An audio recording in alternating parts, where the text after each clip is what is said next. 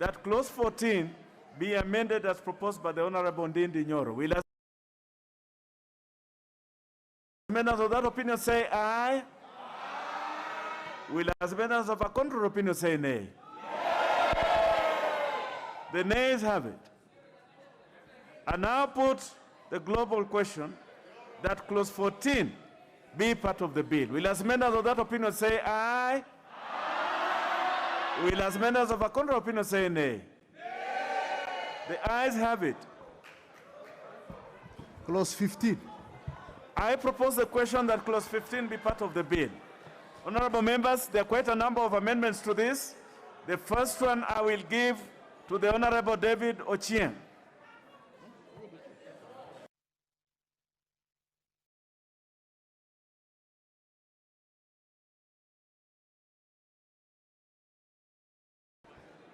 The Honorable Ochieng.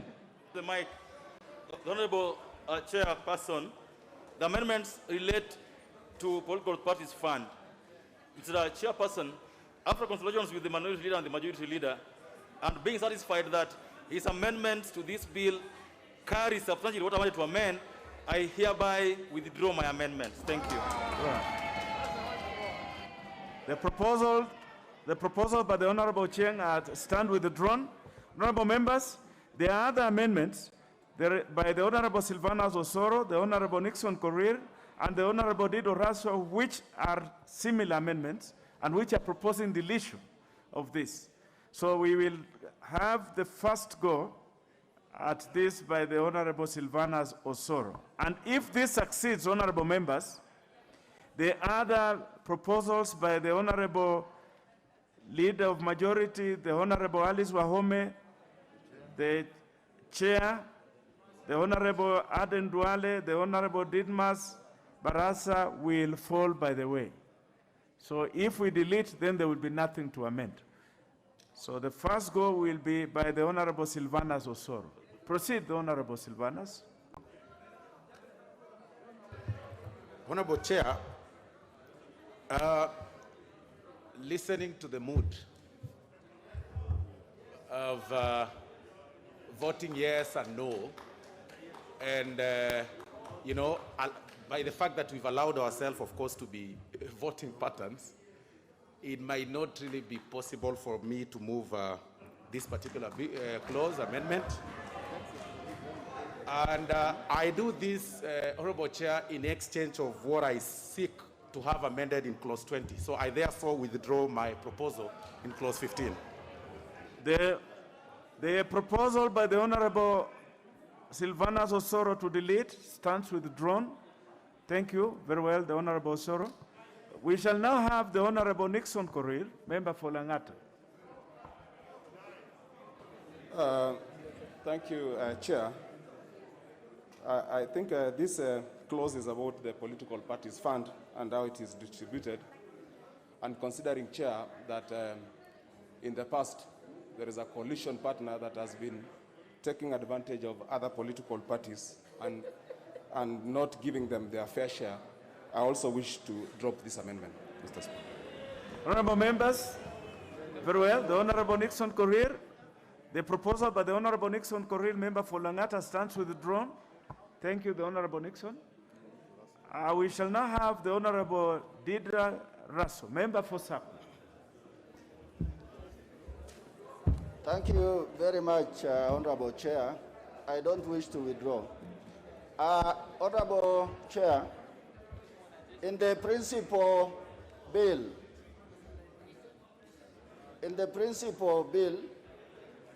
the political party fund is divided as follows.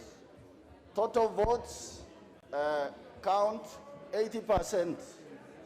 Number of candidates from special interest, 15%. Fund administration, 5%.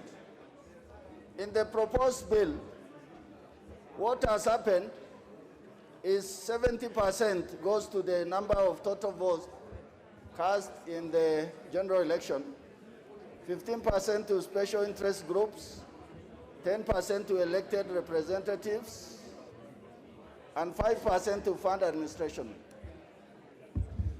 Honorable Chair, if we look at the realm of developing parties, if we look at enhancing democracy and building on it, if we want to grow parties like that of Honorable Amunyinyi, let us say they don't bring an elected member to any of the forums, but they get so much votes.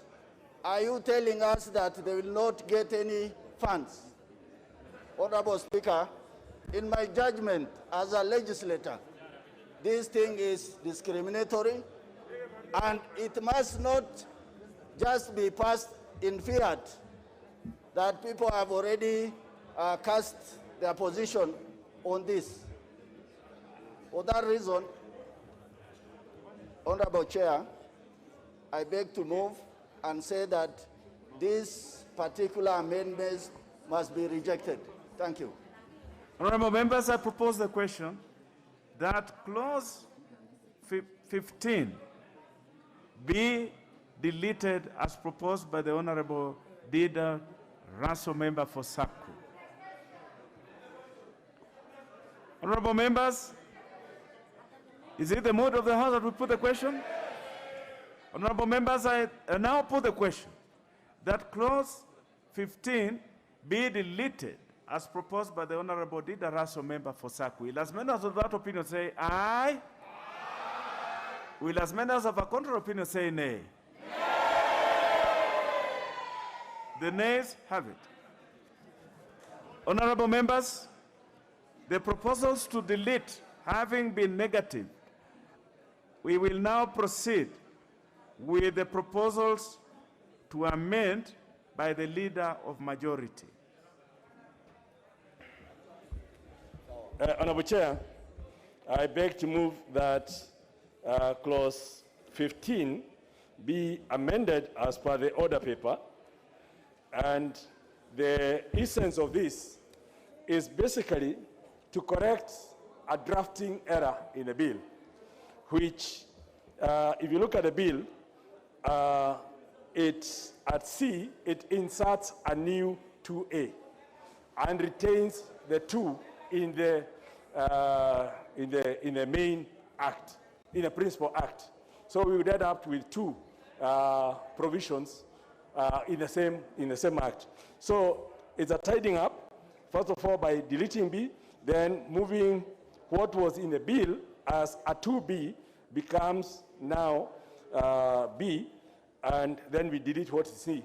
It's purely tidying up, and we had already explained the rationale. This is already, we explained that in the second stage, which also means that when we pass this, the provisions now in the Principal Act that a party must have 20 senators, those big numbers, will now go, and a party only requires to have an elected member in the National Assembly or in the Senate or an elected governor or in a county assembly to participate in a fund, so that the political party's fund stops being the kitty for the big boys, if you like, and becomes a kitty for every party.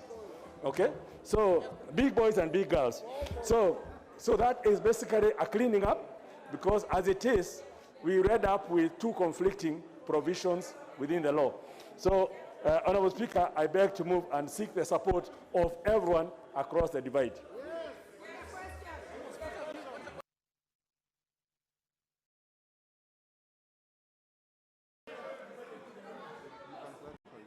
The honorable leader of majority, just hold on. Just hold on. You have 2 proposals to this clause 15.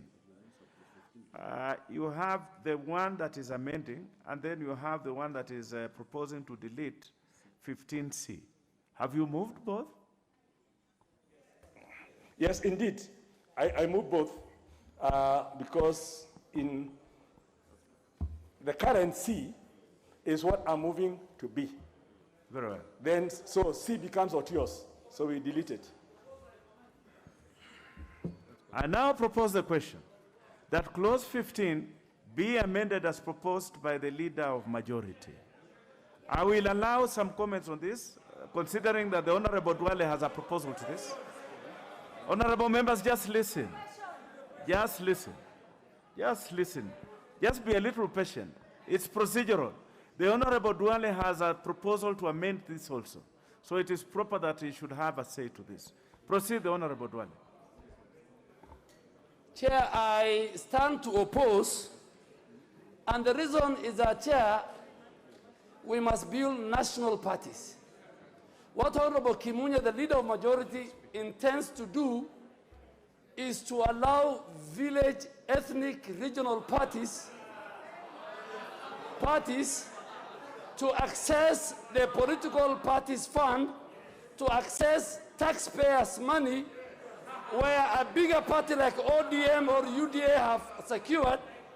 Chair, this should not be allowed because briefcase parties, ethnic parties, for the likes of DAP Kenya, the likes of small parties, you know, even Jubilee will be in that category of a village party in the next election. So we should not allow. If you want to access the taxpayers' money, if you want to access the people's money, you must go out, sell an agenda, win seats and votes, and get the money. This amendment is encouraging ethnic, regional, village parties. I oppose. The Honorable Alice Wahome also has a proposal to this. She will have a say. The Honorable Alice Wahome, member for Kandara.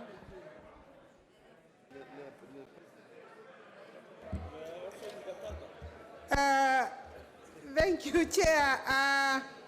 We had discussed this, my amendment to clause 15 with the leader of majority, and that what I was proposing in clause 15 is actually adopted by the leader of majority. So I support the leader of majority.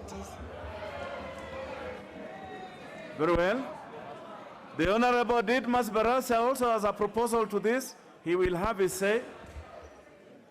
Honorable Chair, I was also just trying to make sure that this clause is very clear in terms of how parties are going to get their money, considering that for the last very many years, we have one party that has conned other parties' money. And that my aim is to streamline on how the funds are going to be shared. Didmas. And for this, the Honorable Didmas, just hold on. Just remove that word conned. Just withdraw it and proceed. okay, I replaced the word con with the word of not being honest and defrauded them of their money that they were supposed to be given. And for this reason, Honorable Chair, I support the position taken by the leader of majority. The chair of JLAC, finally, had a proposal to amend this. Chair, in view of the amendments by leader of majority, my proposed amendments are spent. Very well. That's correct. Honorable members, then allow me now to put the question that clause 15 be amended as proposed by the leader of majority. Will as members of that opinion say aye? Aye. Will as members of a contrary opinion say nay? The ayes have it. Honorable members, the effect of that is that all the other proposals to amend this fall by the way, including the one by the Honorable Duale falls by the way. So, honorable members, then now allow me to propose that clause 15 as amended be part of the bill.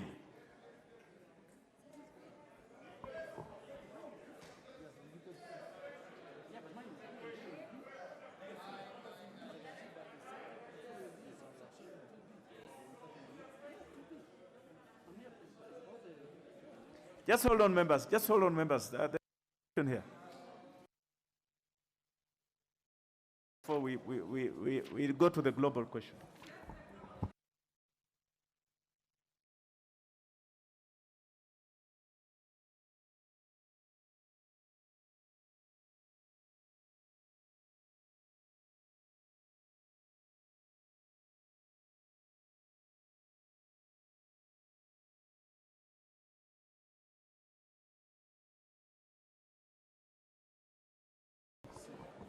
The Honorable Duale,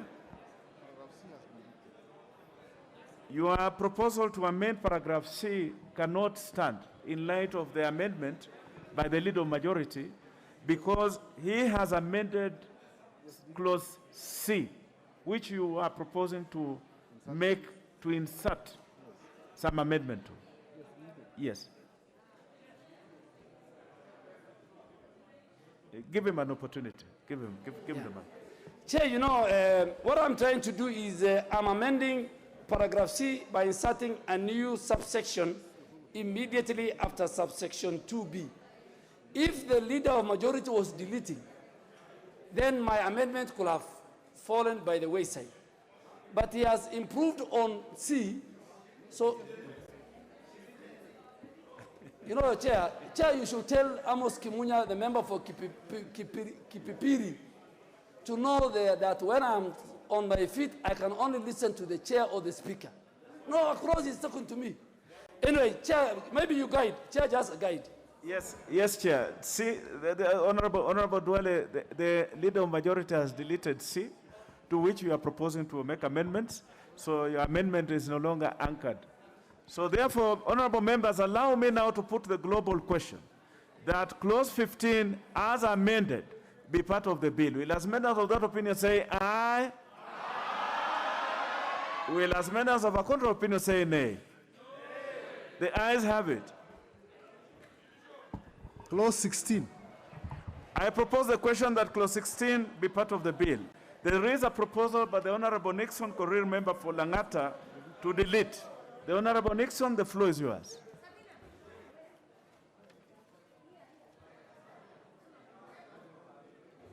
Thank you, Chair. For the same reason that I withdrew number 15, Chair, because this is about political parties fund, and we know, Chair, that there are political parties that have been conning other political parties in their coalition, and this clause is curing that problem. I wish to drop this one also, Chair. The proposal to delete by the Honorable Nixon Korir stands withdrawn. Now we shall have the proposal to amend by the leader of majority. Thank you, Honorable Chair. Honorable Chair, I beg to move that clause 16 of the bill be amended as per the order paper. And in addition to what is already provided, that the monies allocated to a coalition party shall be distributed by the registrar in accordance with the coalition agreement, what my amendment in inserting a new B is basically expanding the number of persons who can be paid by a political party from the funds, the political party's fund, which will now include party election agents or people who are contracted to do work that furthers the objectives. Honorable Chair, the current act, the principal act, limits the amount of money that can be paid, that it cannot be paid to a supporter of a party unless you are a member of staff. But the same act says that the objective of the money is to cover election expenses. Now, you cannot cover election expenses and not then pay agents of the political parties just because they are members of the party. And we know agents are usually members of the party. So what I'm actually doing now is to allow political parties to use the political parties fund to cover the election agents' expenses and also to cover the costs of party members and supporters who are contracted to offer services to the party for purposes of enhancing the objectives of the party. It's, I expect a full support on this from across the divide. I propose the question that clause 16 be amended as proposed by the leader of majority. I now put the question that clause 16 be amended as proposed by the leader of majority. Will as members of that opinion say aye? Aye. Will as members of a contrary opinion say nay? Nay. The ayes have it. I now propose the question that clause 16 as amended be part of the bill. I now put the question that clause 16 as amended be part of the bill. Will as many as of that opinion say aye? Will as many as of a contrary opinion say nay? The ayes have it. Clause 17. I propose the question that clause 17 be part of the bill. There are two proposals to this by the Honorable Nixon Korir, member for Langata, and the Honorable Dido Raso, member for Saku, which are similar. We shall move with the one by the Honorable Nixon Korir first. The Honorable Nixon, proceed. Thank you, Chair. I move to propose that this clause be deleted, Chair, because as you can see, Chair, from what even the majority leader is putting across, and in the spirit of sharing resources by political parties, this clause is trying to limit the coverage in terms of publication by political parties on the source of funds from 2 newspapers of wide circulation to 1. It's mischievous, Mr. Chair, while we are opening the space and the information for members of the public to get to know the sources of funds and what the funds are being done, because political parties are now run by taxpayers' money. This clause is proposing to limit information to the members of the public. I propose. I propose the question that clause 17 be amended as proposed by the Honorable Nixon Korir. I put the question that clause 17 be amended as proposed by the Honorable Nixon Korir, member for Langata. Will as many as of this opinion say aye? Will as many as of a contrary opinion say nay? The nays have it. The Honorable Dido Raso, your proposal being similar and on all fours as the one by the Honorable Nixon Korir, it suffers the same fate, and therefore it falls by the way. Clause 18. Before we move to clause 18, I now propose the question that clause 17 be part of the bill. Will as many as of this opinion say aye? Will as many as of a contrary opinion say nay? The ayes have it. Clause 18. I propose the question that clause 18 be part of the bill. I see a proposal by the Honorable Nixon Korir to delete. Chair, I wish to withdraw this one. Very well, the proposal to delete by the Honorable Korir stands withdrawn. There is a proposal by the Chair Jailak, and also one by the Honorable George Karaoke and the Honorable Dido Raso, which are similar. So we will start with the one by the Chair, Jailak. Chair Jailak.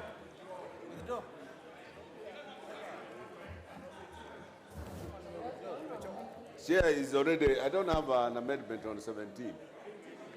18. 18 is not withdrawn, is it? You have an amendment on 18? Yes, I have, Chair, we have an amendment set out in the order paper, and I propose the amendment set out in the order paper. You propose? Honorable members, I propose a question that clause 18 be amended as proposed by the Chair.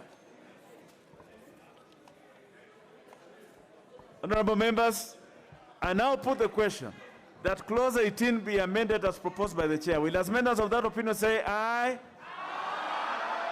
Will as many as of a contrary opinion say nay? The ayes have it.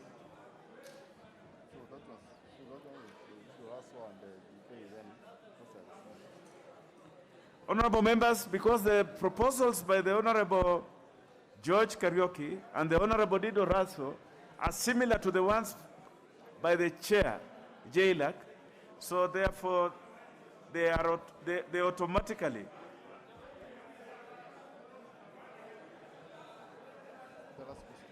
I now put the last question, that clause 18, as amended, be part of the bill. Will as members of that opinion say aye? Will as members of a contrary opinion say nay? The ayes have it. Clause 19. I propose the question that clause 19 be part of the bill.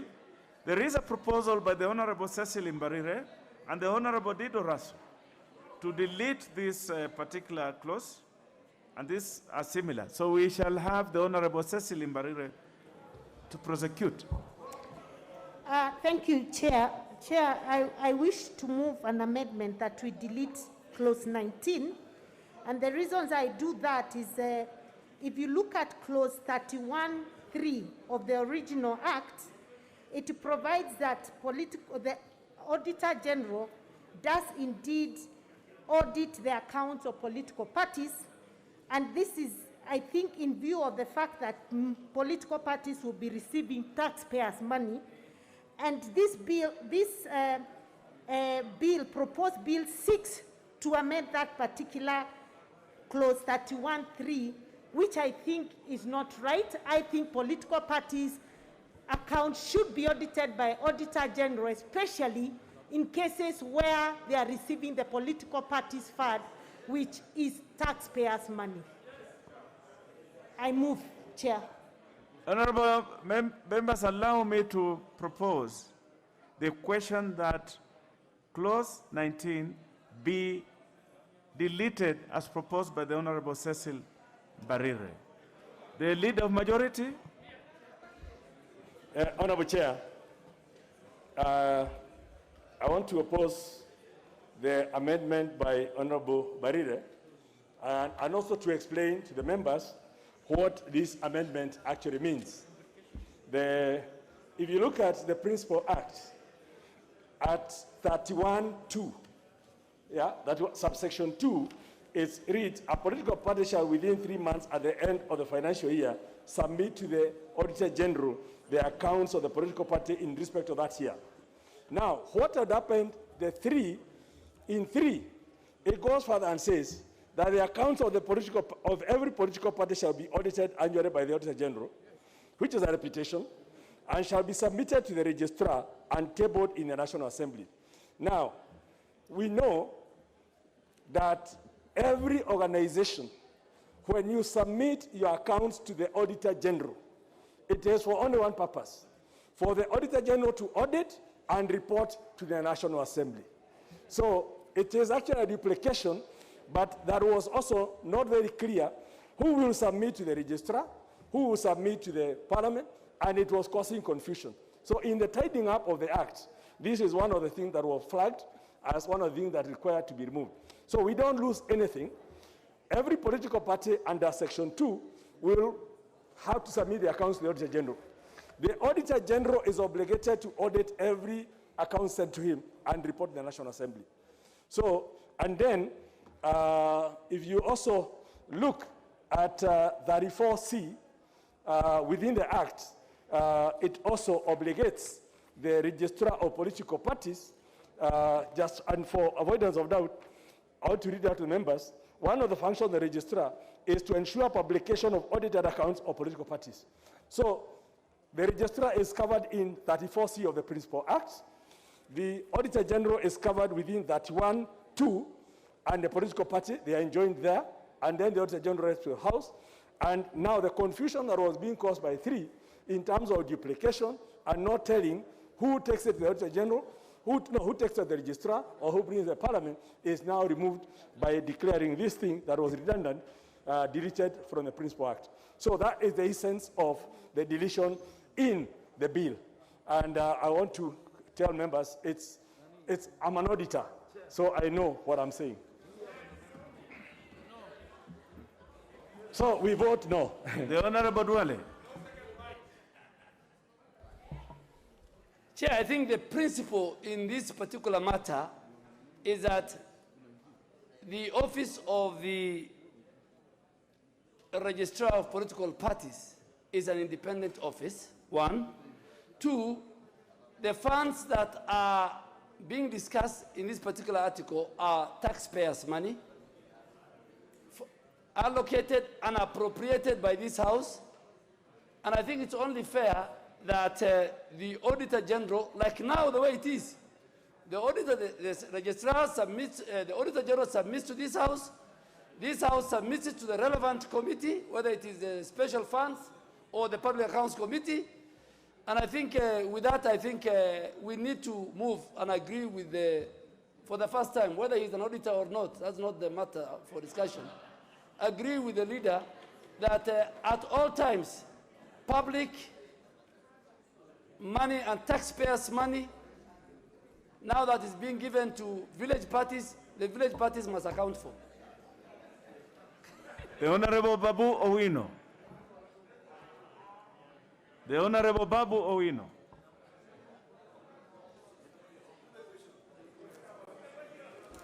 Honorable Speaker, I support.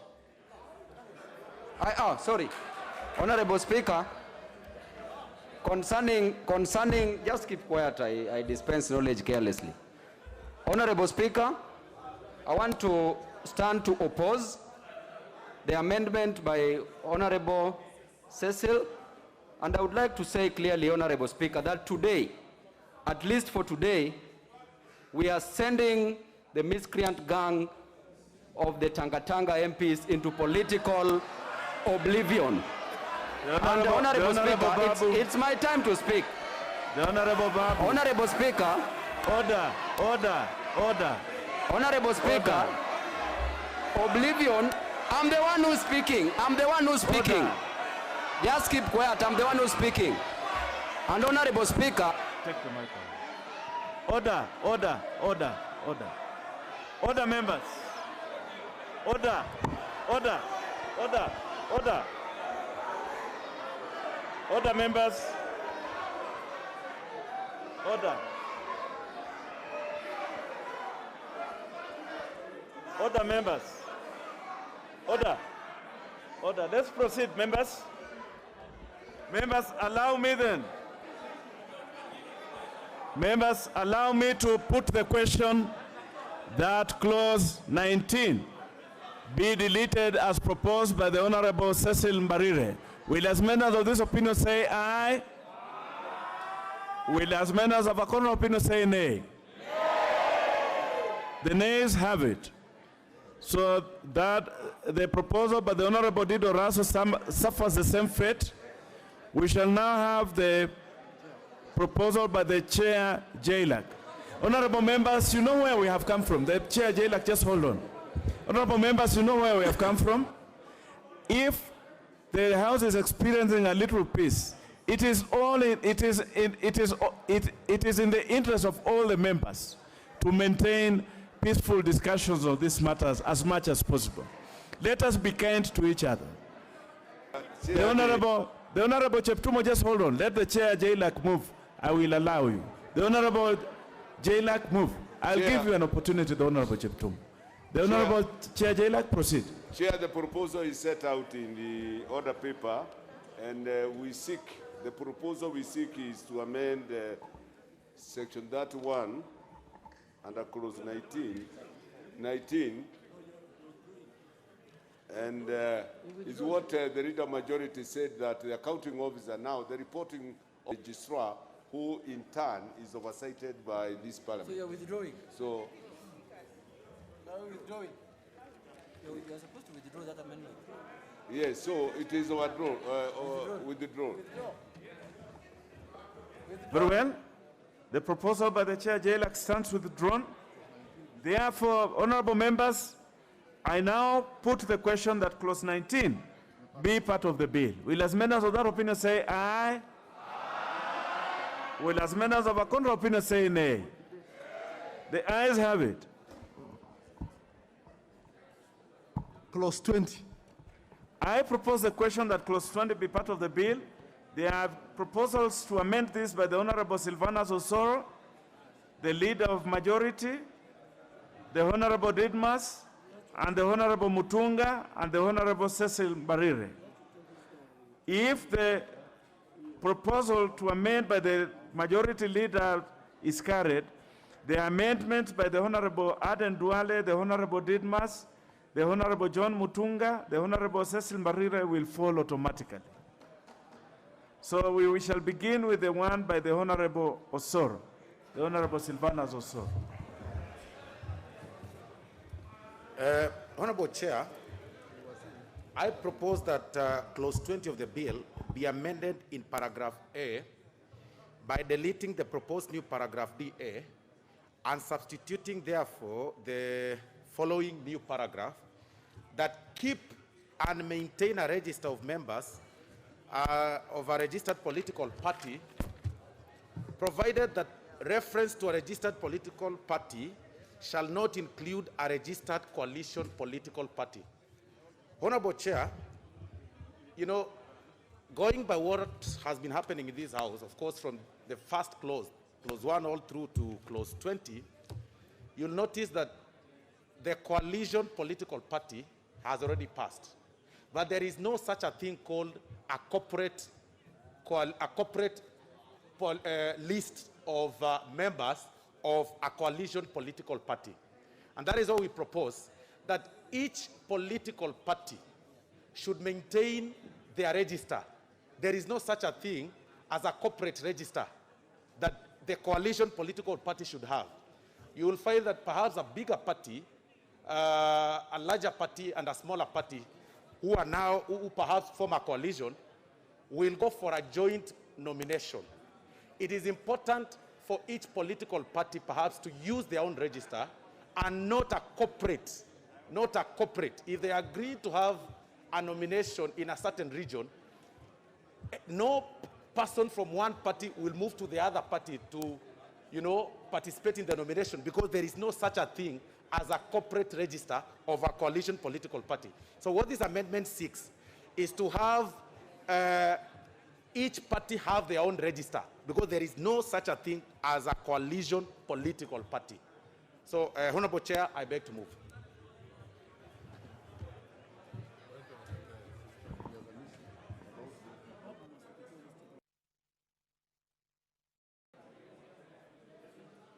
Honorable members, allow me to propose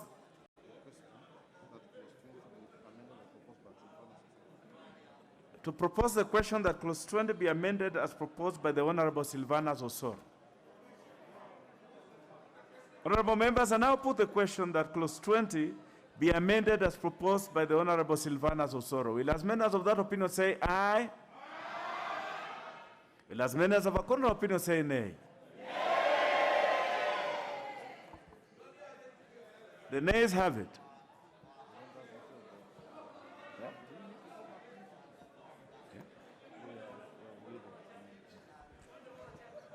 The Honorable Dwale, what is out of order?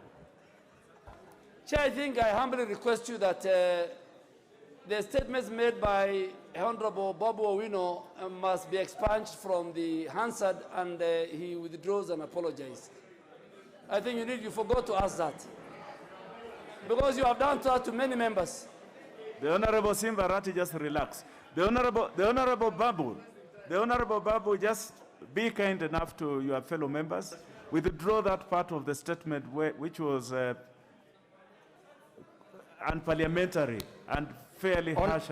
Honorable Speaker, I don't understand that part. Which part are you asking? Oblivion? Honorable Speaker, as per the definition of oblivion, before I withdraw it, let me define it, then I withdraw it. Oblivion is the entombment or entombment, for those who don't understand, of the unworthy into their own dust of nothingness. So therefore, Honorable Speaker, what should I withdraw there?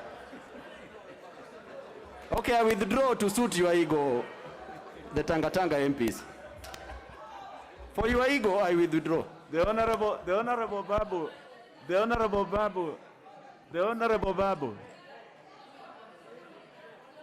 Yes, the Honorable Babu. You know, there is something to do with humility, and it takes you very far. Yeah, sometimes it's good. But anyway, be that as it may, we shall proceed.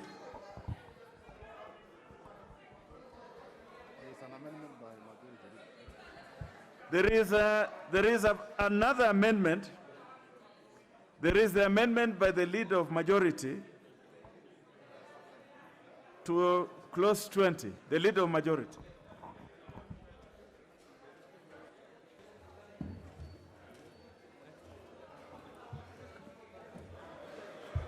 Honorable Chair, I beg to move that clause 20 be amended as per the order paper, and this amendment relates to the new paragraph FE by adding the words upon the request and financing of the political party.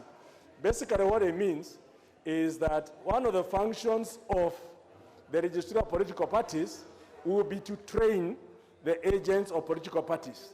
But what we are amending is to then say that training will only happen at the request of the political party and then financing, so that it's not a mandatory thing that the registrar must train all agents, to avoid disputes coming in that we were trained wrongly by the registrar or whatever it is. But if the political parties do request and finance it, then it will be okay. So I propose the question that clause 20 be amended as proposed by the leader of majority. I put the question that clause 20 be amended as proposed by the leader of majority. Will as members of this opinion say aye? Aye. Will as members of a contrary opinion say nay? The ayes have it.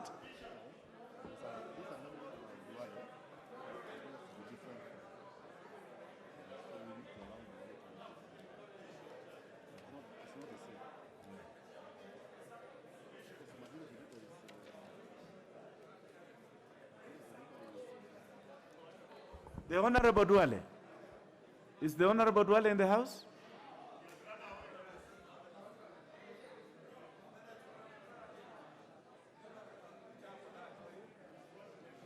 Yeah, the next one is by the Honorable Duale.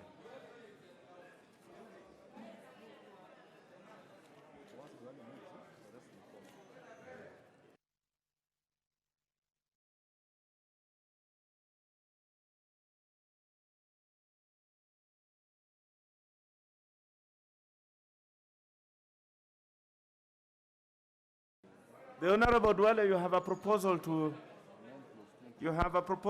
this clause 20, which I'm allowing you to prosecute. But just hold on. I want to hear what is out of order from the Honorable Jude Nyomo, member for.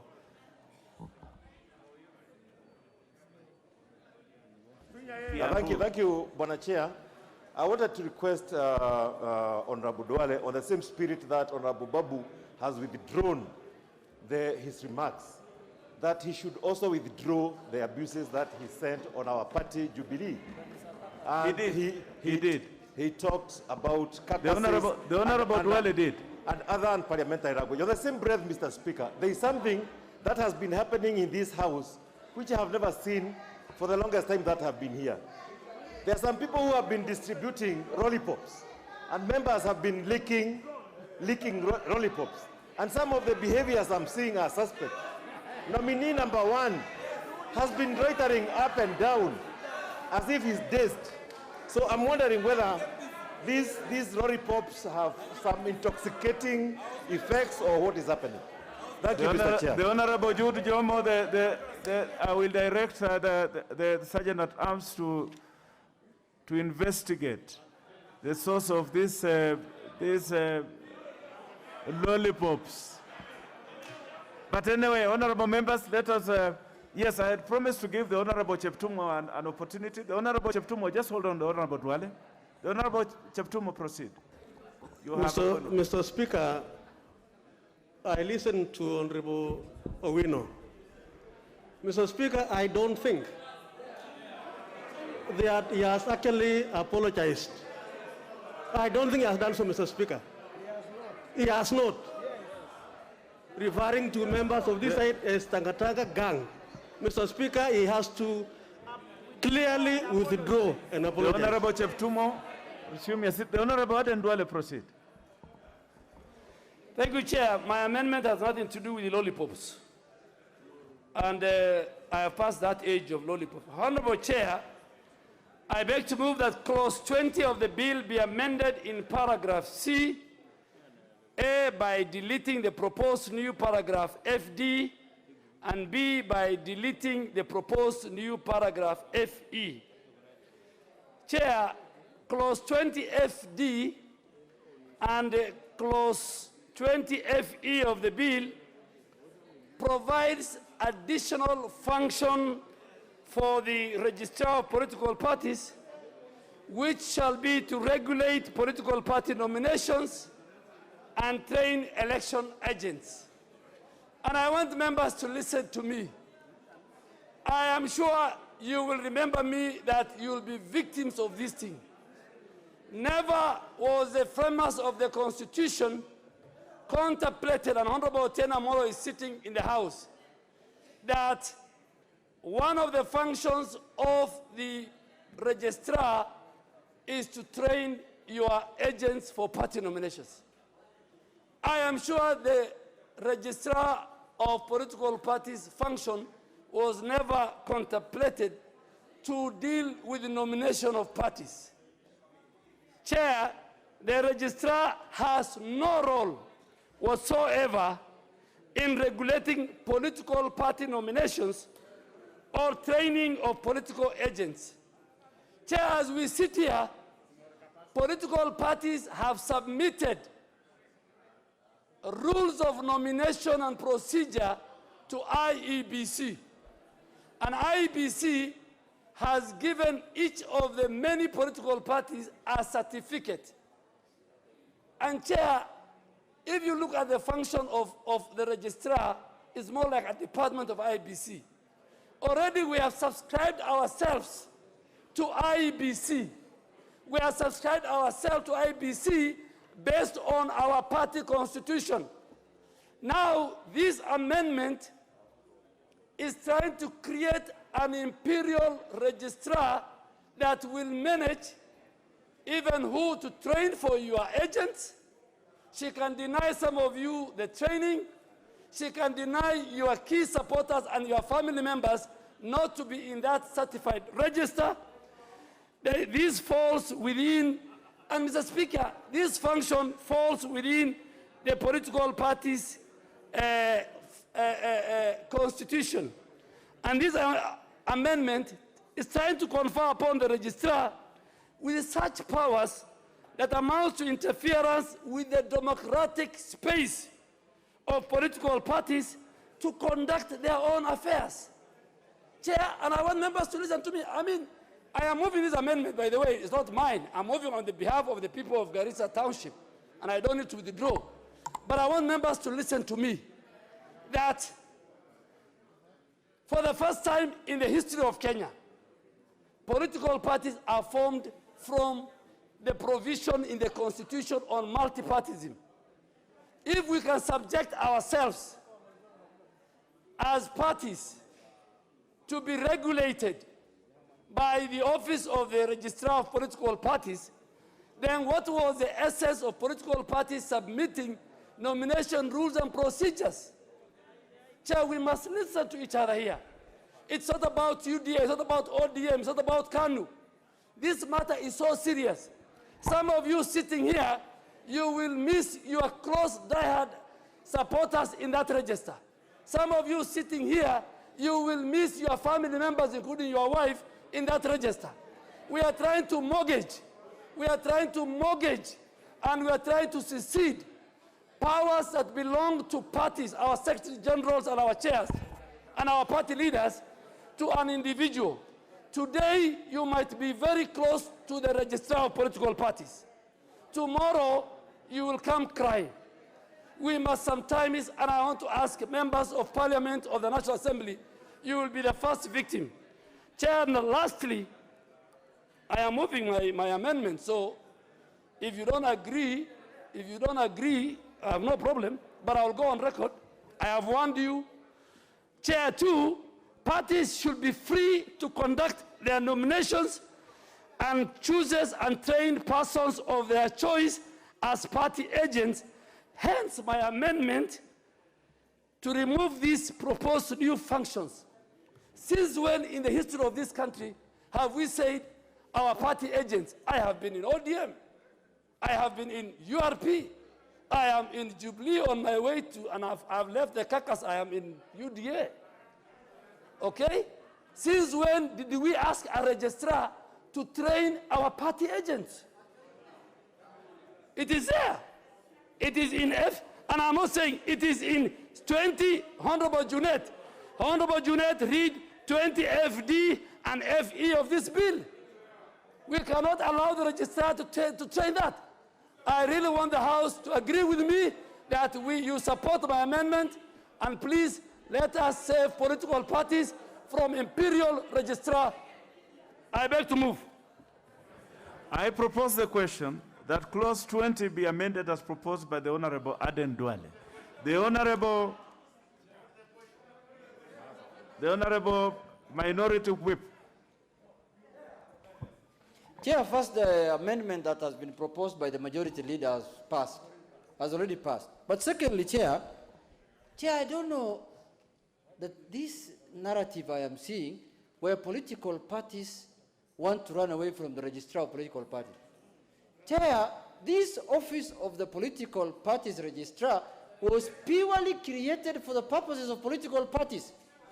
If that office is not going to regulate, is not going to look at what parties are doing, then we should abolish that office in the first point. We should remove it. And even worse, to make it worse, Chair, that office is independent, Chair. Now, what I am also seeing here, and I've listened keenly to Honorable Duale, is that they are political, Chair, political parties are like membership clubs. You are supposed to have members in your party. So if a party does not have membership, it only has maybe membership of members of parliament. It doesn't have membership of the people, the ordinary people, Chair. Now, how do we call that a political party? Chair, we must bring hygiene, we must bring order to our political parties. Our political parties receive funds from the exchequer. They use public funds to operate here. If we don't make our parties function within the law, Honorable Duale, I don't know why you have not formed your own party venue. You should have formed one by now. Wachana kufata hii UDA. This one belongs to someone. So, Mr. Chair, let us have political parties that make sense in this, in this country, Chair. Mr. Chair, I want to say this last. I want to conclude by saying this. We cannot divorce political parties from the office of the political parties registrar unless we abolish that office of the political parties registrar. Thank you, Chair. The member for Emuru Dikir.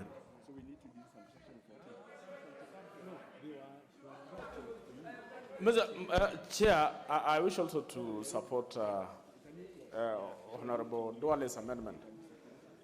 Chair, when we talk about the registrar of political parties, it is only a body that is meant to regulate the political parties. Registrations and all those other matters that concerns parties.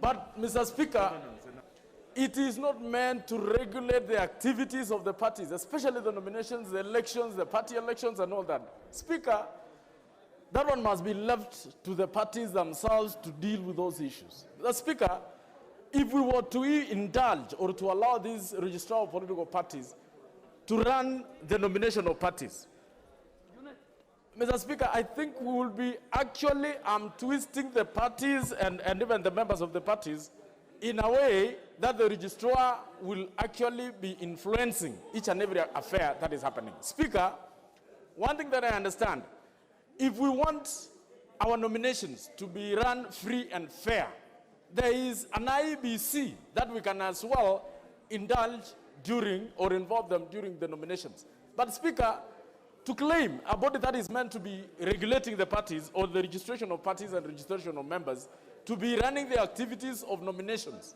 and registration of members, Chair, is wrong.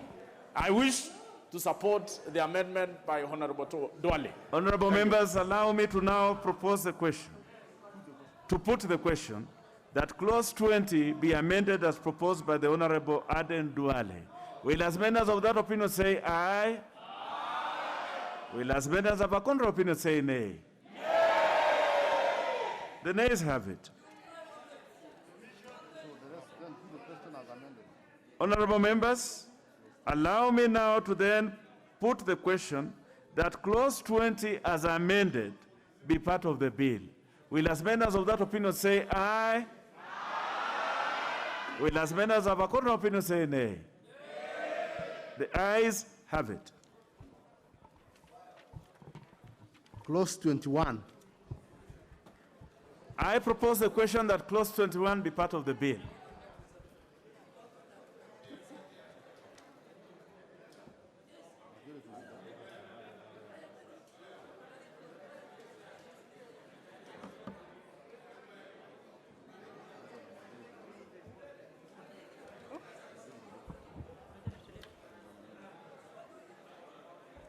Honorable Leader of Majority, take your amendment.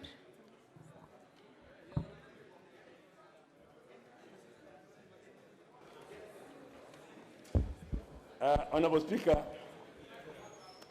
Honorable Chair,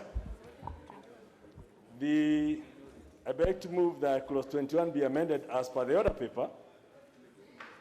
And the essence of this amendment to the proposed new section 34C is to ensure conclusion of a process of changes being made and how they are then notified to the political parties. Because the act, the principal act, as well as this bill, gives certain obligations and powers to the registrar of political parties to amend the register based on certain circumstances.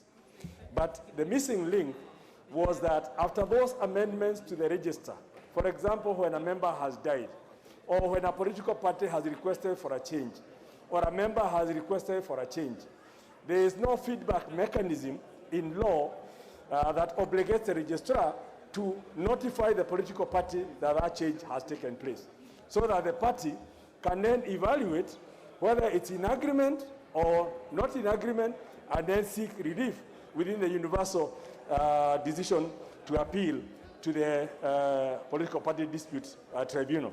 So the essence of this is basically to complete that process, because I think in the discussions that have been held, political parties have expressed the feeling that the registrar of political parties has the discretion to make the changes at the prompting of a member or the prompting of the political party, or when circumstances change, but the political party may not know that the change has actually been effected. So this is for tidying up, and I ask for support from across the divide. It's really for the good of the political parties to ensure that any changes made has actually been communicated to them. If they are not in agreement, they have the right to appeal to the political party dispute tribunal and onwards all the way to the high courts and all that. I beg to move. I propose the question, which is that clause 21 be amended as proposed by the Leader of Majority. Should I proceed to put the question? I go on to put the question, which is that clause 21 be amended as proposed by the Leader of Majority. Will as many as of that opinion say aye? Aye. Will as many as of a contrary opinion say nay? Nay. The ayes have it.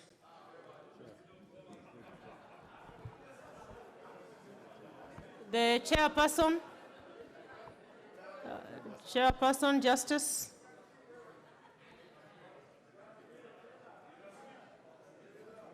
Me.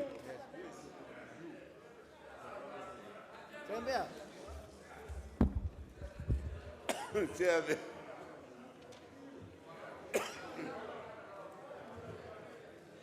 Chair, I beg to move that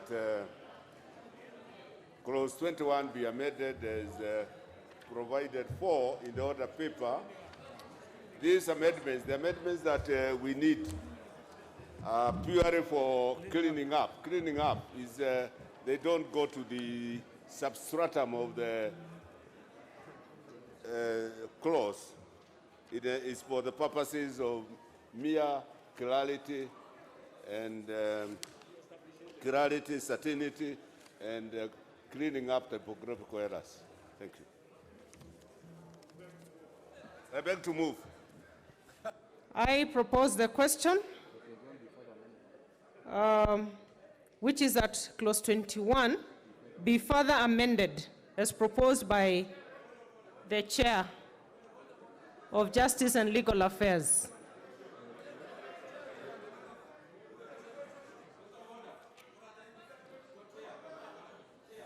Yes, Honorable Sankok.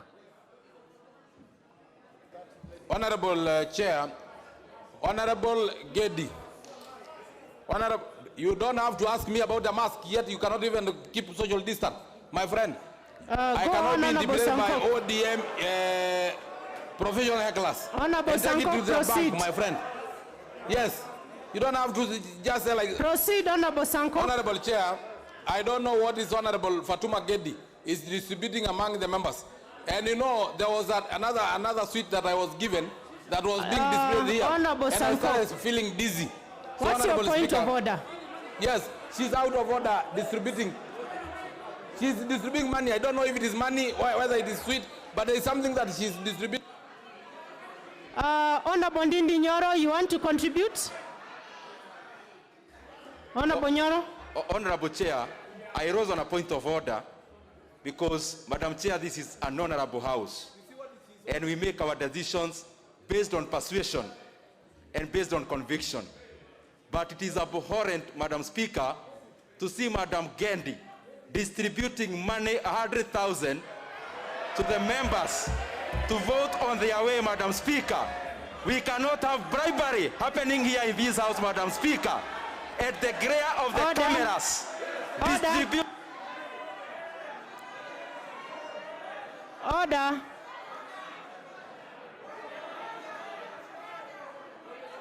Order. Honorable Gedi. Order.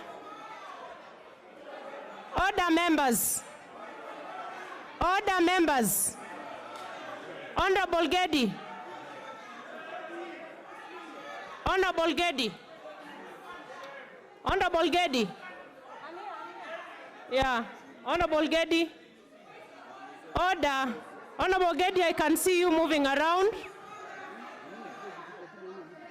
I can actually see the Honorable Gedi moving around doing distributions of something. Honorable Gedi, what are you distributing? The sugar level has gone down. Order. Point of order, Madam Chair. Order. Madam Chair, the sugar level of the honorable members have gone down. Sweet. Order.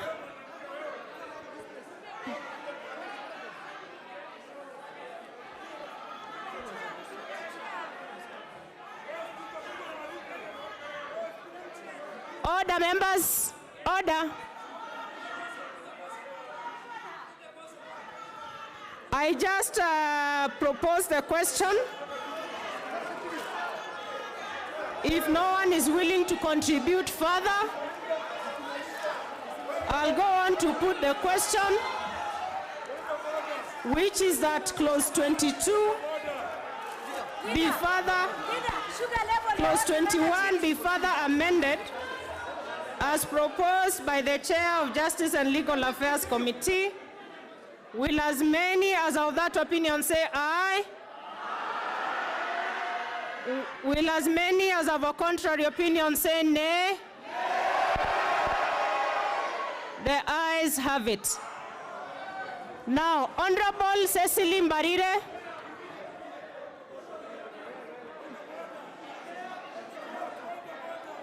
Can we ascertain that we have the numbers for division? Can we ascertain? Can we ascertain, clerks? Yes, I think we have the requisite numbers for division, and we shall proceed to vote on division. We are proceeding to vote on division.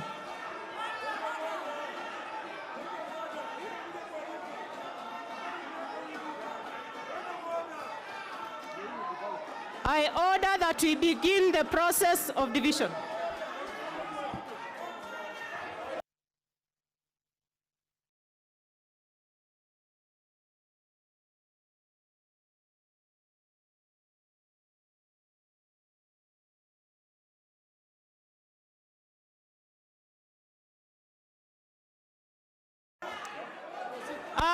Clerks, do we have division?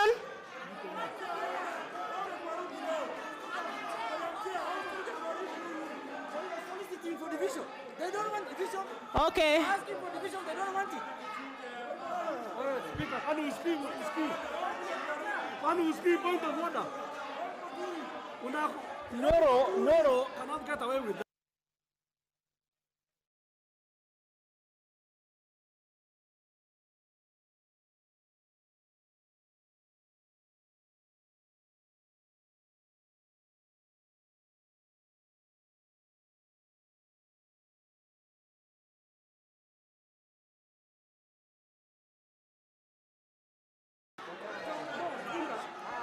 Honorable members, take your seats.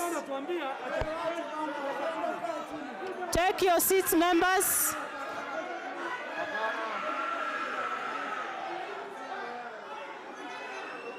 Members, take your seats.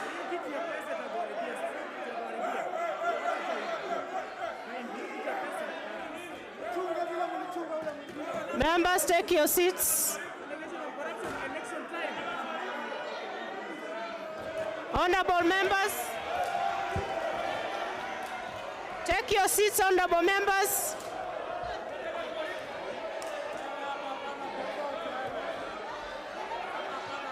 Members, take your seats.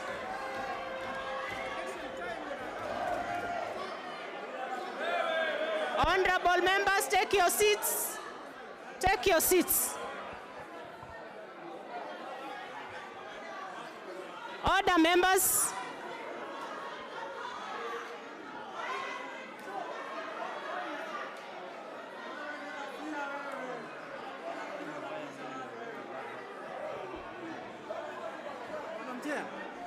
Madam Chair.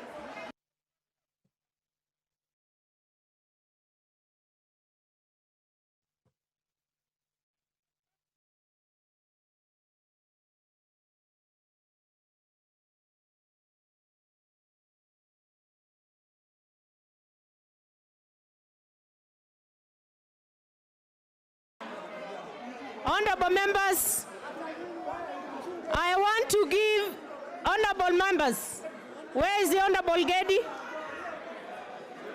Honorable Fatuma Gedi.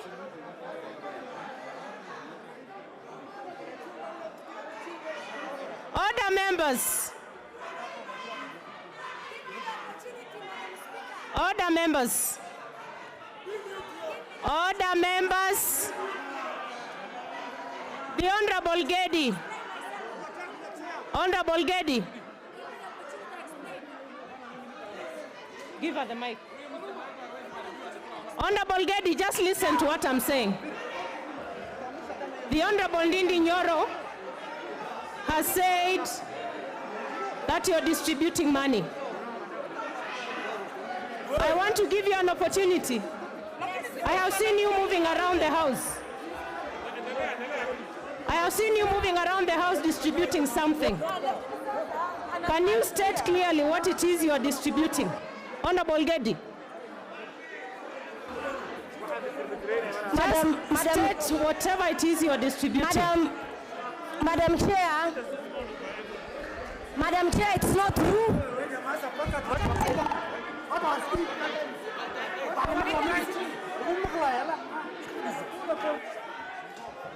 Order, honorable members. Order, members. But you cannot hear.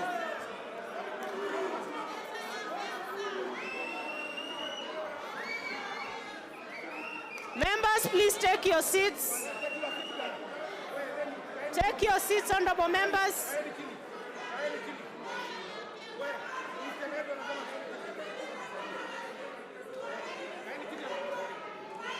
Order, members. Order.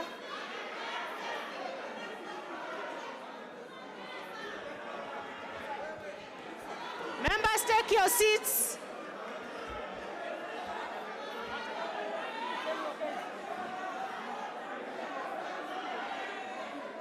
Take your seats, members.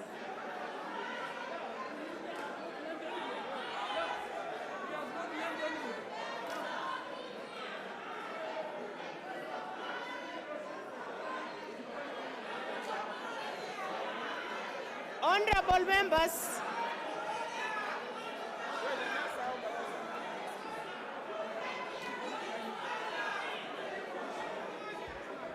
Honorable Wanga, what is your point of order? Honorable Wanga. Members, take your seats.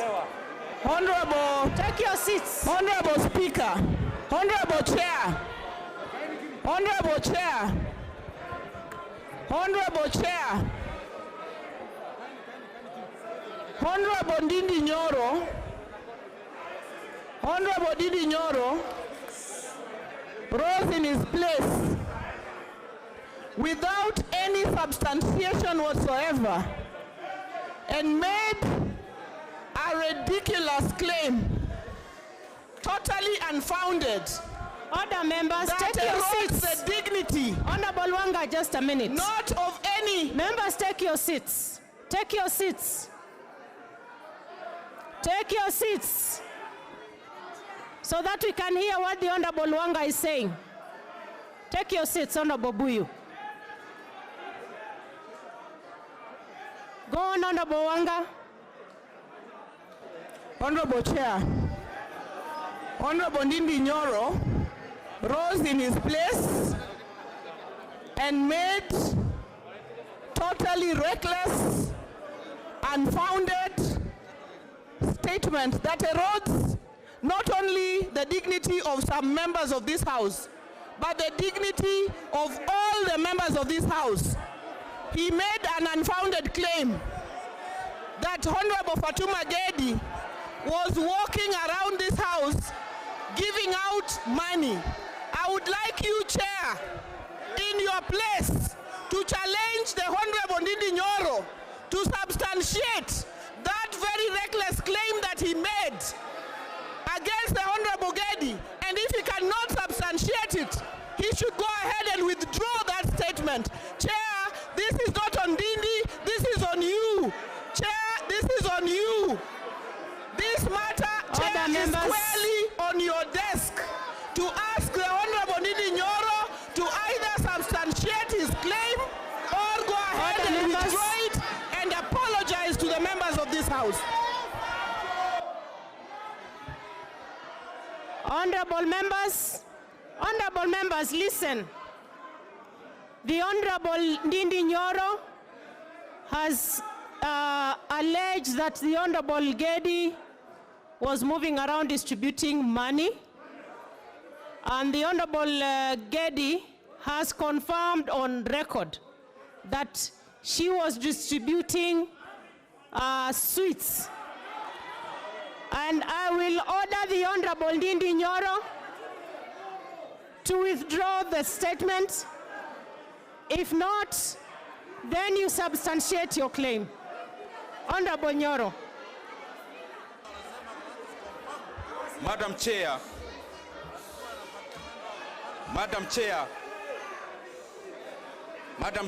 I need protection from these hecklers.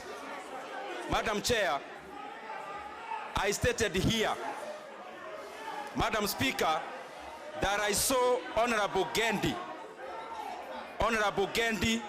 distributing money in tunes of 100,000 and 200,000.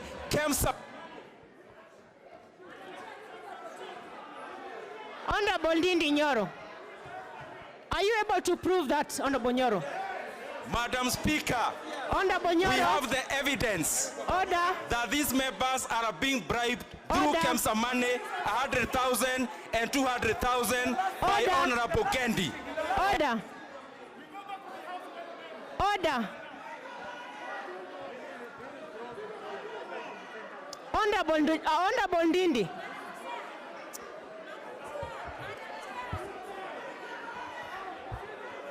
Order, members.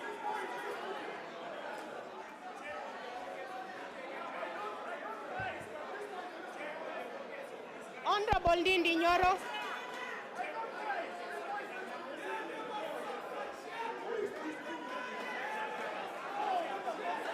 Order, members.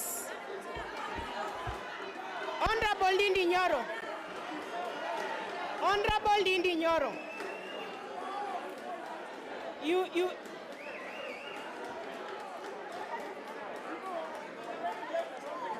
You are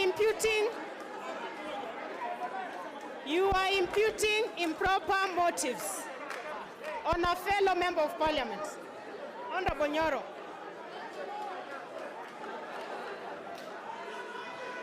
And when you call out a member on such grave allegations, you can only do that, Honorable Ndindi, when you can substantiate.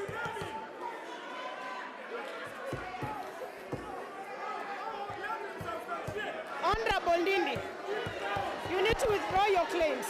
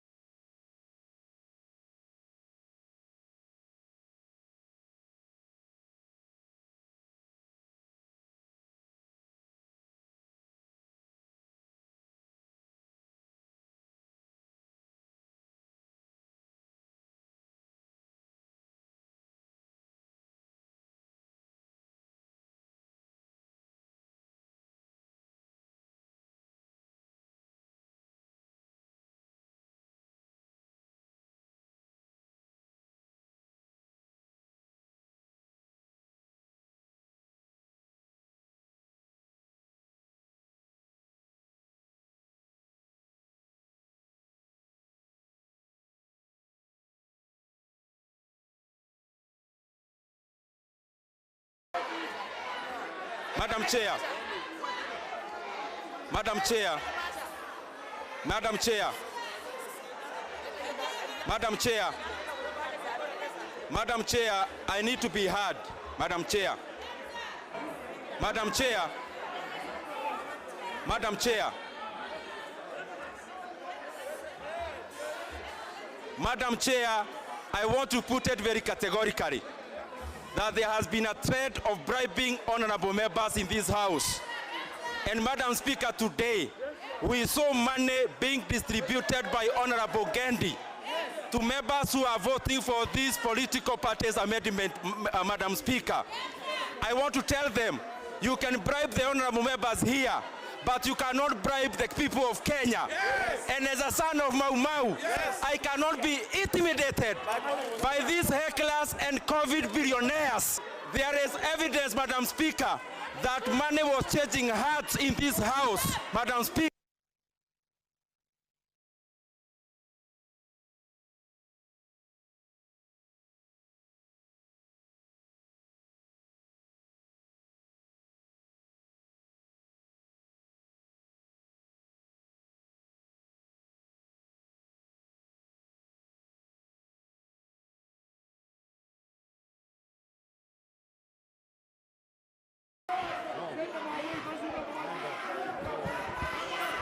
Order, members. Order.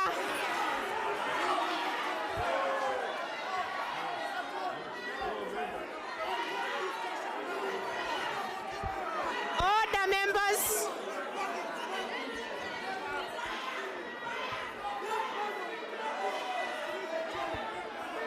Honorable members. Honorable Ndindi Nyoro. Honorable Ndindi Nyoro.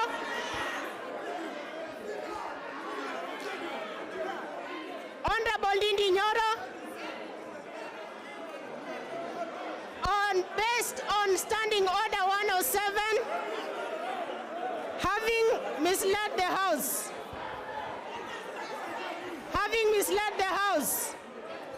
I order the Honorable Ndindi Nyoro to be removed from the precincts of Parliament. Honorable Ndindi Nyoro.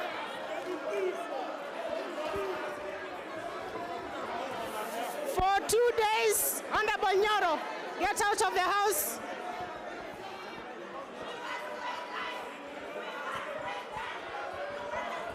And Honorable Fatuma Gedi. Honorable Fatuma Gedi.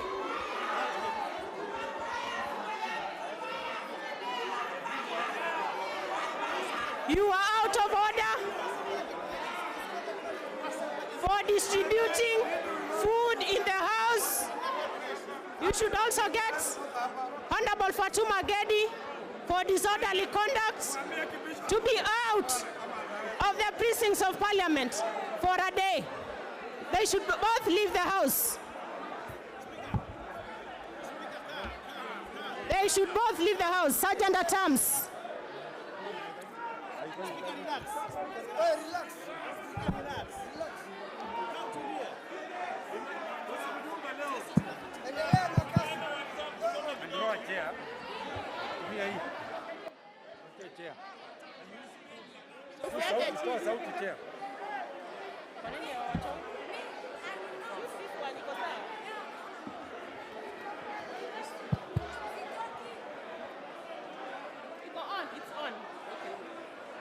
Order, members. Honorable members.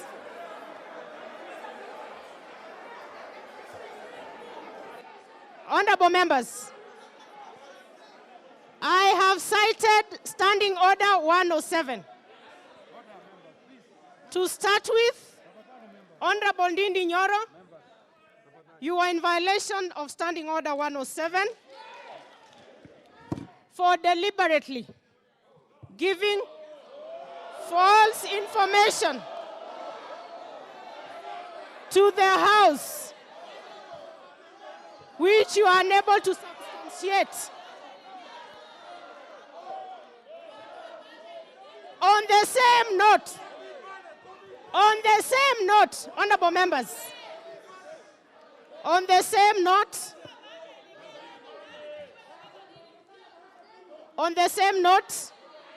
the Honorable Fatuma Gedi, you are in violation of the standing orders of this House for distributing food in the chamber. And I caution you not to distribute food in the House anymore. Sergeant at Arms. Sergeant at Arms.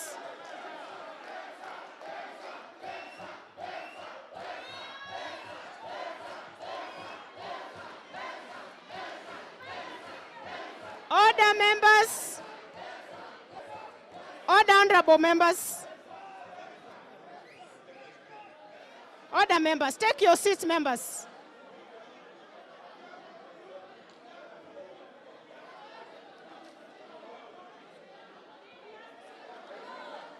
Order, members.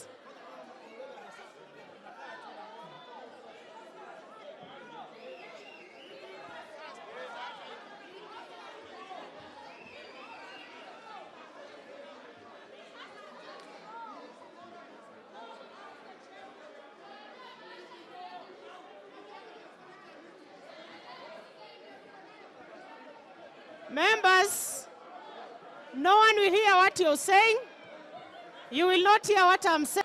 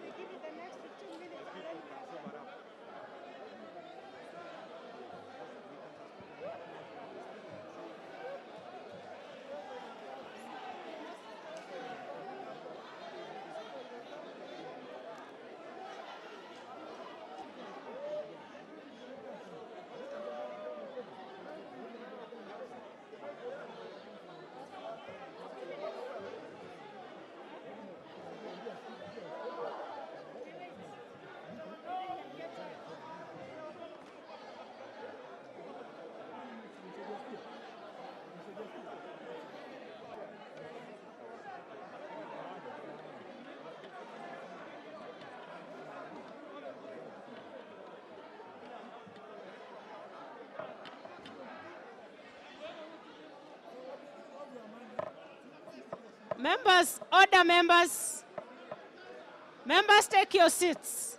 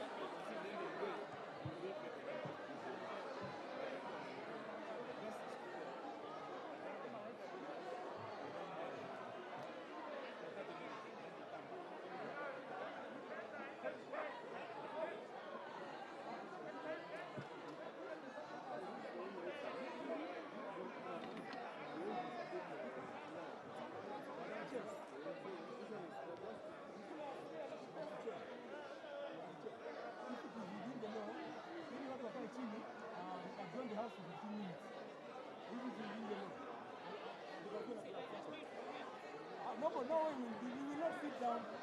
I've done the house for 15 minutes one day, or you come and cool down. I've done the house for 10 minutes.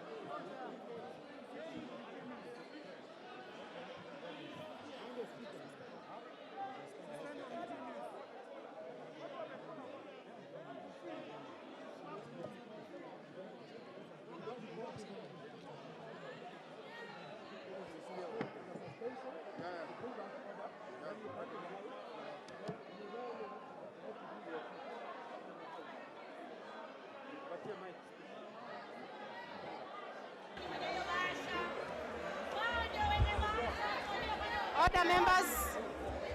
Order, honorable members. Honorable members.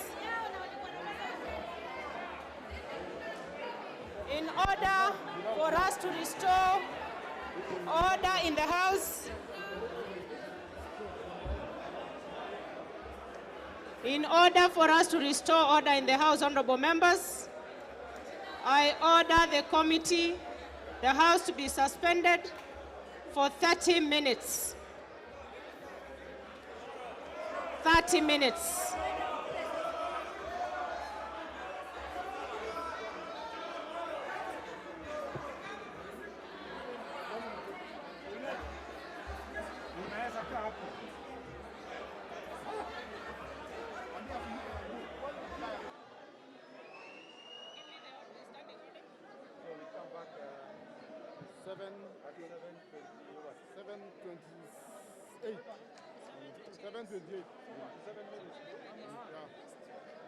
Seven 23.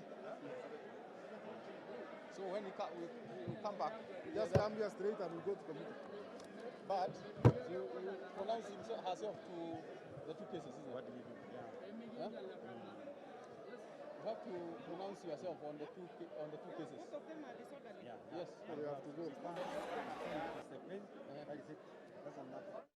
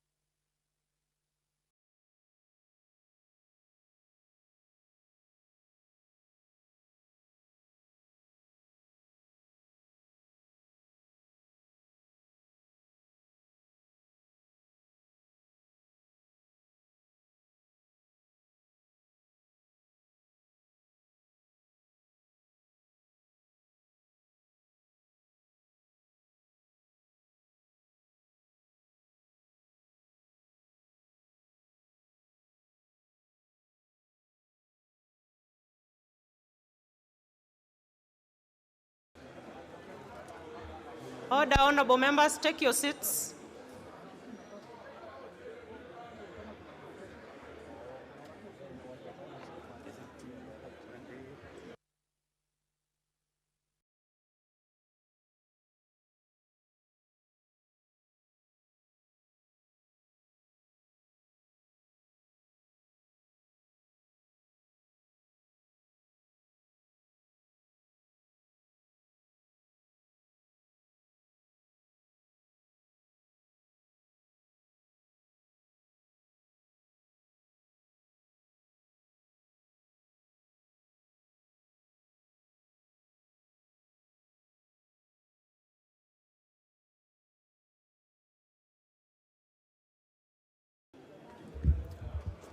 Order, members.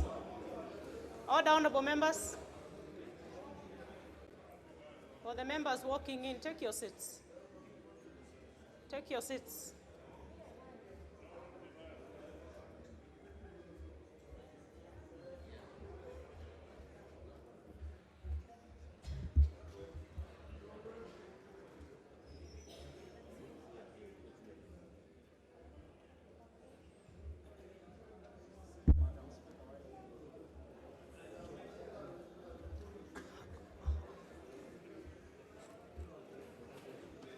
Honorable members,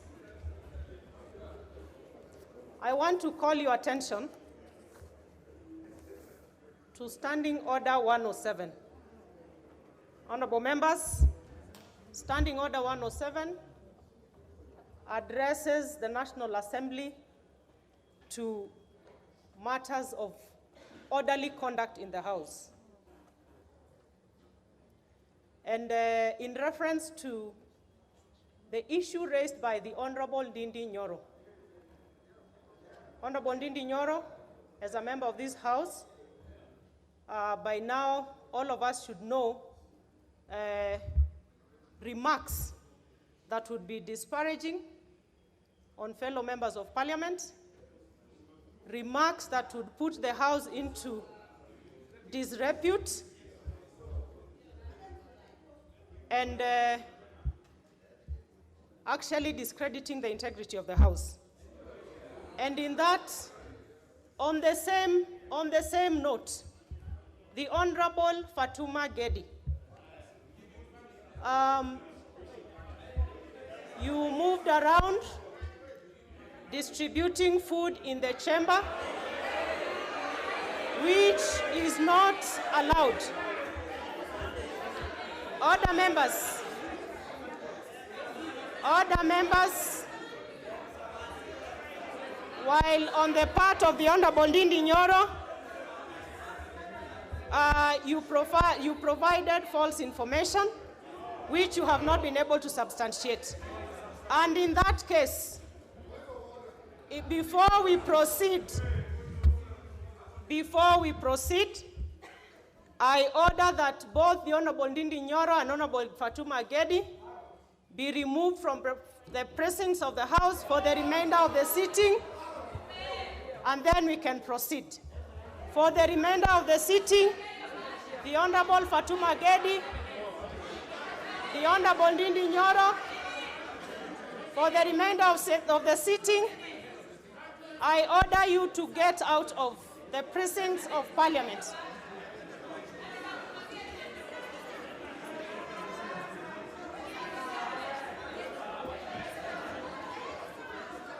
Honorable Fatuma Gedi.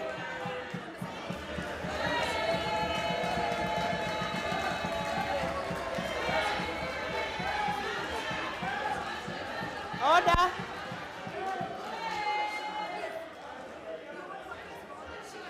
Order. Honorable Fatuma Gedi, get out of the House.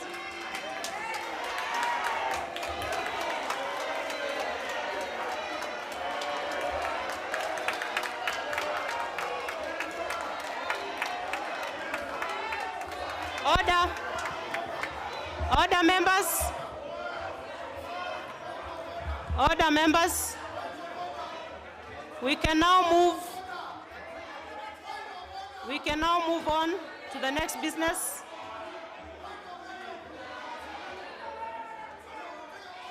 The Speaker cannot be out of order, so you have no point of order to raise. Let us proceed to the next business. Honorable.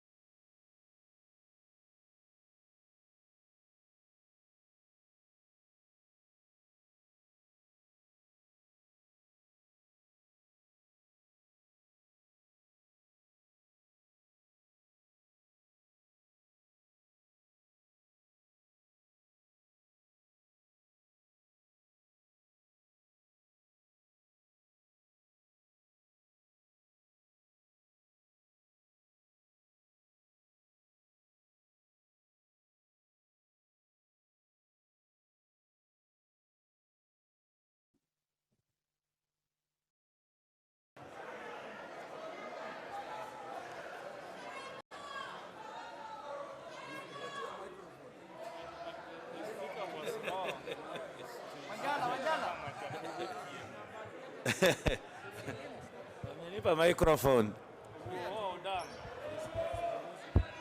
Aya.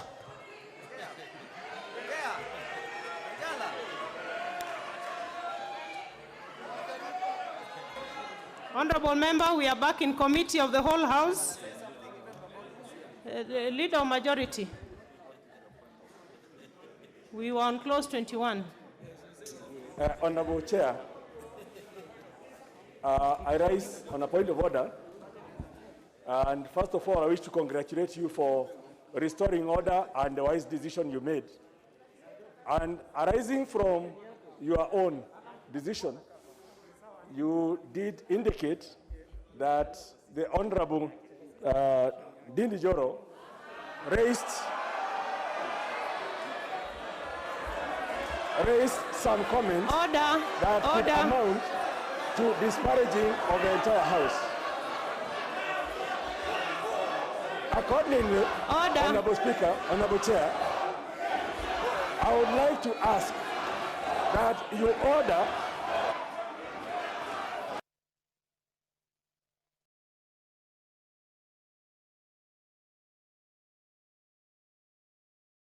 House must go. Nyoro must into dispute.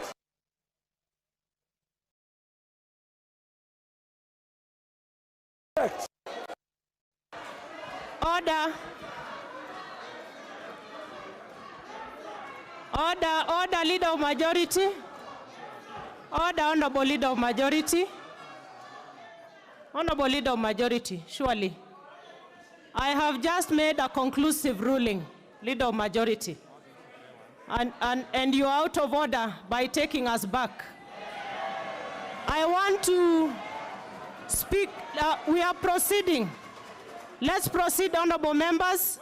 The Honorable Cecily Mbarire, you know by now that by virtue of the amendment moved by the Honorable Majority Leader and the Committee Chair of JLAC, that your amendment automatically falls.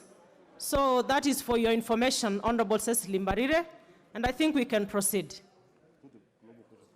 And I go on to put the global question, which is that clause 21, as amended, be part of the bill. Will as many as are of that opinion say aye? Aye. Will as many as of a contrary opinion say nay? Nay. The ayes have it.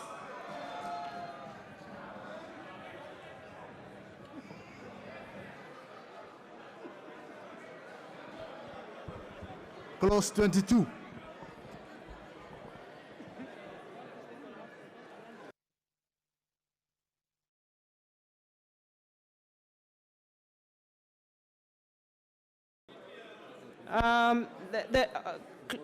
Clause 22, we have a proposed amendment.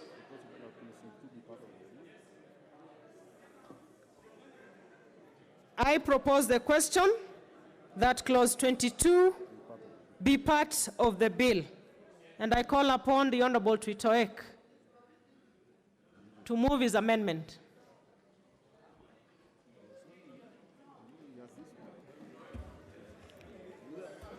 Thank you, Chair, for giving me this opportunity to move this amendment to clause 22. I beg to move that the clause 22, section 38A, be amended as spelled out in the order paper. The issue of nominations in political parties is very important. We see this particular clause attempts to give powers to the registrar to manage nominations of political parties. The political parties chair has already been guided by IBC to deposit their nomination rules by a certain time in October. This particular amendment will probably bring confusion to political parties. This proposal is to amend 38A by retaining section AB and adding any other method as established by the political party. Secondly, I also propose that we delete 38C, we delete section 38D, delete the proposed section 38E, and in the proposed section 38F by deleting subsection 2, and deleting the proposed section 38G, and finally the proposed section 38H. I beg to move. Thank you. Honorable members, I propose the question, which is that clause 22 be amended as proposed by the Honorable Twitoek.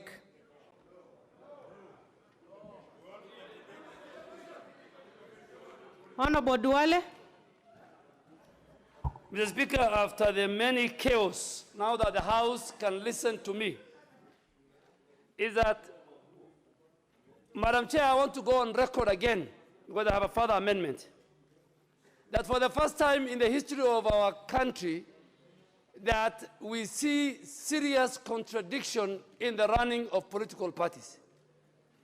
Madam Chair, all parties, including the one that I proscribed to, submitted nomination rules and procedures of their party to IBC.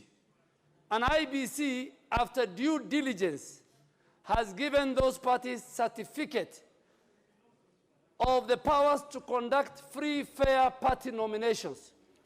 This evening, Madam Chair, this House is creating another entity called the Registrar of Political Parties, who will certify a register, who can decide a member who even feels a grief in his party not to move to another party or even not to be an independent. And I really want to ask the House that we must look at this amendment for posterity. Let us not look at this amendment and subject ourselves to another. Multi-party democracy was about giving members and parties free, fair. Nomination is key, particularly in certain regions for certain parties. I might not be a victim, but those of you who come from regions where party dominance is key, tonight you might be sending yourselves home in the next election. I beg to rest my case. Honorable Junet.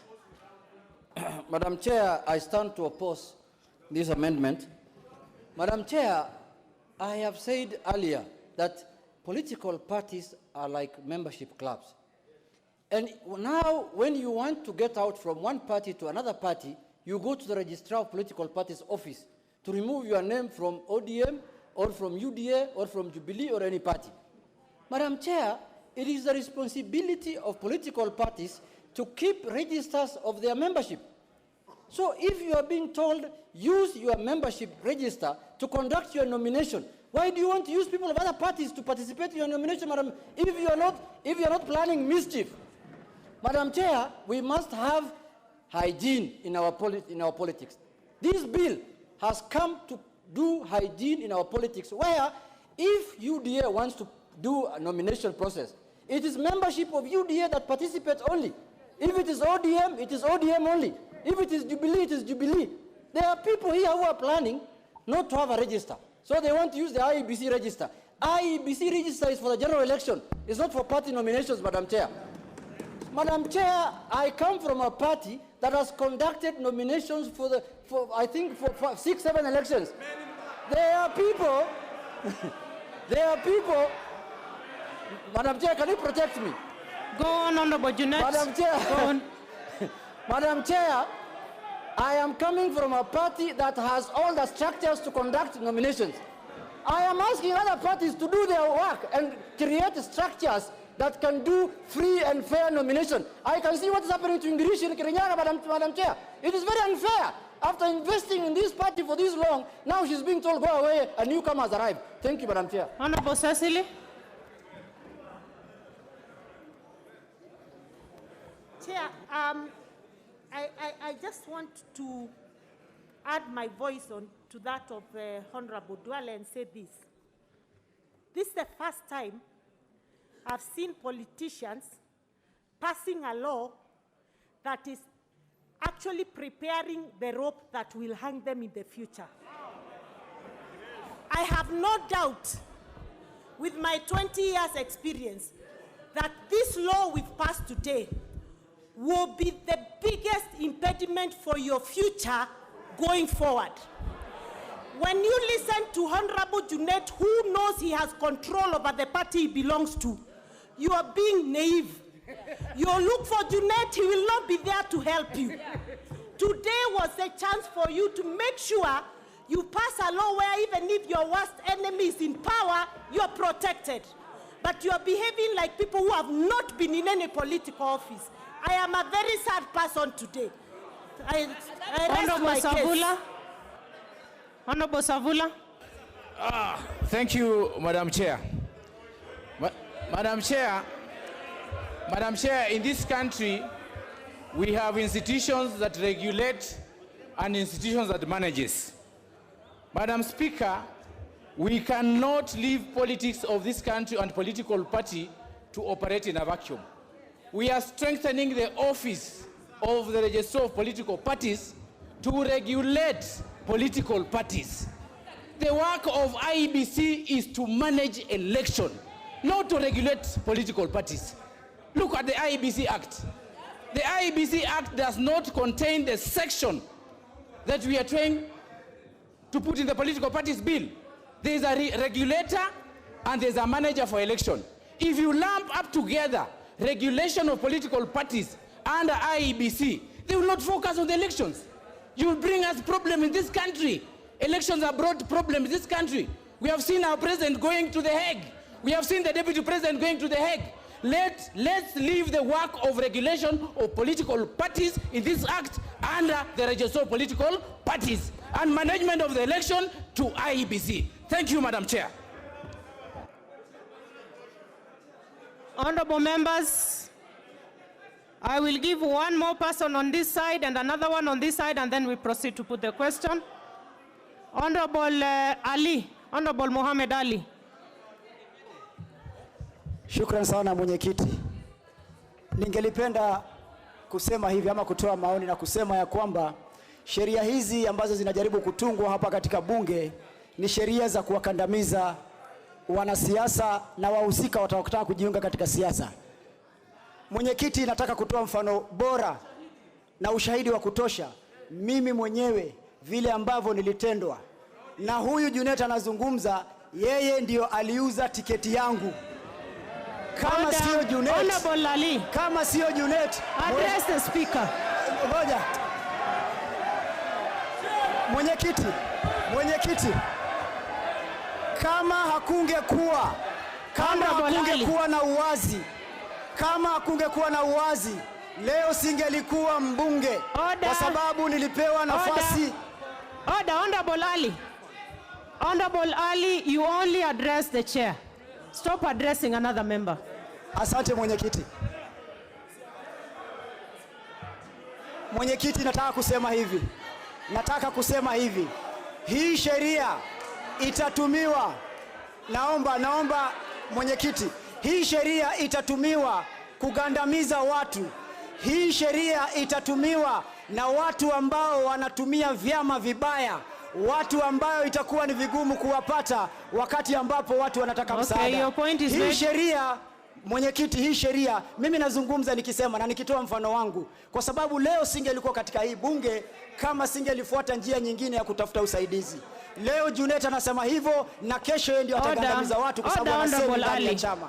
You know, honorable members, you know, when this habit of mentioning other people's names, just address the chair, address the speaker. Now the Honorable Junet has to exonerate himself. Honorable Junet. Chair, thank you so much. Thank you so much, Chair. Chair, you see, this is a house of records. Chair, whatever we say here remains in the records of this house unless it is expunged by the chair or the speaker. Madam Chair, I never participated in the nomination of Nyali. Secondly, Madam Chair, ODM was not interested in Muhammad Ali, Madam Chair. He was very corrupt when he was working for KTL. ODM chased him away. They were not interested in him, Chair. All right, honorable members. Now I'm going on to put the question. I'm putting the question, which is that clause 22 be amended as proposed by the Honorable Twitoek. Will as many as of that opinion say aye? Will as many as of a contrary opinion say nay? The nays have it. Okay, I see we have sufficient numbers for division. So I order that we go into the division process.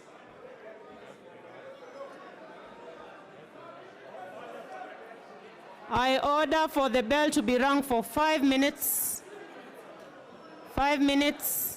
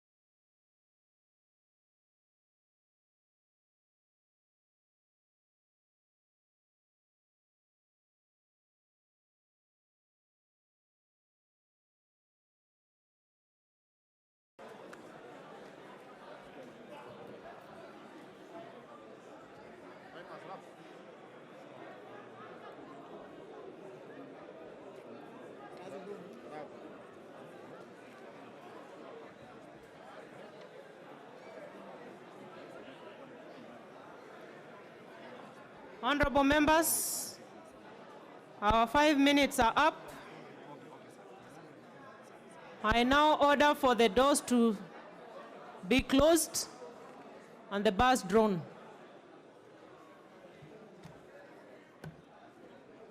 For us to begin voting on the division.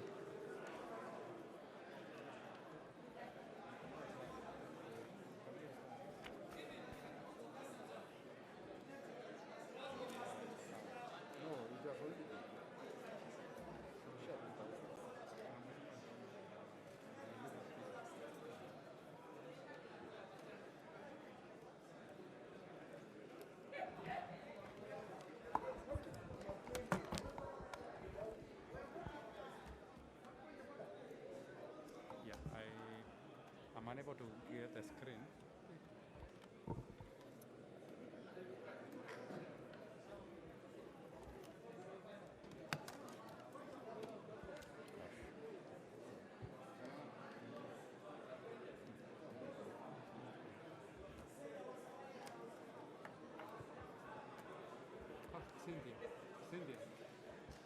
Cynthia. Yeah, I see.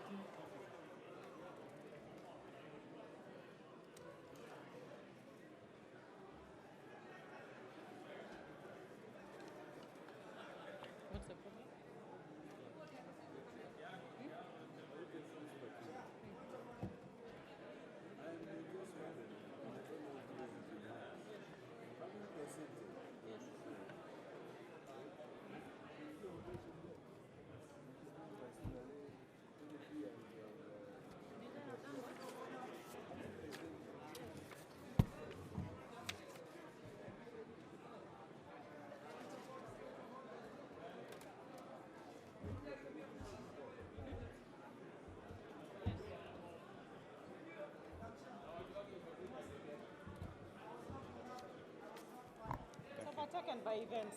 Yeah? It's overtaken by events.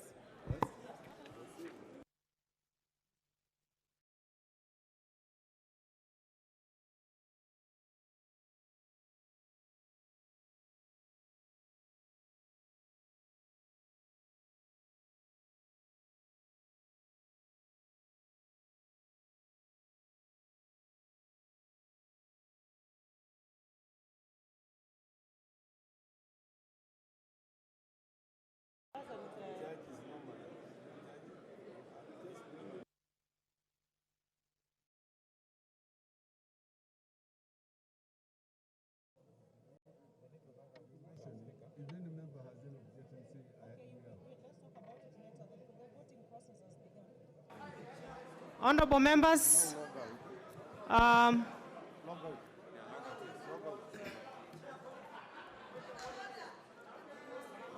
Honorable Mohammed, there is nothing out of order. We are in the process of voting, so there is nothing out of order. Honorable members, let's proceed to voting. Kindly withdraw your cards. Withdraw your cards from the machines.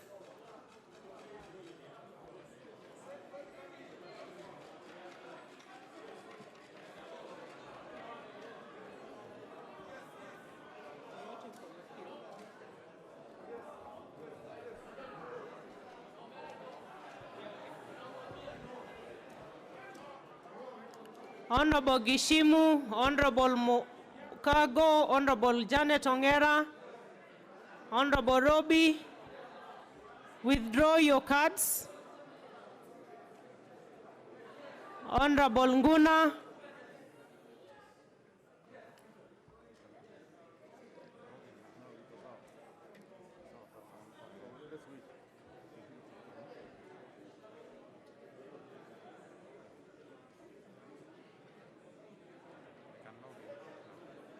honorable members, you can now log in. Put your PIN. You have 90 seconds to log in, put your PIN, and then press the mic once or twice. You press once. If it doesn't respond, do a second press.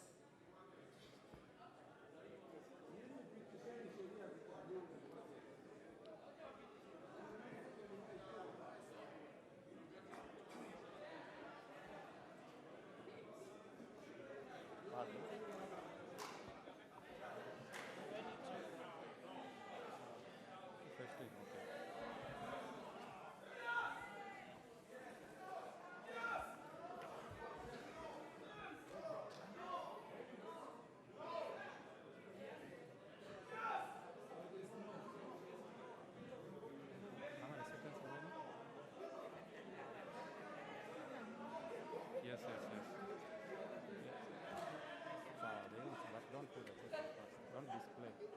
Don't display first. 20? 15 seconds remaining. 15 seconds to go.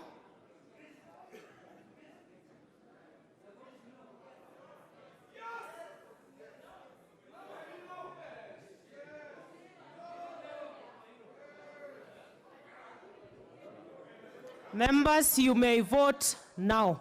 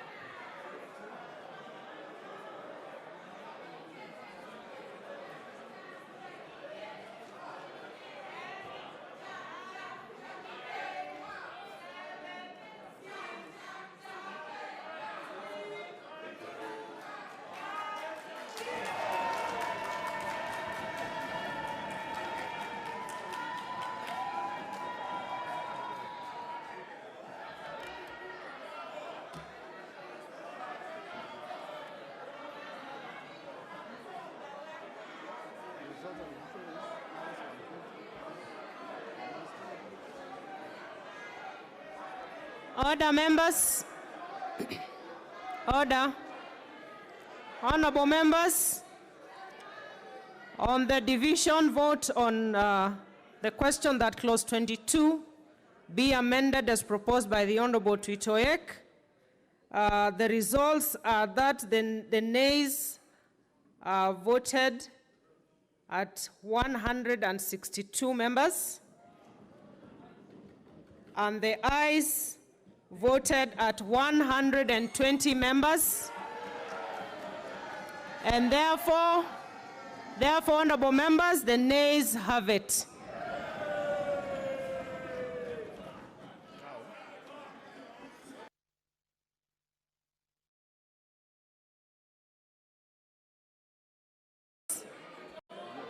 Honorable members, the consequence, I order that the doors be open and the bars drawn open. Honorable members, just listen to the consequence of the amendment by the Honorable Tuitoek. Having failed, we have similar amendments by Honorable Didmas Baraza, which also falls automatically. The one by the Honorable Joseph Limo, yes, those two amendments fall with those of Honorable Tuitoek. Let's go to the Honorable Bunyasi.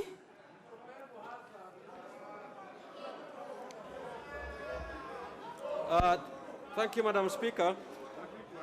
I wish to propose an amendment to the same clause, but mine has no quibbles with the specifics in the sub-clauses.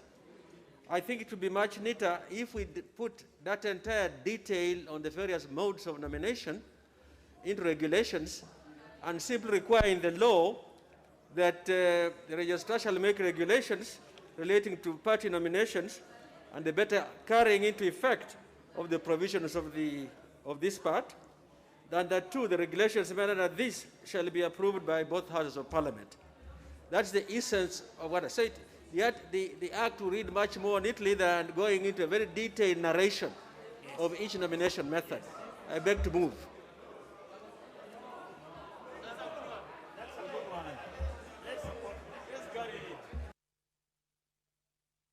All the members, I propose a question, which is that clause 22 be amended as proposed by the Honorable Sakwa Bunyasi. Should I go on to put the question? Honorable Duale. Madam Speaker, Madam Chair, we are not a voting machine.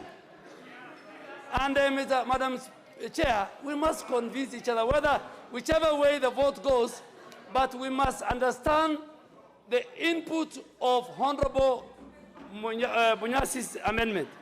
What the Honorable Member for Nambale is saying is that every law that this House makes, there must be a regulation that accompanies it. And the regulation, Madam Chair, is anchored in the Instrument Statutory Act. In that, in the event, political parties, in the event, and I want members to listen to me, in the event a political party or parties will have a problem in the implementation of Section 22 of this proposed law, then the registrar of political parties is under obligation to introduce regulations dealing with this law. That is the input of Honorable, Chair, when I am on my feet. Go on, Honorable Duale. Yes, people like Honorable TJ, they must have their time and wait. Address the chair, Honorable Duale. No. Madam Chair. Proceed, Honorable Duale. Madam Chair, the son of Duale has never been and will never be intimidated, bribed. I will never be bribed. I have never been bribed, I will never be intimidated, and I will represent the people of Garissa in accordance with the Constitution and the oath I took. So those of you who think, address the chair, Honorable Duale. Those who think I have been here 14 years, they should hold their horses. They should hold their horses. Go on, Honorable Duale. Honorable Duale, you're unanswered. Just continue. So, Chair, he's saying let us give a proviso that we introduce that the registrar of the political parties will introduce regulations to man this piece of legislation. I support. Honorable Richard Onyonka.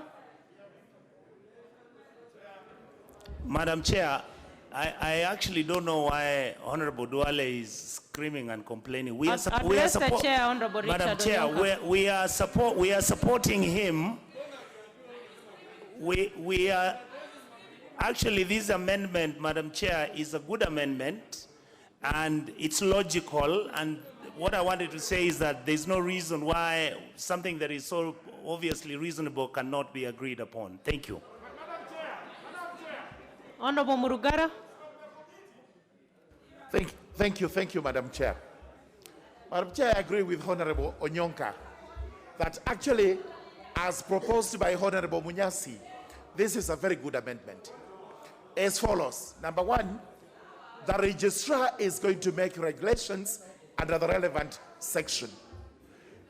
Those regulations are called statutory instruments. They will go before the delegated legislation committee, where they must be approved. But once they are approved by the Committee on Delegated Legislation, that is the end of it.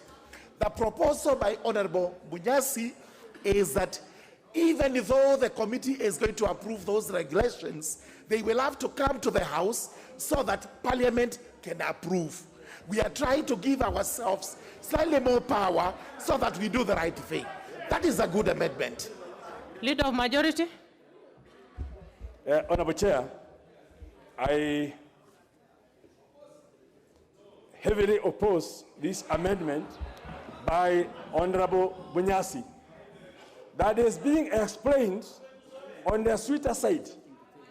But what is not being explained is that Honorable Bunyasi is intending to delete the entire that 8C, which is about the party registers. But coming through a roundabout route to say that he's introducing party regulations on party nominations. Now, the regulations on party nominations are already provided in the bill in clause 25. So, clause 25 already empowers the registrar to make regulations on conducting party nominations. So you cannot amend what is already in the bill. But it's a roundabout way of achieving what could not be achieved by Honorable Toek's amendment. And this amendment must fail. I will go on to put the question, honorable members. Honorable members, I go on to put the question, which is that clause 22 be amended as proposed by the Honorable Sakwa Bunyasi. Will as many as of that opinion say aye? Aye.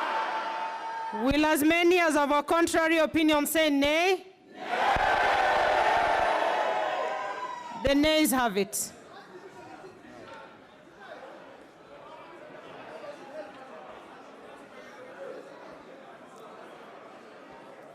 I see we have the requisite number. And I order the division bell to be rung for 3 minutes, and then we proceed to voting.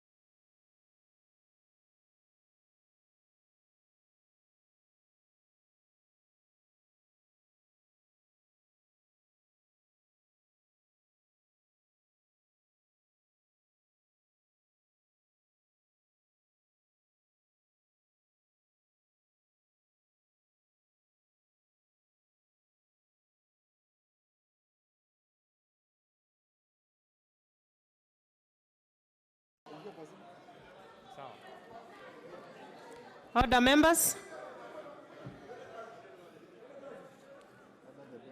I order for the doors to be closed and the bars drawn together.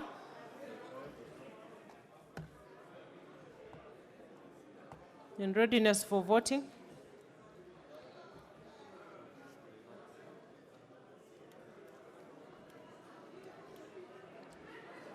Members, you can now withdraw your cards.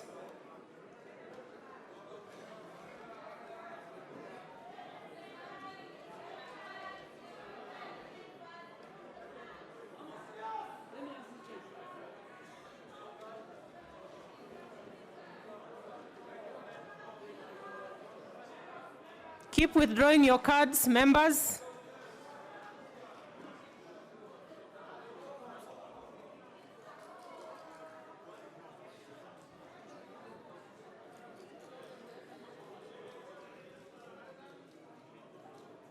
Members, withdraw your cards. You still have so many logged in.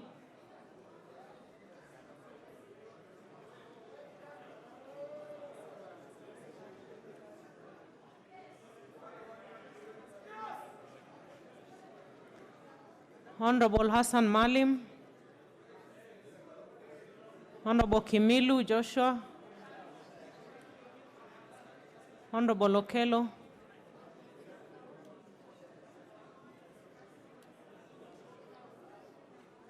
Honorable Hassan Malim, please take out your card.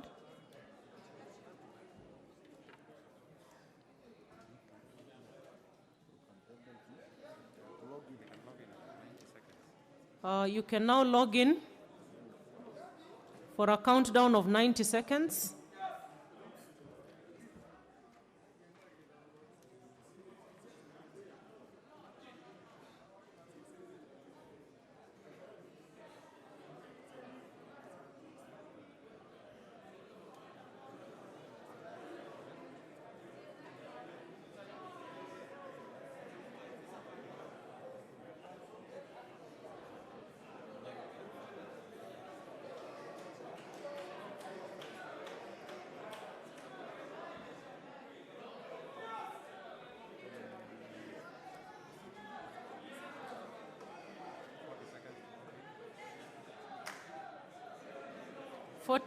Forty seconds to go.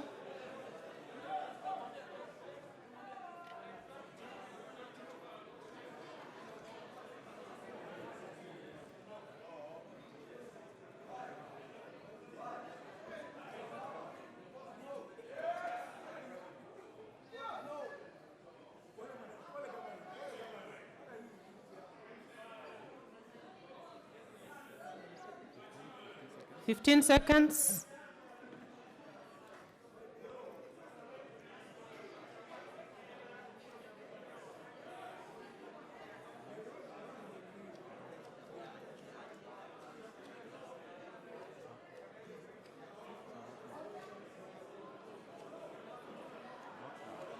Members, vote now.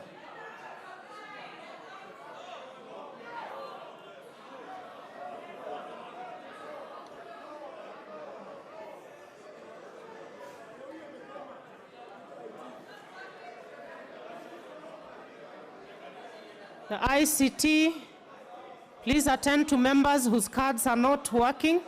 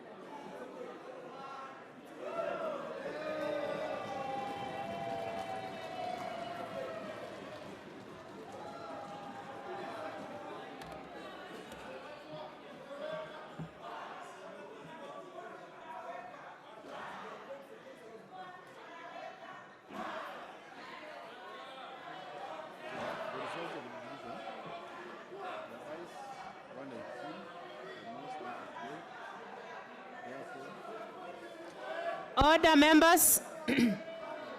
Order, members. The results. Order, members. I'm reading the results of the division vote. The ayes stand at 118 members, and the nays stand at 158 members, and therefore the nays have it.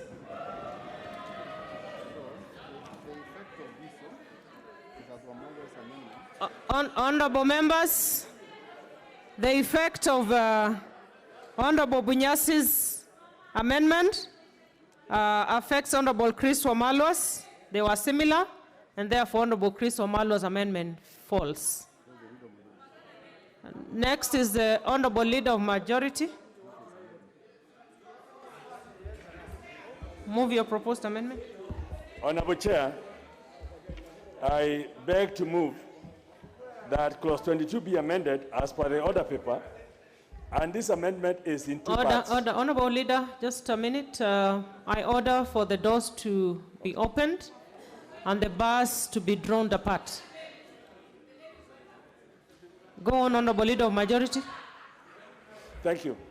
Honorable Chair, within clause 22, I'm moving my amendments A in section 38C, the new section 38C, and B in a new 38(1). Now, my amendment in that 8C is to provide for a similar provision as that applies to political parties to also apply for coalition political parties, which is that only members of the constituent parties in a coalition parties will be allowed to participate in the nomination of a coalition party. Because in 5, we have said only members of a political party will be allowed to participate in the nominations of the political party. So similarly, even for the coalition party, only members of the constituent parties will be allowed to participate in the nominations of that coalition party. The second bit is in 38(1). In 38(1), basically, it's a drafting error I'm correcting. In 38(1), just for the records of the House, in the bill, it basically talks of not more than 7 days the information to be given to the registrar for publishing. And then in 2, the registrar said no, with at least 7 days to put it on her website. So those two are diametrically opposite. And what I'm doing is now correcting it so that it makes logical sense that in the first instance, we will be changing what is written as more than 7 to read not less than 10, so that political parties will give to the registrar not less than 10 days, then the registrar will put on her website not less than 7 days. So at least there's time for processing and putting. It's a tidying up, and I want to ask for support from across the two sides. Honorable Chair, I move. I propose the question, which is that clause 22 be amended as proposed by the Leader of Majority.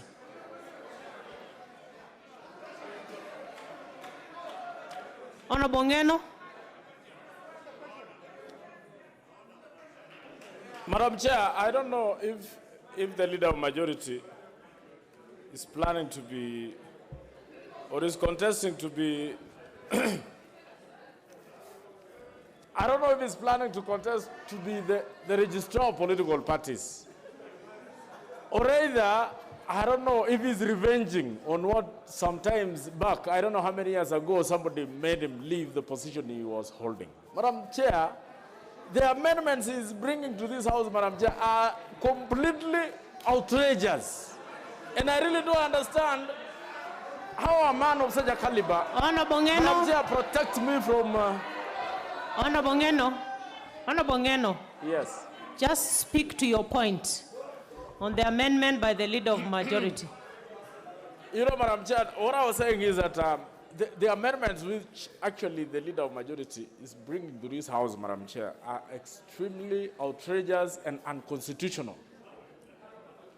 These amendments are going to bring chaos in this country, Madam Chair. Because you know, we are doing amendments while we are approaching an election, and amendments that are going to bring problems to parties. And you know, when problems arise in parties, Madam Chair, the same problems will be transferred to the general election.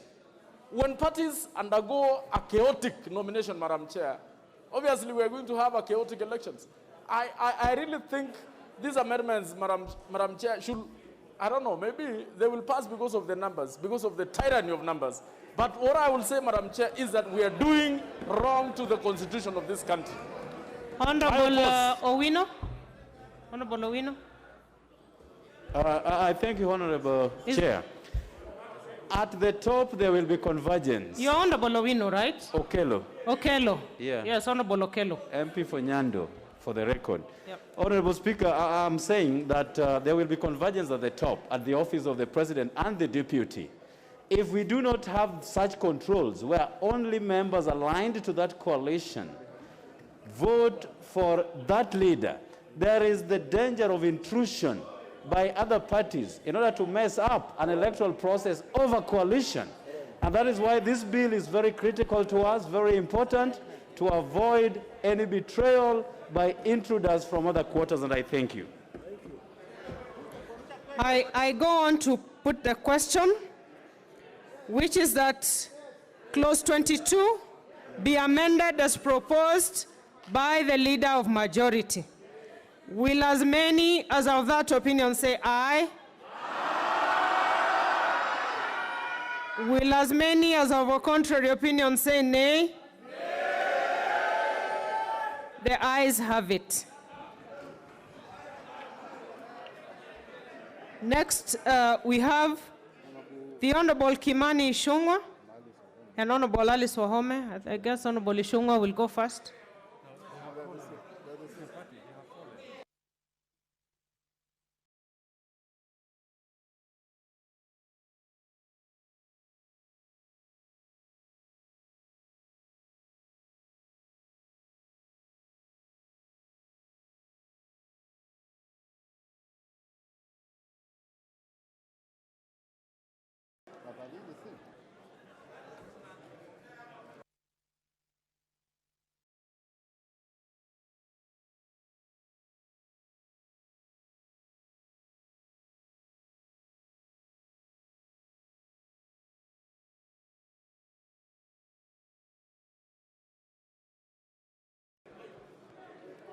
Now, Honorable Ichung'wah, Honorable Alice Wahome, Honorable Eden Duale, Honorable Didmas Barasa, and Honorable Kathuri Murungi, and the chairperson, Justice and Legal Affairs Committee, by virtue of the Leader of Majority's amendment going through, these amendments have fallen. They have fallen. The amendments have fallen by those honorable members. Honorable Duale.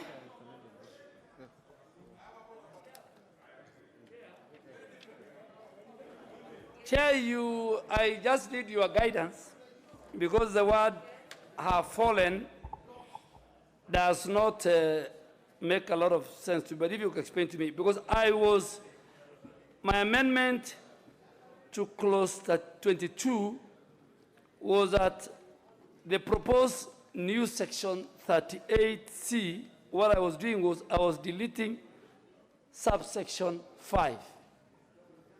So if you convince me how that has been affected by the amendment of the Leader of Majority, I will be very happy. But convince me. I don't think my amendment has been affected. So, but if you convince me, I'm fine. You know, this amendment belongs to the people of Garissa Township. It can't just be dropped like that. It doesn't belong to me. Yeah. The people of Garissa Township need to know. Honorable Leader of, Honorable Duale, you could actually be right. Kindly just put across your amendment and we see how it relates with that of the leader of majority. No, Chair, not how it relates. Is that you ask me to move my amendment. Move your amendment, Leader. Absolutely. Honorable And Duale. Chair, that is why I am a ranking member. So it's not that I just here, it has fallen. So, Chair, I beg to move that clause 22 of the bill be amended in the proposed new section 38C by deleting subsection 5. So I'm deleting subsection 5. What does this subsection 5 talks about? It provides for a requirement, Madam Chair, for the conduct of political party nominations, which includes the requirement that outlaws the participation of any other person who is not registered as a member of a political party to participate in the nomination.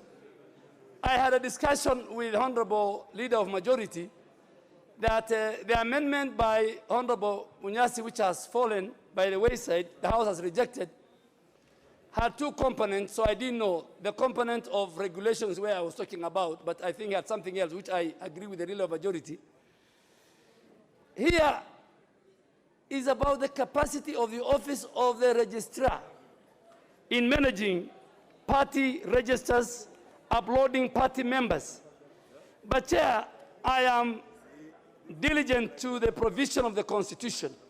Article 38 of this Constitution, which with all the records available in this House, we will use it to go to another independent institution, talks about the political rights of every citizen, be it a member of parliament. That every citizen is free to make political choices, which include the right to form and participate in forming a political party, participate, blah, blah, until it says even to participate in a free, fair, and regular elections. And these regular elections can be party elections. So, Chair, I really ask that we must relook at this, that we cannot deny members of a political party just because of the capacity, the technical capacity of the office of the registrar of political parties, that they will not participate. And based on Article 38 of the Constitution, Chair, the choice of candidates, the choice to choose a member of parliament, the choice to choose a woman rep, a senator, a governor, and an MCA, who is subject to nomination. Who is that one hiding there talking to me? Chair, can you protect me?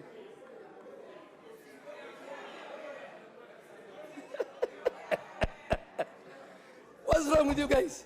I have the floor, and I'm representing the people of Garissa. What's wrong with you? Order, Honorable Duale. Yeah, if they don't want to represent their people, so be it.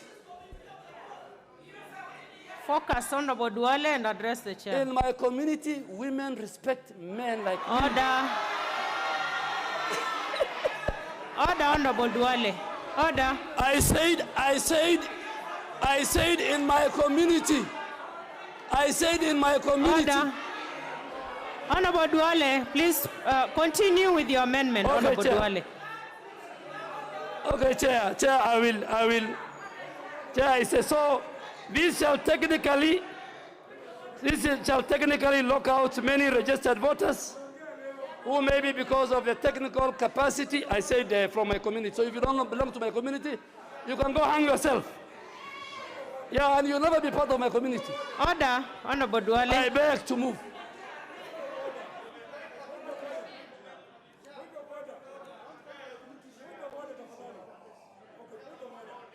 What is out of order? Honorable. No. Honorable Joe, thank you very much. I think Honorable Duale is out of order for him to say that my community, which is 100% Muslims, women respect men. Our women in Islam our women in Islam have rights as well, and the rights of women in Islam is the highest. So please, don't insinuate that the Muslim women are subservient to men. Is unacceptable. All right. Both women and men are quite in order. Order. Order, members. Order, members. Let us proceed. Let us proceed. I propose the question, which is that clause 22 be further amended as proposed by the Honorable Duale. I'll proceed to put the question, which is that clause 22 be amended as proposed by the Honorable Duale. Will as many as of that opinion say aye? Will as many as of a contrary opinion say nay? The nays have it.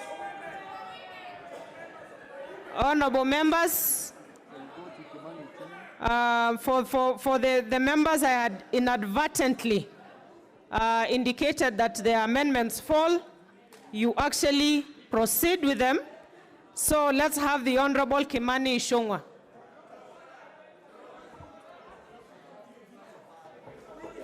Thank you, Honorable Chair.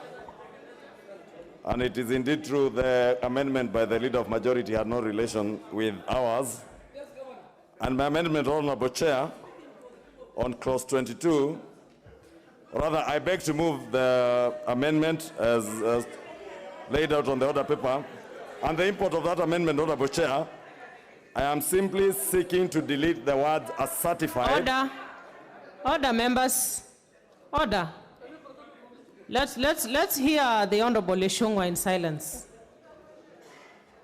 Honorable Chair, I was saying I am simply seeking to delete the words as certified in subclause 38C2, which says that a political party that intends to conduct political party nominations under this act shall use a certified register of members for nominations, to replace that with its, for that to read that the party shall use its list, its register of members for the nominations.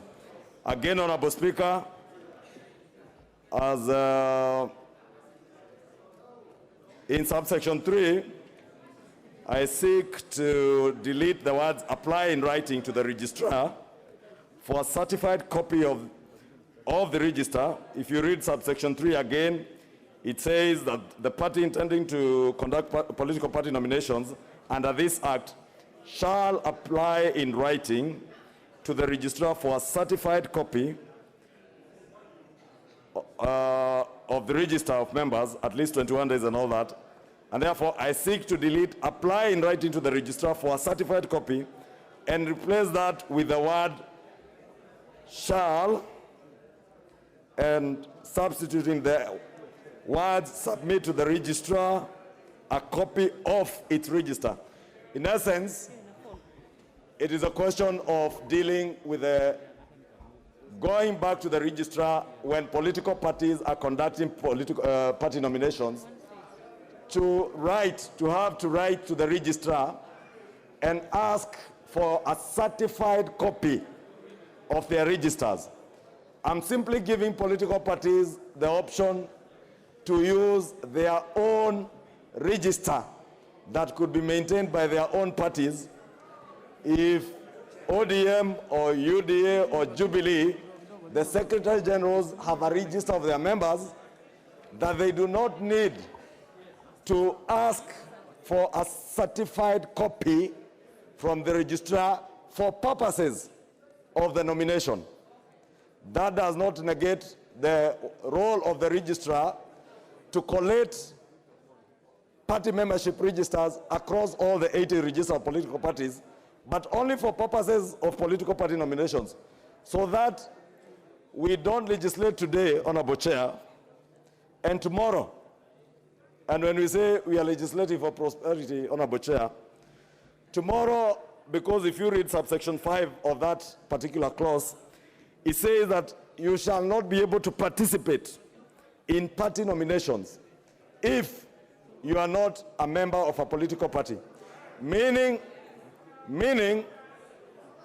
the import of that, read together with subclause 2 and 3, if you are not in the certified list of members of a political party. If you protect me from the Honorable TJ, and he knows he uses his ears to listen, and they are very wide, not his mouth. Just focus, Honorable Eshongwa. Go on. I was saying, Honorable Chair, if you read 2, 3 together with 5, it means therefore that if you, as a member of parliament who is running for nomination, your name fails to appear in the certified list from the registrar of political parties, then you may not, or rather you shall not participate either to vote or to be voted for in the party nominations. And therefore, all I am doing in this amendment is to remove the issue of seeking certification from the registrar and allowing a party to use its own register of members.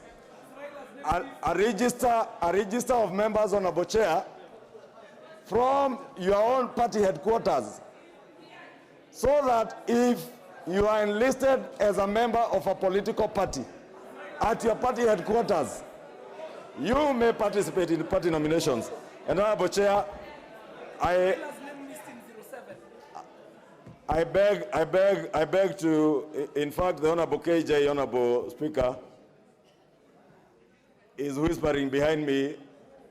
A case example is the case of Raila Odinga missing in 2007. And the same, Honorable Speaker, as I conclude, allow me to say this as I conclude, Honorable Chair. Honorable Chair, those who know that we have been consulting with, there were discussions that we had had earlier on the question of determining whether we use the word shall or may. That is a discussion that we had off the records here, Honorable Chair. And I want to say this as I move and as I conclude. We are in January of 2022. Honorable Chair, I want these members to look at me in the eyes. And I promise you, by May of this year, some of you seated here, you will remember this day and how you have hanged yourselves. I beg to move. I propose the question, which is that clause 22 be further amended as proposed by the Honorable Kimani Ichung'wah. Can I proceed to put the question?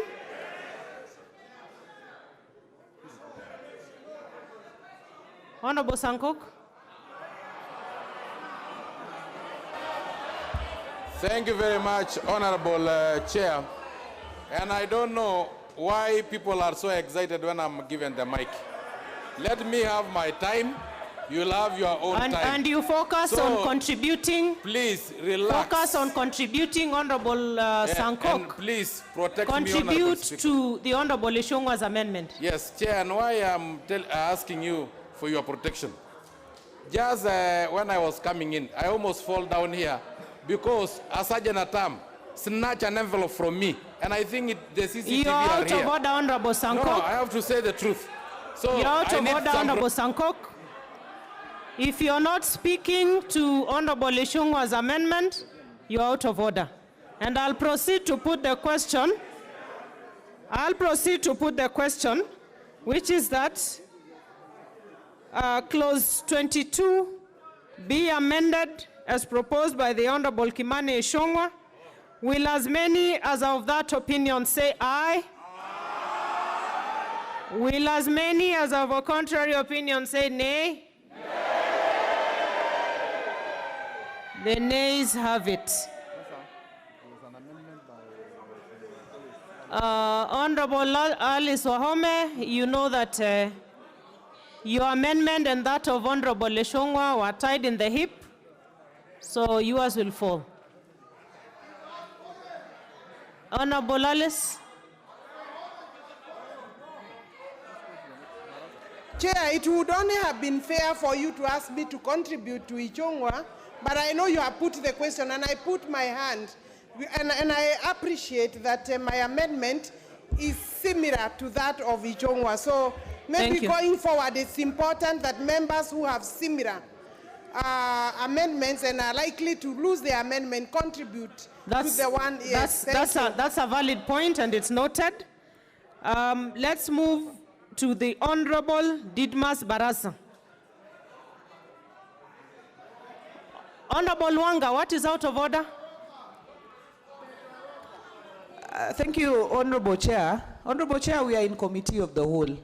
Could you give some guidance with regards to how you move your amendment in Committee of the Whole, other than having it as making contributions in second reading?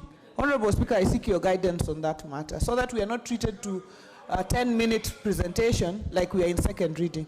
I beg your guidance. Honorable members, you all know that we are not in second reading, and therefore, you make your comments as brief as they can be.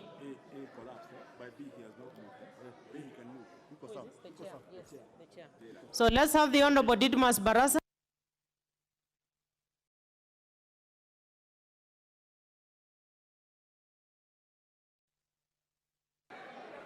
Honorable Didmas is in the house. So unfortunately, we will have to drop his amendment. But we have the Honorable Kadhuri. Honorable Kadhuri, Murungi.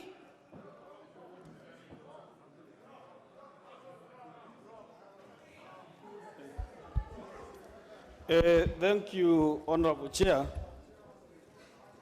Honorable Chair, I want to request our colleagues on the other side to be a bit patient. Yes, actually, your amendment is actually similar to that of the Honorable Didmas. Yes, so now that you can go on. I want to execute the amendment. Yes, thank you. So, Madam Chair, I beg to move my amendment on Clause 22 by amending. I propose that we have a new section at 80C by deleting subsection 2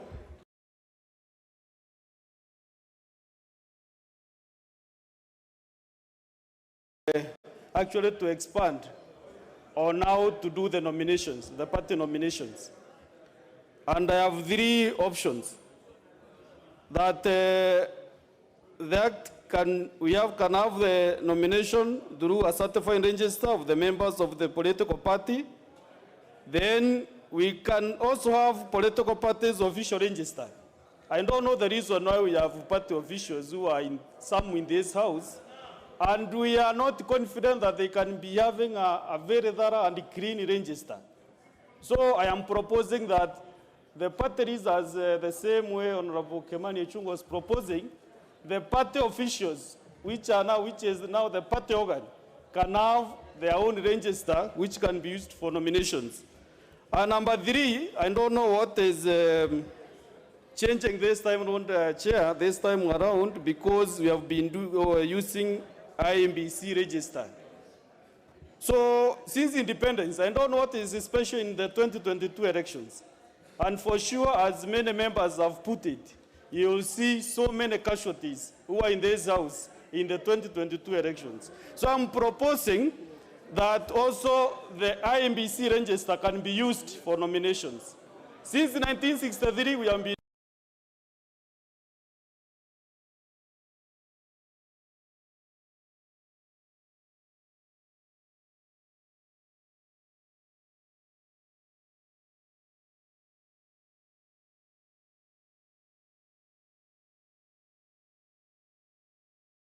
amendments, and the other one, the last one is see, inserting the following new subsections immediately after subsection 4. So I'm intending to have a 4A, which says that a political party that intends to conduct political party nominations using its official register under subsection 2B shall submit a copy of its official register to the registrar at least 14 days before the date of the nominations. This is simply to mean that if maybe UDA or ODM intends to do a nomination in, let's say, May 9th, they can be able to submit their register 14 days to the nomination date. So, Madam Chair, those are my amendments, and I want to get support from both their side and Azimio. They are happy today, but I'm telling you, in 2022, people will weep and gnash their teeth in 2022 August. And I want even to see these faces because some of them are already former members as we speak. Honorable members, I propose the question, which is that clause 22 be amended as proposed by the Honorable Kathuri Murungi. I go on to put the question. I put the question, which is that clause 22 be amended as proposed by the Honorable Kathuri Murungi. Will as many as of that opinion say aye? Aye. Will as many as of a contrary opinion say nay? Nay. The nays have it.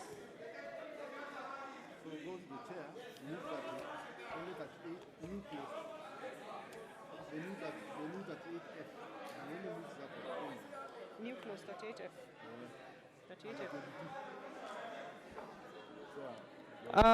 The chairperson, Justice and Legal Affairs, you restrict yourself to propose new clause 38F. Madam Chair, I am aware this is not a second reading, but Part A of GRAC's amendment is spent through the amendments by leader of majority. But B remains.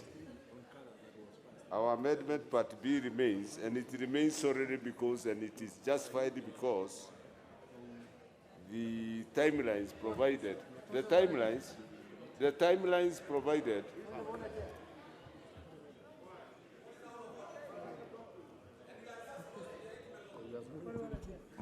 Honorable Junet, what's happening? The chair is moving. Honorable Duale, impeaching improper motive on the chair of JLAC, saying he is the same age as Nyonjo. Madam Chair, can you clear that? You're out of order, Honorable Junet. Honorable Chair, proceed, Honorable Chair, and please. I didn't hear that, but yeah, proceed, Honorable Chair. Honorable Duale may be too young to know that I and Giorgio did not see eye to eye. We were major adversaries, yeah, and he joined issue on me every time. But because he sees phobia, he has phobia on every person who opposes him, particularly in demeaning women. When Honorable Chair. Women, Honorable Chair, focus on your amendments. Madam Chair, I was saying that the Part B, which we retain, is restricted some to timelines for publication in websites and notifications to members. So with those remarks, Madam Chair, I beg to move. But before I sit, yeah, it's just tidying up, but, therefore I beg to move. But before I sit, Madam Chair, because this is the only time I have that opportunity, I want to bring to the attention of the House that, Madam Chair, you are a member of GRAC. You are out of order, Honorable Madam Chair. You are a member of GRAC. You have just moved your amendment. You dissented. You have just moved your amendment. Take your seat, Honorable Chair. I go on to propose the question, which is that clause 22 be amended as proposed by the Chair of Justice and Legal Affairs Committee. I go on to put the question, which is that clause 22 be amended as proposed by the Chairman, Justice and Legal Affairs Committee. Will as many as of that opinion say aye? Will as many as of a contrary opinion say nay? The ayes have it.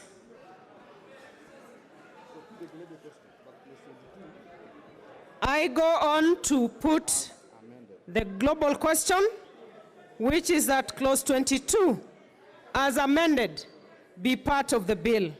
Will as many as of that opinion say aye?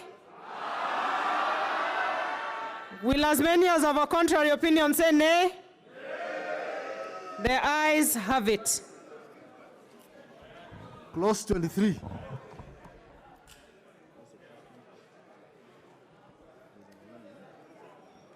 I propose the question, which is that clause 23 be part of the bill. Honorable Silvana Sosoro.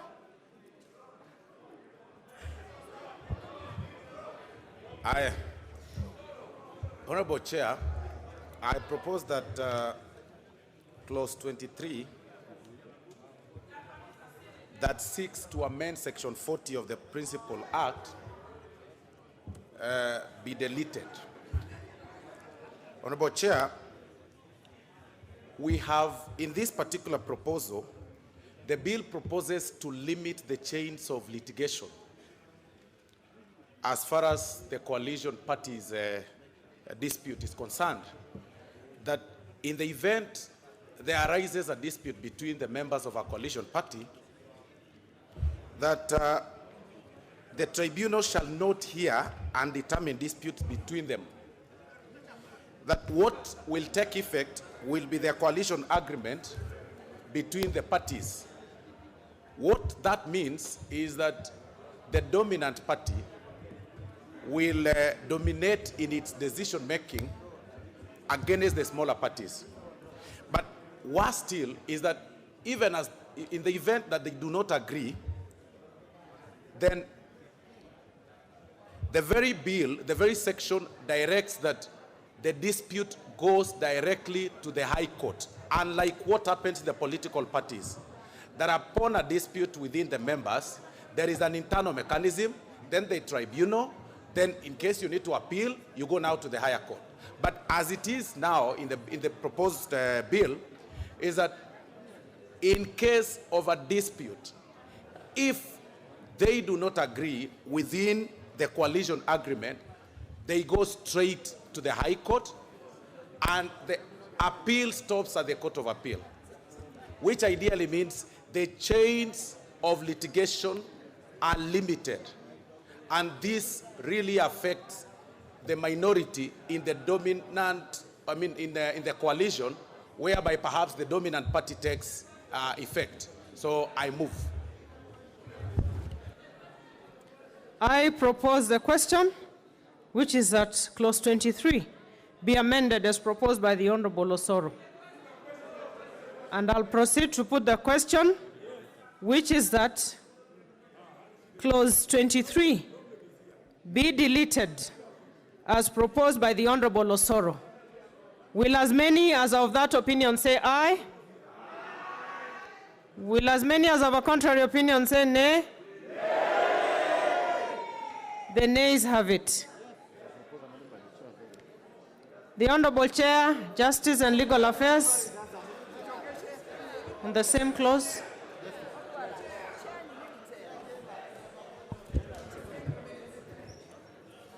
Madam Chair, I beg to move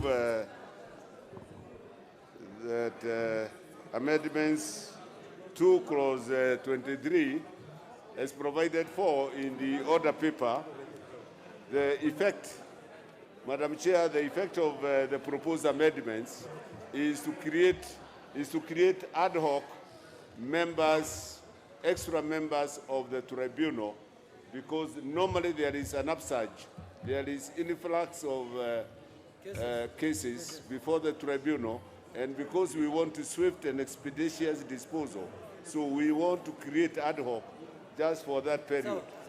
Yeah? I move.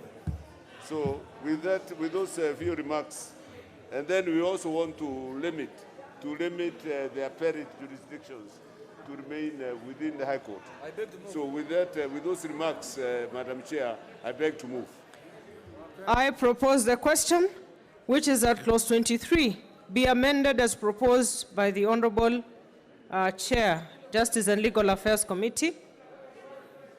I will proceed to put the question, which is that clause 23 be amended as proposed by the Chair, Justice and Legal Affairs Committee. Will as many as of that opinion say aye? Aye. Will as many as of a contrary opinion say nay? Nay. The ayes have it. I go on to put the question, the global question, which is that clause 23, as amended, be part of the bill. Will as many as of that opinion say aye? Aye. Will as many as of a contrary opinion say nay? The ayes have it. Clause 24. There's a proposed amendment. I propose the question that clause 24 be part of the bill. Honorable John Kiarie.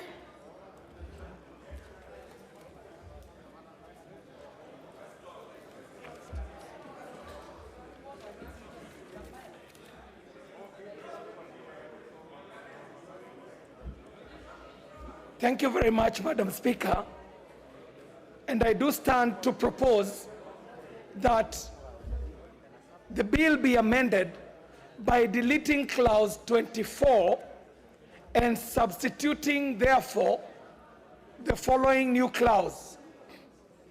So that 24 now will read, Section 45 of the Principal Act is amended by A, inserting the following new subsection immediately after subsection 1, that a person who enlists another person to be a member of a political party without obtaining the consent of that other person commits an offense, and B, deleting subsection 7 and substituting, therefore, the following new subsection 7, that a member of the board, the registrar or an employee of the board commits an offense where the member registrar employee knowingly subverts the objectives of the Constitution on this act.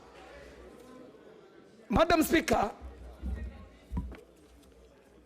I wish to withdraw this amendment for the following reason, Madam Speaker, that it should have been preceded by earlier amendments that I had brought that were proposing that we expand the office of the registrar from being an individual desk and to assistants who appear in the real sense of the word today as just desk officers at the Attorney General's office, and replace that with a board, because the matters that are being handled by the registrar of political parties today are actually enough to even be handled by an entire commission, Madam Speaker. So for the reason that the earlier amendments that I had proposed were not approved by the Speaker to come to the floor, then even Section B now makes no sense, Madam Speaker. And for that reason, I wish to withdraw this amendment. Thank you very much, Madam Speaker. All right, that amendment stands withdrawn. And I go on to put the question, which is that clause 24 be part of the bill. Will as many as of that opinion say aye? Aye. Will as many as of a contrary opinion say nay? Nay. The ayes have it. Clause 25. I propose the question, which is that clause 25 be part of the bill. There is a proposed deletion by the Leader of Majority, Alice Wahome and Honorable Sylvanus Osoro. The three are similar. Leader of Majority. Honorable Chair, I beg to move that clause 25 be amended by deleting clause 25.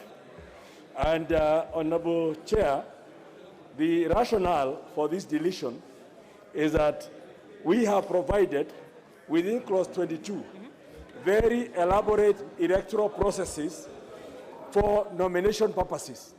Hence, we do not need to then go and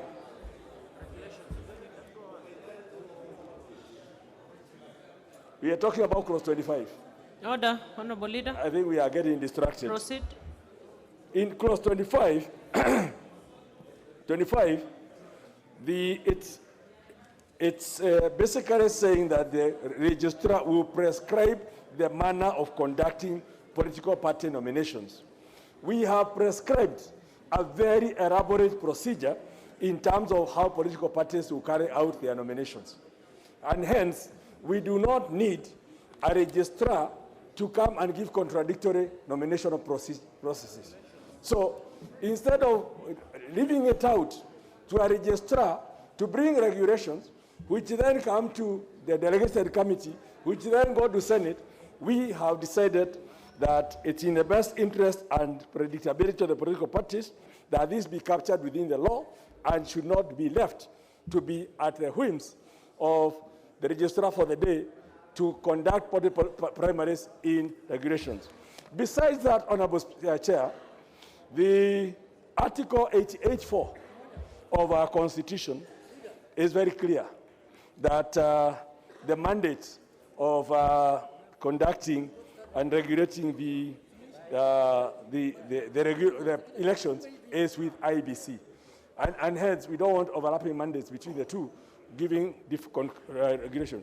So, we are recommending that we delete Article Clause 25 from the bill. I move.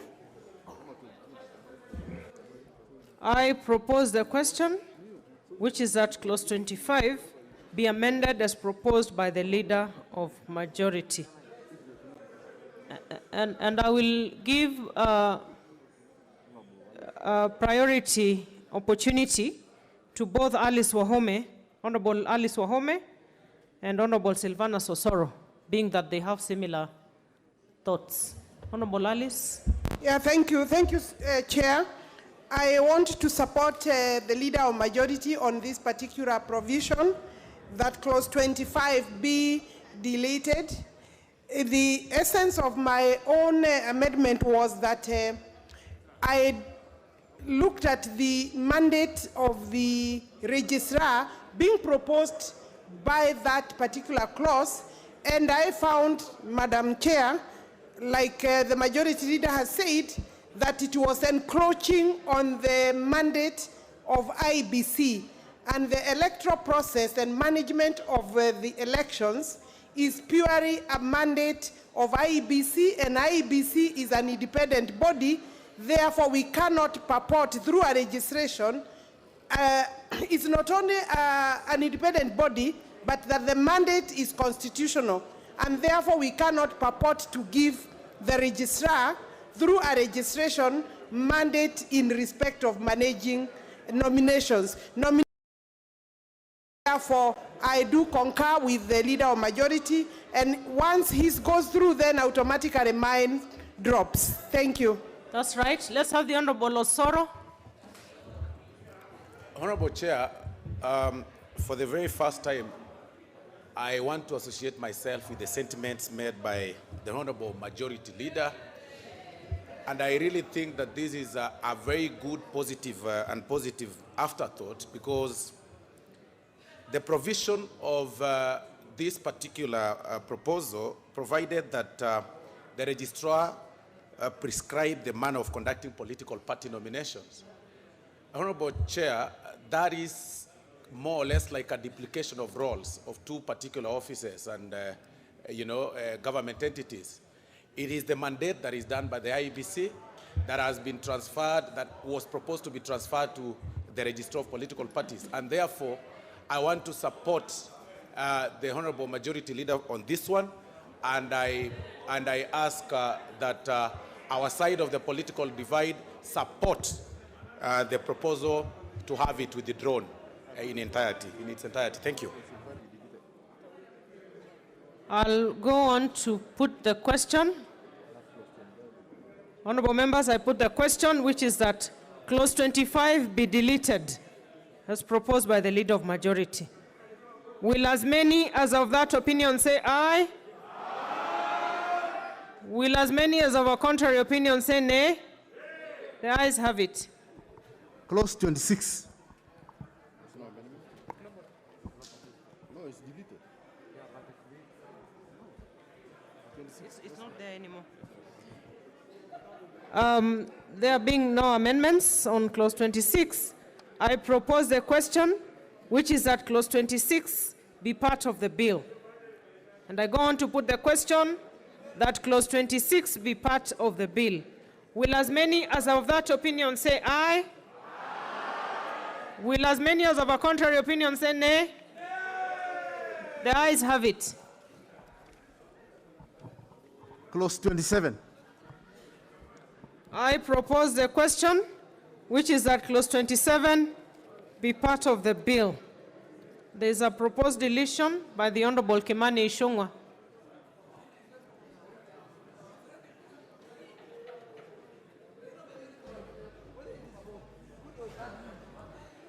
Honorable Chair, this was on consequential amendments to the Elections Act, but was hinged on the other amendment to 22, and I therefore wish to withdraw it since it will have nowhere to sit.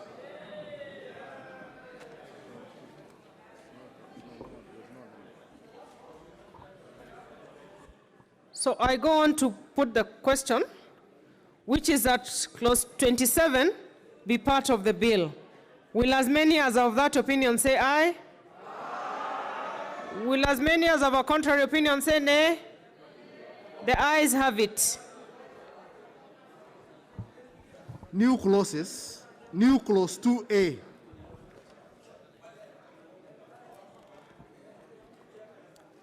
I call upon the mover to move second reading of the new clause 2A. Honorable Chair, I beg to move that the new clause 2A be now read a second time. And Honorable Chair, the essence of this amendment is to provide for an eligible Kenyan to join a political party. Honorable members may notice that the bill basically covers that people may participate in the formation of a political party. But there's nowhere within the Principal Act that allows members to actually join a political party. So now that we are cleaning the Act, this amendment is basically to provide for a person who has reached the age of 18, subject to certain provisions, and on meeting the requirements of a political party, may now join a political party. This is a very good amendment, and I ask for support from both sides. I beg to move. I propose the question that new clause 2A be now read a second time.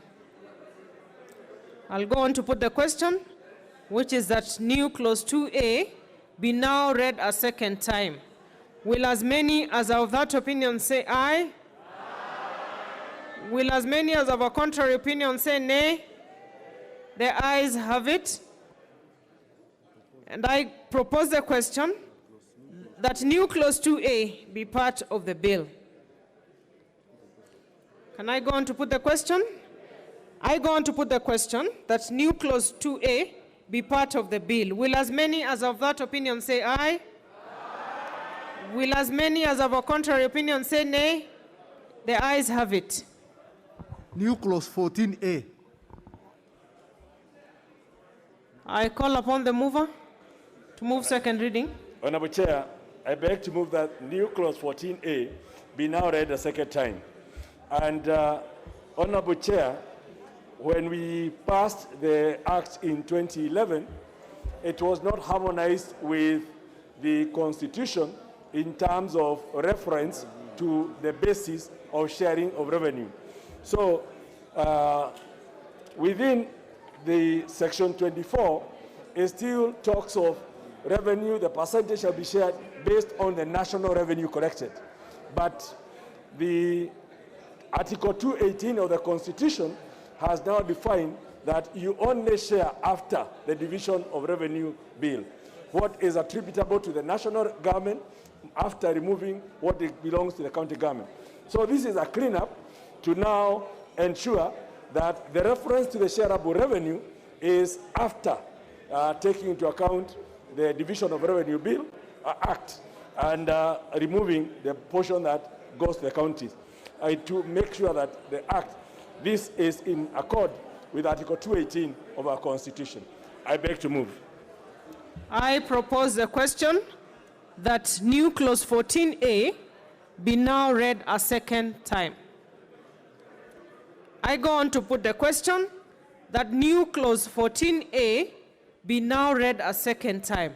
Will as many as of that opinion say aye? Will as many as of a contrary opinion say nay? Their ayes have it.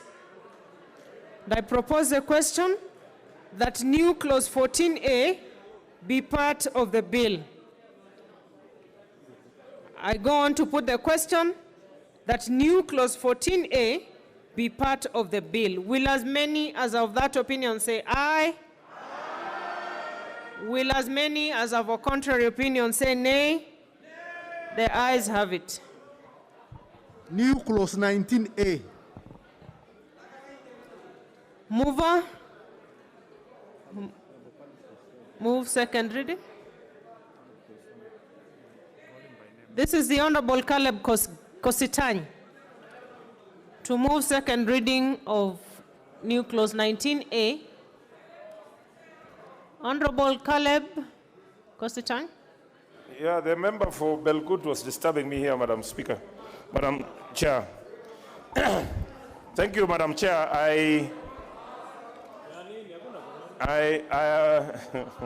We have just taken the booster, so relax, gentlemen.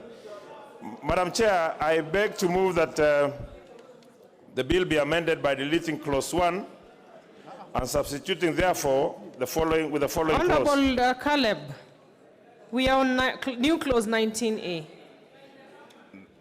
New clause? 19A. Then that was not my amendment, Madam Speaker, Madam Chair. Oh, 19A, okay, so thank you, I get it. Yes, that I move that Section 33 of the Principal Act is amended by inserting the following new subsection immediately after Section 5. 5A, the Office of the Registrar shall ensure reasonable access to its services at the county level and may determine from time to time conduct of its business in any part of the Republic. Madam Chair, the reason why I do this, Madam Chair, is because we are creating an imperial registrar. It is important that every county is able to have a registrar of all the political parties within the county, so that the Office of the Registrar can open an office in every county so that we can have the registrar easily accessible to members of the political office or other political parties, rather than depending on a central point within Nairobi. Madam Chair, I beg to move.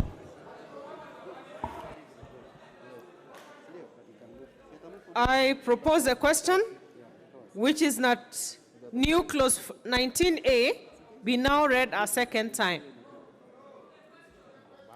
I go on to put the question that new clause 19A be now read a second time. Will as many as of that opinion say aye? Will as many as of a contrary opinion say nay? The nays have it.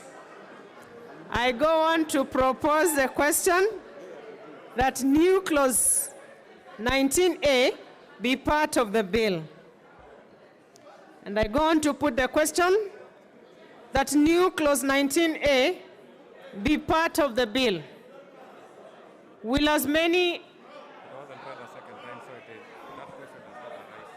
It has lost a second reading. I beg your pardon. There is nothing to move on to because it has suffered its death. New clause 20A.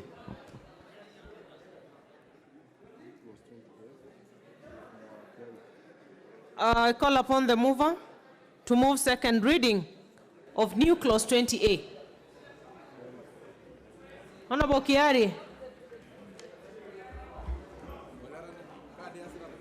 Thank you very much, Madam Speaker. The proposal here was to introduce a new clause that the bill be amended by inserting the following new clause immediately after clause 20. And this was to be the new 20A, that the Principal Act is amended by repealing section 34A. Madam Speaker, as you realize, today the office of the Registrar of Political Parties is actually manned by one individual and two deputies, Madam Speaker. And the job that is on the desk of the Registrar of Political Parties is work enough and tantamount to that can be carried out by an independent commission, fully fledged with a board and a secretariat. Madam Speaker, this had been my earlier proposal and amendments that I sought to move. But since the earlier amendments have not been approved by the Speaker, I do withdraw this new clause, the proposal to make this new clause. Thank you very much, Madam Speaker. I propose the question. No, he has withdrawn. There's nothing to... Oh, you have withdrawn, Honorable Kiari. That's in order. New clause 21A and 21B. I call upon the mover to move the second reading for new clauses 21A and 21B.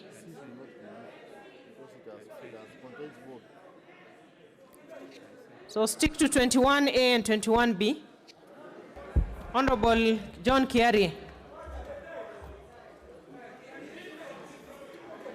Madam Speaker, I do propose new clauses that the bill be amended by inserting the following new clauses immediately after clause 21, and this is clause 21A, that the Principal Act be amended by repealing section 36. Madam Speaker, this is just actually a tidying up process because it speaks to many amendments that have been brought to this floor today by many members, most of which have even been passed. And by repealing section 36, we shall be bringing it, tidying it up so that it is in tune not only with the Constitution but also with amendments that have been made today. Madam Speaker, I also do propose a new clause 21B, that the Principal Act be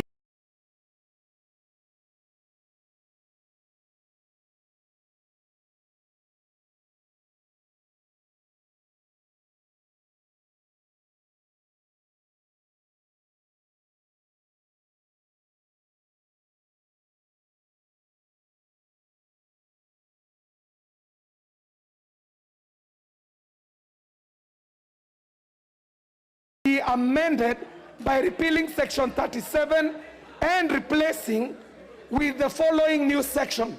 Madam Speaker, the new section I'm proposing is quite a lengthy one, so I will just say Act be amended by repealing section aggrieved Kenyan an opportunity and the guidelines on how the registrar or assistant registrars can be removed from office, which will include, as I have said on the order paper, it being brought to this house, attended to by the relevant committee, in this case, the Justice and Legal Affairs Committee, and so that we do not end up punishing a Kenyan, but at the same time, we give opportunity to Kenyans so that if they are aggrieved, they have a tidy process of the removal of the registrar.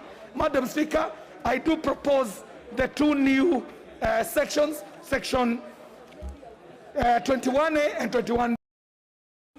21A and 21B. Thank you very much, Madam Speaker.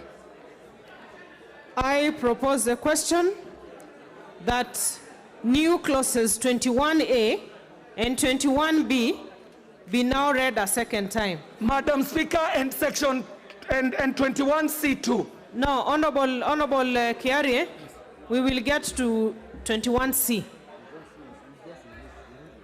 Actually, when we get there, we are removing 21C and we will address it because it talks about the board. So you have only done 21A and 21B.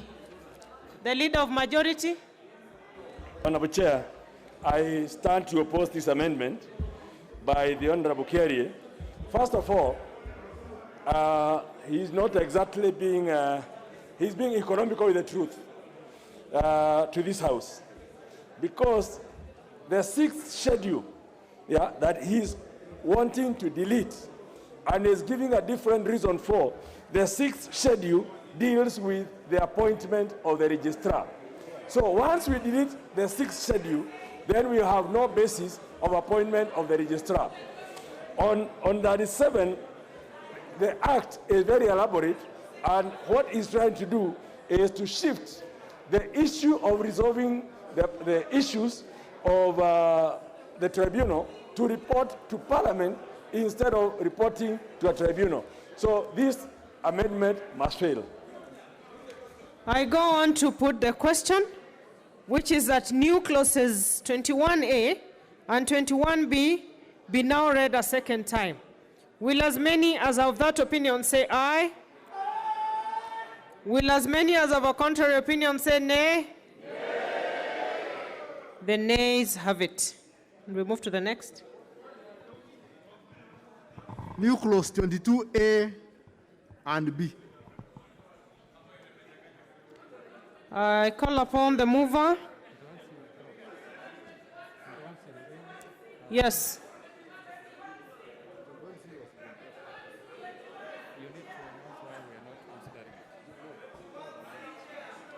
I had already stated that new clause 21C is dropped.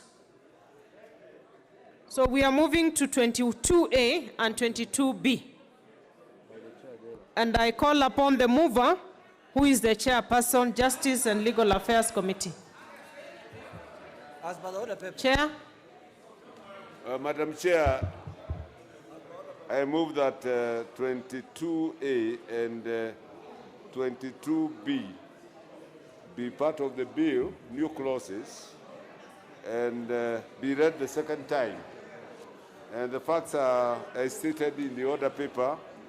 22A is for the provision of a vice chair, and 22B is provide for extra ad hoc members of the tribunal to serve for at least 1 year.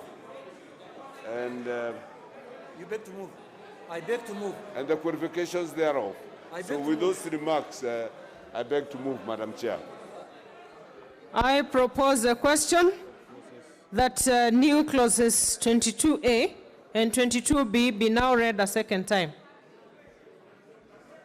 I'll go on to put the question that new clauses 22A and 22B be now read a second time.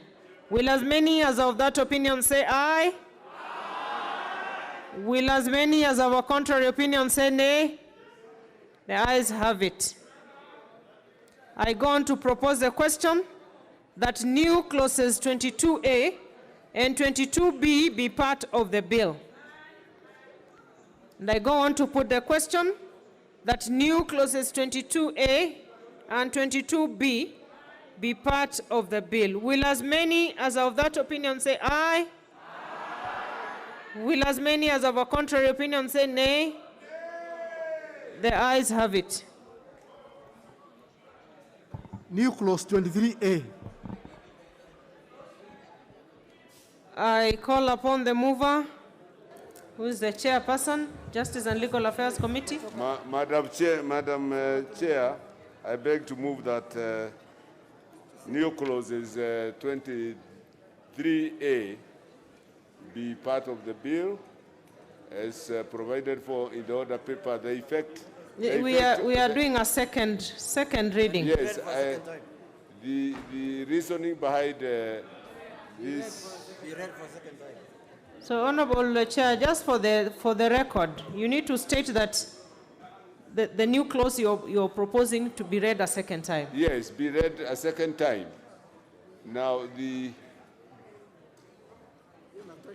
The reasoning behind Go ahead, Honorable these Chair. provisions is to provide the Court of Appeal as a final court and no, without going to the Supreme Court. And the last portion of it is That is enough. the last portion of that is to give the tribunal, to give the tribunal the powers to punish for contempt. With those remarks, I beg to move. I propose a question, which is that new clause 23A be now read a second time. And I go on to put the question that new clause 23A be now read a second time. Will as many as of that opinion say aye?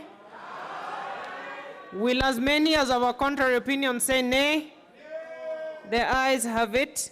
And I go on to propose a question that new clause 23A be part of the bill. And I go on to put the question that new clause 23A be part of the bill. Will as many as of that opinion say aye? Will as many as of a contrary opinion say nay? The ayes have it. New clause 26A. Mover, the Honorable John Kiarie. Madam Speaker, I do wish to get the attention of the House because this is a critical clause, Madam Speaker. I am proposing a new clause that the bill be amended by inserting the following new clauses after clause 26. And so that 26A reads that the principal act is amended in the third schedule in paragraph 3E by inserting the words including any entitlements to positions in the cabinet, eligible state offices, and leadership positions in parliament and its committees immediately after the words within the coalition. Madam Speaker, the import of this new clause is to protect smaller parties within a coalition. In our short history of coalitions, Madam Speaker, we have seen dominant parties within a coalition bullying their siblings. Cases are rife, Madam Speaker, where a dominant party denies its coalition members their rightful dues in terms of monies given to political parties. Dominant parties have been bullying smaller parties when it comes to positions in cabinet, to positions of leadership in this House, Madam Speaker, where a coalition negates coalition agreements whenever they get to the House and cut short their coalition members. Madam Speaker, with the new 26A, a party like Wiper is protected. A party like Fort Kenya is protected. A party like ANC is protected. Parties that have been conned in the arrangement called COD or an arrangement called NASA have an opportunity to redeem themselves with a new section 26A, where we have dominant big parties in a coalition bullying their junior siblings. Madam Speaker, I do move that we bring up a new section clause 26A. Thank you very much, Madam Speaker. I propose the question that new clause 26A be now read a second time. And I put the question that new clause 26A be now read a second time. Will as many as of that opinion say aye? Will as many as of a contrary opinion say nay? The nays have it. So we move. Clause 2.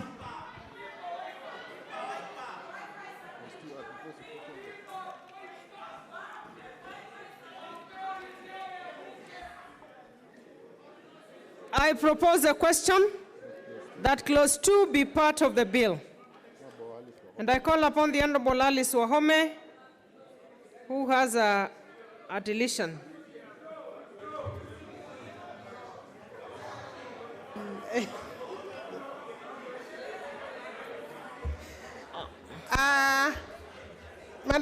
Madam Chair, I hear words like withdraw. Madam Chair,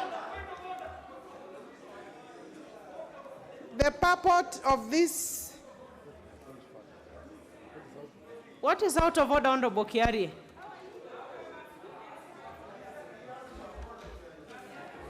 Madam Speaker, it is being brought to my attention that an honorable member is actually smoking in the House, Madam Speaker. I would like to know if the member is in order to be smoking in the House, knowing what the House is, Madam Speaker. Who is smoking in the House? Who is smoking in the House? Honorable Kiari. Who? Honorable Kiari. Honorable Kiari. Honorable Kiari. I'm addressing you, Honorable Kiari. That is a point of disorderly conduct in the House. So who is smoking in the House? Can you say who is?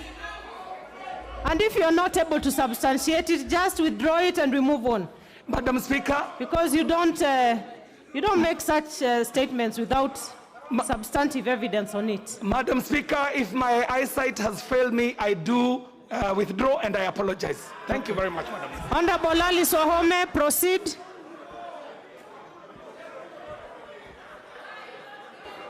Let me have the mic.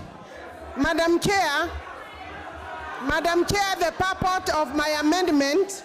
Honorable Junet. Honorable Alice, just a minute. What is out of order, Honorable Junet? Madam Chair, first I want to thank you for the ruling you've made on Honorable Chair, but more importantly, Chair, we can disagree on issues of the bill here, on clauses and anything, on amendment. But here we cannot put disrepute on this House, Madam Chair. A member initially said here, members are being bribed. Now another one here is saying members are smoking here. Madam Chair, there is something wrong with these Tangatanga MPs. Something has gone bad in their head. Order. Something bad in their head. I already ruled the Honorable Kiarie out of order. And members, you are in the glare of cameras. You're being heard by your constituents. Let us maintain the integrity of the House, honorable members. Honorable Alice, proceed. Sorry, Madam Chair, I wanted to make an intervention before I proceed because... No, Honorable Alice Wahome. Honorable Wahome, please, the matter is dispensed with. The matter raised by the Honorable Kiarie and the statements made by Honorable Junet, we've dispensed with it. Let's move on. Honorable Alice Wahome. I think, Madam Chair, it's not fair because Honorable Junet has just generalized and called us Tanga. Even that he's supposed to withdraw, and that is my intervention. Madam Speaker, having said that, yes, Madam Speaker. And I think it is important that we do balance some of these sentiments and opportunities to object. Madam Chair, I know that I'm supposed to be moving my amendment on to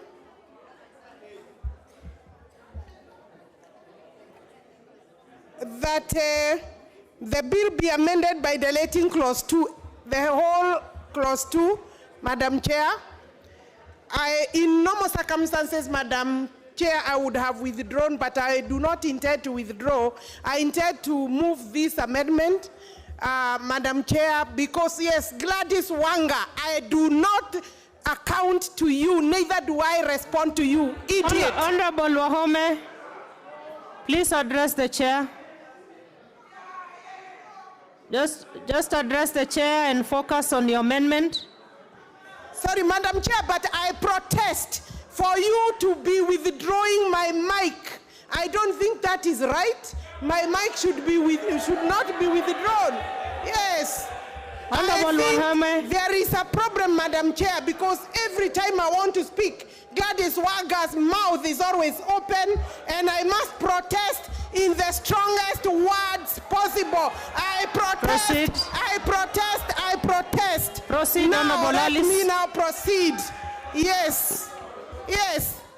When did she become my prefect or a prefect of this house? Address the when chair, did you Honorable become the Wahome. prefect?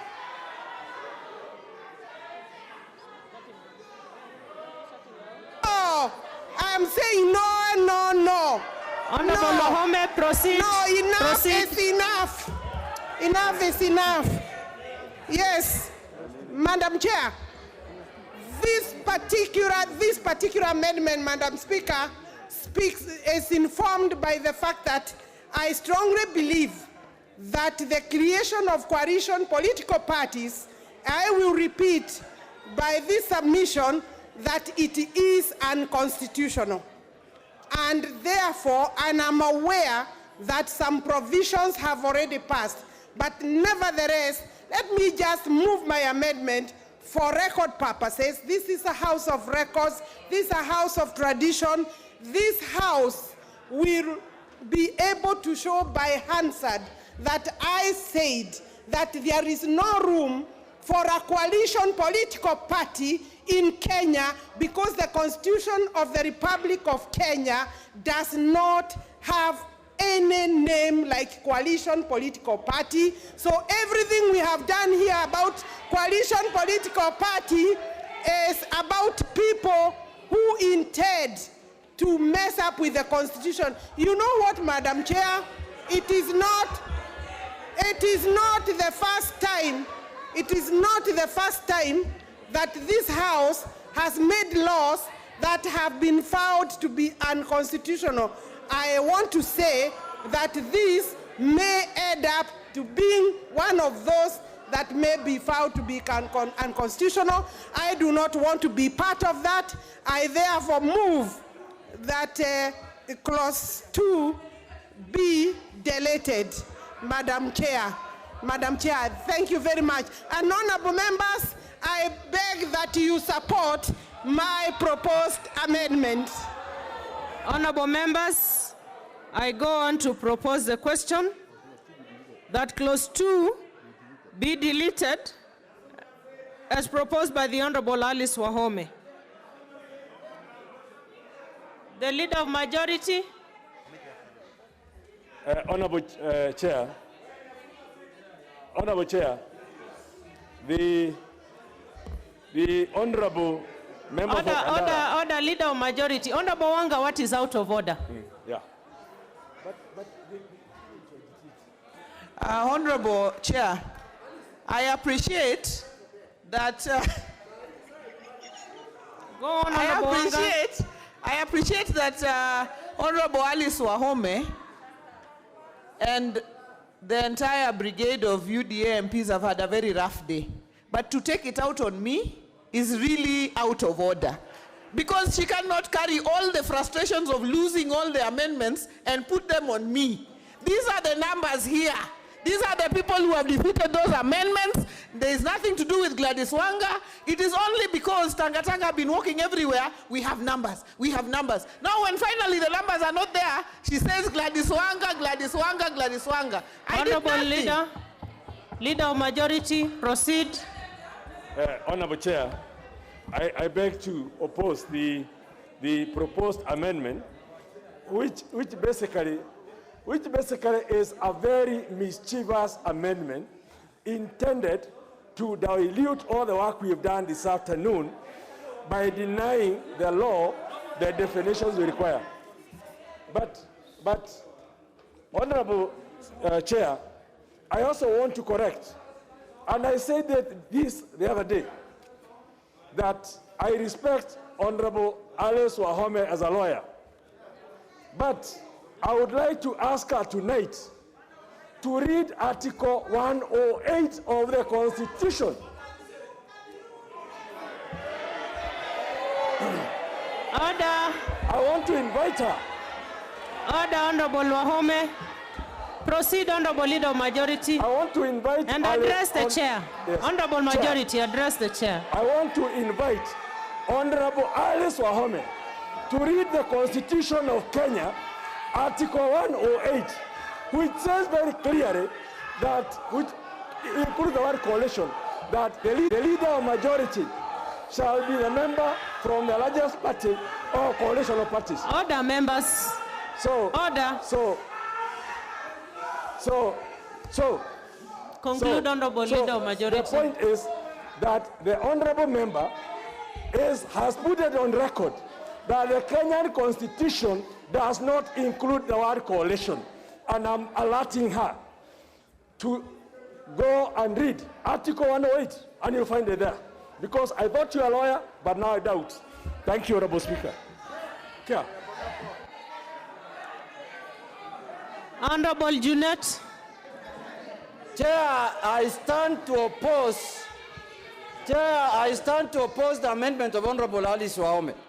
Chair, Honorable Alice has just said here that this bill is unconstitutional. And she's proposing amendment to an unconstitutional bill herself, Chair. What kind of lawyer is this? This is Muranga No, Honorable Junet. College, university lawyer. You're Chair. out of order, Honorable Junet. You're out of order. Honorable Pukose. Honorable Pukose. Thank you, Chair. Order, members. Order, Honorable Wahome. Chair, Honorable Pukose. Chair, thank you, Chair. I want to support this amendment by Honorable Alice Wahome. I know the coalition on KEMSA are waiting to be paid for the evening, as you know. Honorable Pukose, And, yes. confine yourself to your amendment or to your support. Honorable Said you Chair, support, please confine yourself. Honorable Chair, Pukose. this is a good amendment, but it's a fact, Honorable Chair, that the coalition on KEMSA are waiting to be paid for the day. Order, This you're is a out of fact. order, Honorable Pukose. Just shut him out. I am proceeding to put the question. I'm proceeding to put the question, which is that clause 2 be deleted as proposed by the Honorable Alice Wahome. Will as many as of that opinion say aye? Will as many as of a contrary opinion say nay? The nays have it.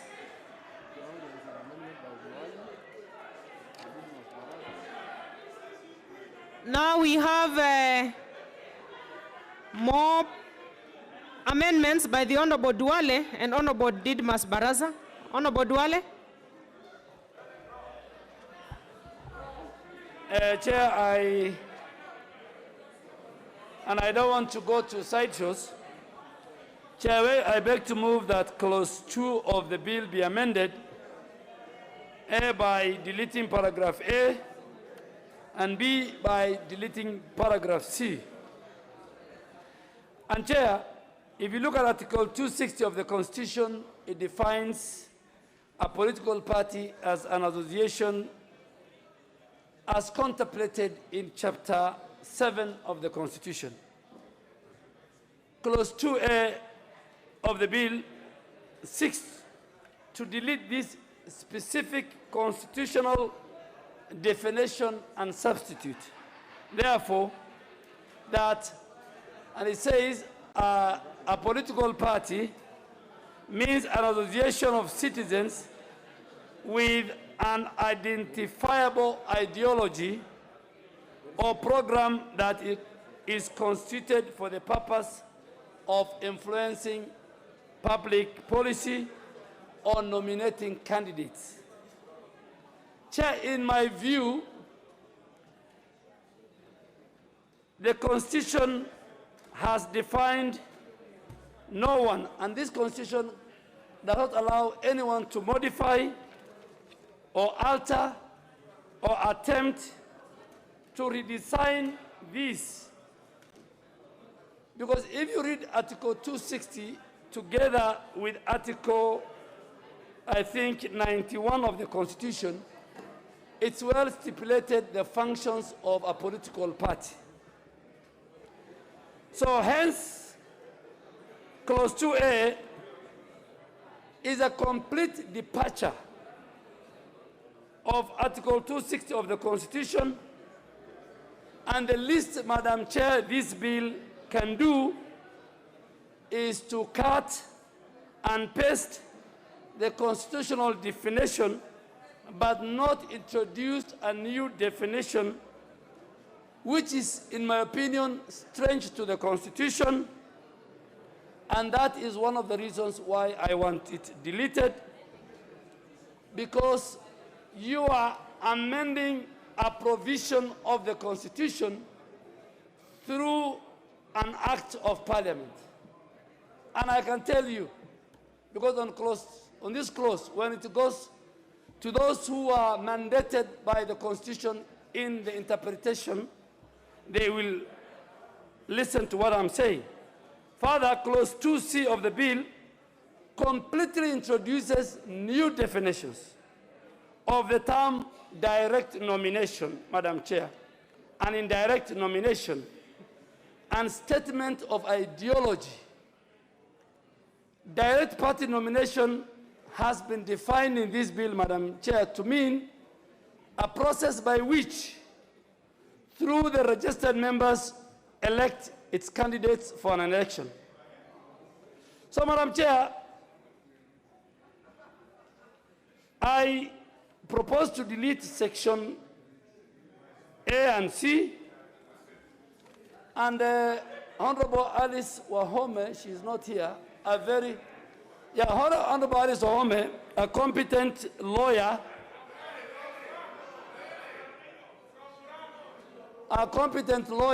I have just checked as people were bashing her.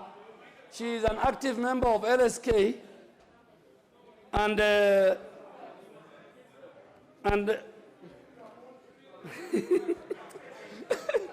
Proceed, Honorable Duale. Madam Chair, it's late in the night, but anyway, just keep. We still have until midnight. So Chair, I think this amendment, my amendment, is based on the provisions of the Constitution, Article 260 and Article 91, and we feel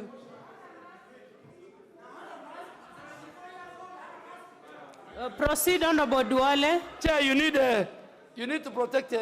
Proceed, Honorable Duale. Junet and his type.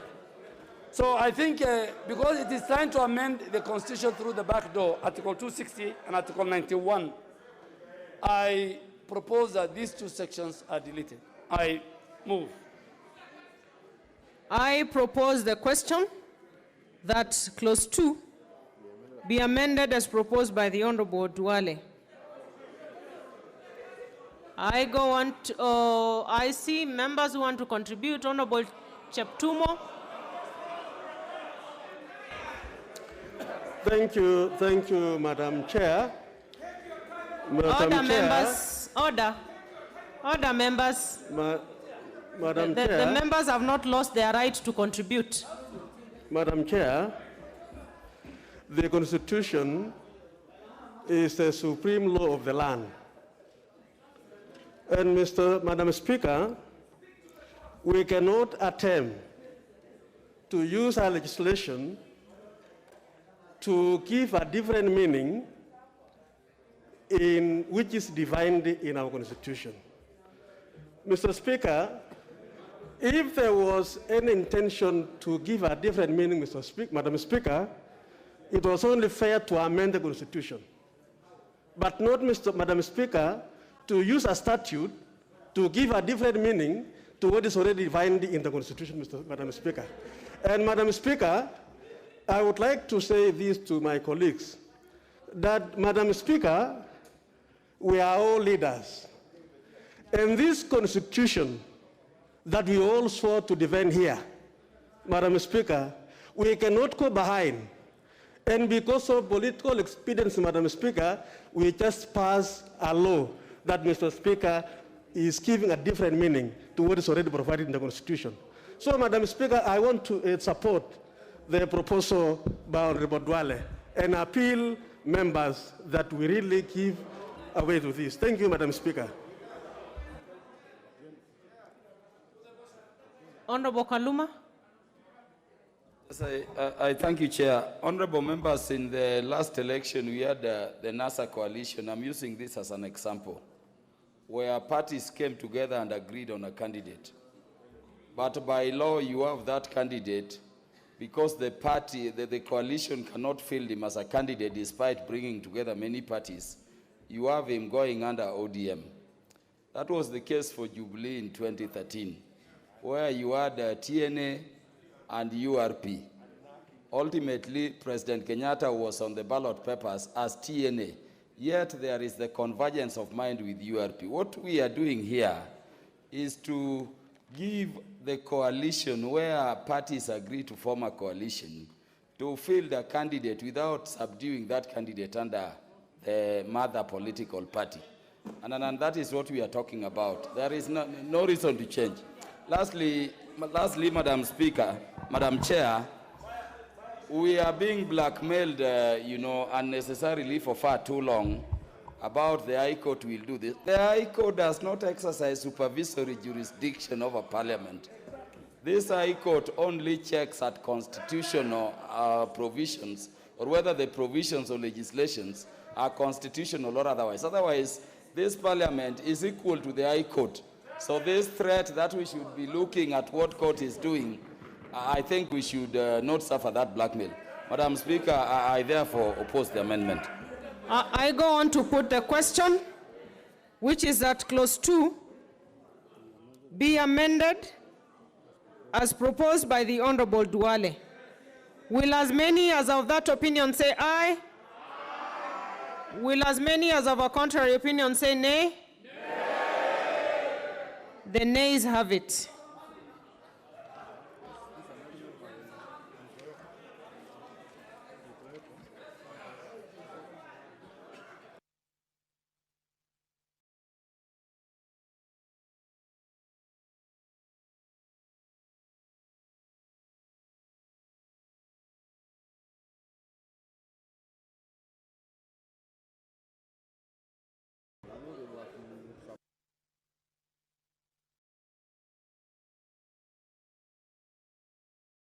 Now, we had amendments proposed by the Honorable Twitoek and Honorable Silvana Sosoro, which, are they in the House, Honorable Twitoek? Honorable Twitoek, you might want to say something about your amendment, because with the passage of Honorable Duales, then yours does not survive. Yes, thank you, Madam Chair, for giving me this opportunity to say something about my amendments.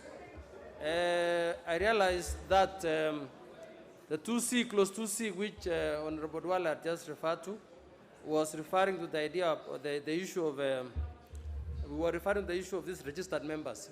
Earlier in the clause 22, where the registrar was being given excessive powers, even including certifying registers of members.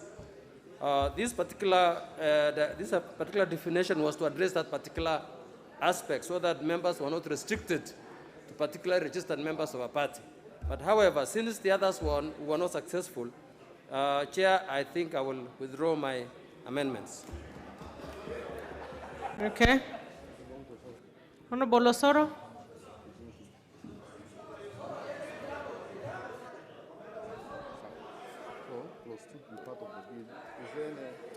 So I go on to put the question, which is that clause 2 be part of the bill. Will as many as of that opinion say aye? Aye. Will as many as of a contrary opinion say nay? Nay. The ayes have it. Title. I propose the question that the title be part of the bill. And I go on to put the question that the title be the title of the bill. Will as many as of that opinion say aye? Aye. Will as many as of a contrary opinion say nay? Nay. The ayes have it. Clause 1. I propose a question that there is actually a proposed amendment by the Honorable Kositany. So I propose a question that clause 1 be part of the bill. Honorable Kositany. Honorable Caleb. Thank you, Madam Chair. I believe this is the last amendment we're having in this political parties amendment bill. Madam Chair, I beg to move that the bill be amended by deleting clause 1 and substituting therefore the following new clause. This act may be cited as the Political Parties Amendment Act 2021 and it will come into operation immediately after the next general elections. Madam Chair, I say this because, Madam Chair, we have been called for special sittings. This is a third session we're having, Madam Chair, and all that we have been discussing here, Madam Chair, has got nothing to do with the people we represent in this House. Madam Chair, this is a House of Representatives. We are meant to represent the people. We don't come here to legislate for individuals so that they may not con each other or go back on their word. Madam Chair, the issue of coalitions is with us, and I want members to listen to me. The issue of coalitions is with us. We had a coalition called NASA. We had one between URP and TNA. There was also CORD. There was no dishonesty. There was no dishonesty in the TNA URP coalitions because the leaders were people of their word. They were people who kept their word. We had an issue. NASA had an issue in their coalition because of not keeping their word. Madam Chair, the reason we are here is we have been called for this special sitting in such a hurry, with so much urgency, that Kenyans are wondering, who is this who is so desperate to have this issue passed? We saw what happened. We saw what happened, Madam Chair, at the first special sitting when the Speaker gave a ruling that we could not proceed in the afternoon. And Honorable Junet was among those whose tempers were... What? Because Honorable Chair, Madam Chair, I wanted to bring to your attention that the standing orders recommend relevance to what you are speaking on. Honorable Kositany is talking about confine yourself to the relevance of the amendment. Madam Chair, you know this is the man who killed Jubilee. Honorable This man you are seeing Kositany, here killed Jubilee. confine yourself, Honorable Kositany. Be relevant. You know, Madam Chair, Honorable Junet should add that I killed Jubilee with his help, with the help of ODM, and we want to thank you because Jubilee is no more. Madam Chair, some of the bills that we have passed here, Madam Chair, we are creating, and I say this, Madam Chair, with a lot of authority, that we are bringing back BBI, which sought to give us imperialism in the presidency. We are bringing it back through the back door. Madam Chair, we are creating imperialism in political parties. What we have actually done today is that when you are a member of a political party, you are not different from gas in a gas tank. Without somebody turning the button on, you are stuck in that tank and your rights are infringed on, Madam Chair. It is important, yes, you have the numbers, 6 versus 1, yes, it will pass the way BBI passed. But Madam Chair, these laws that we are passing are not for the people of Kenya, it is for individuals. And Madam Chair, going forward, we need to amend the standing orders of this House so that there should be a threshold. So for calling for special sittings, I have the floor and I have the mic. Madam Chair, this has been the worst Christmas, the worst New Year for members of Parliament since the history of the Republic of Kenya, Madam Chair. Young members of Parliament, I pity those. I have no problem because my youngest is about 23, my last born. Madam Chair, we have members here who have young families. We have denied them to enjoy and cross the New Year with their families. So, Madam Chair, I propose that all this takes effect after the next general election. I propose a question that clause 1 be amended as proposed by the Honorable Kositany.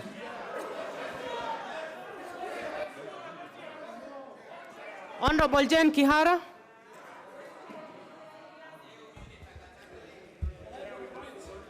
Madam Chair, Madam Chair, I am of the opinion, like my brother, Mheshimiwa Kostani, coming from holiday not to discuss the issues affecting our people.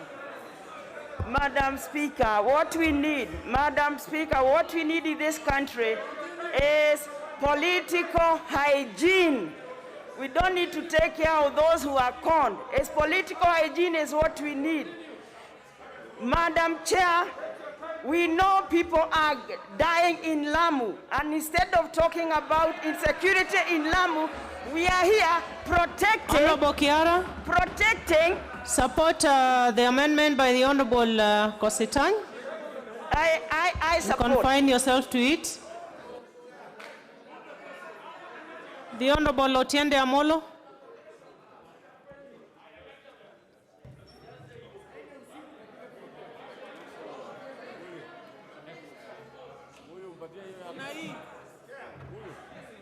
Thank you, Madam Chair. I oppose that proposal for a very direct reason. At clause 1 is merely restricted to describing the legislation that we are dealing with. The question of commencement, if it was to be considered, is a substantive question. It would not come under the title. It would come under a substantive part that now seeks to basically vary what's in the Constitution and what's in the law. You But cannot we are on make it clause this 1, way. Honorable Otiende. Now, as proposed by Kositany. But, Madam Chair, there are statements that have been made by 5 members on constitutionality. Madam Chair, we should not let this go, because it might be supposed that we accept on an Honorable Bayer, I'm talking about the Constitution now. The Honorable Alice Wahome has spoken about this. Madam Chair, Article 260 is very clear, and the definition in Article 260 does not exclude the possibility of a definition of a coalition political party. So the relevant article to consider is Article 91 and Article 92.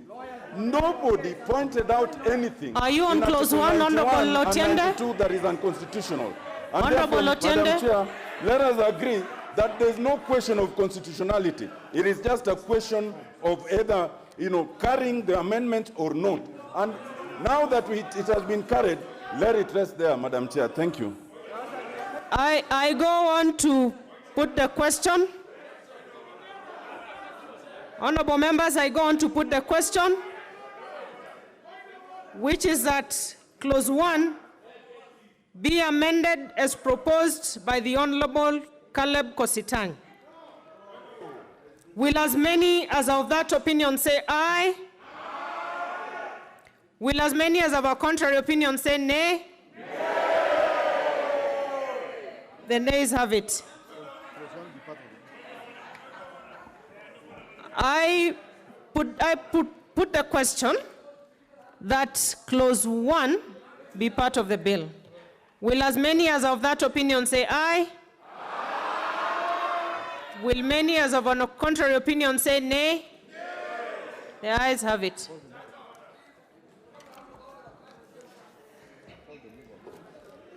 Now I call upon the mover to move reporting. Honorable Chairperson, I beg to move that the committee do report to the House its consideration of the Political Parties Amendment Bill, National Assembly Bill number 56 of 2021, and its approval thereof with amendments. I proceed to put the question for reporting, which is that the committee do report to the House its consideration of the Political Parties Amendment Bill, National Assembly Bill number 56 of 2021, and its approval thereof with amendments. Will as many as of that opinion say aye? Aye. Will as many as of a contrary opinion say nay? Nay. The ayes have it.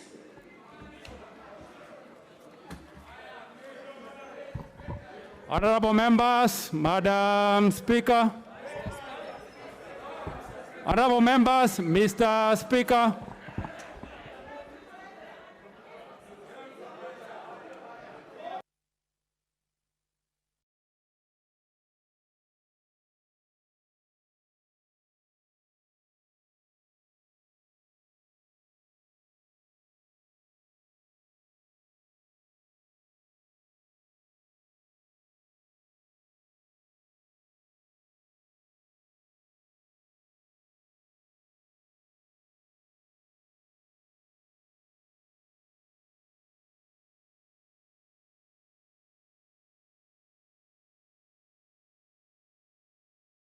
Chairperson.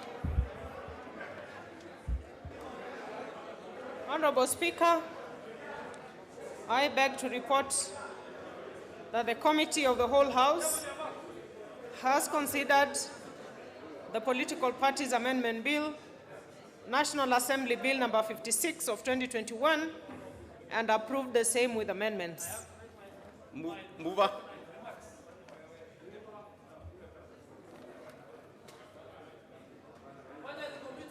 Give him the give him the mic.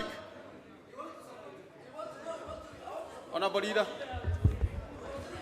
Honorable Speaker, I beg to move that the House do agree with the committee in the said report, and I also request the Honorable Muturi Kigano to second a motion for agreement with the report of the Committee of the Whole House.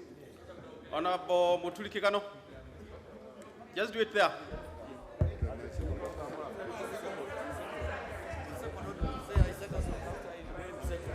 Mr. Speaker, I beg to second. Other members, be amended by inserting the following words: subject to recommittal of clause 3. Honorable Speaker, this is the first clause which was treated. The circumstances are not at the matter known. I will not overindulge on it. I move, Honorable Speaker, and I beg the Majority Leader to second.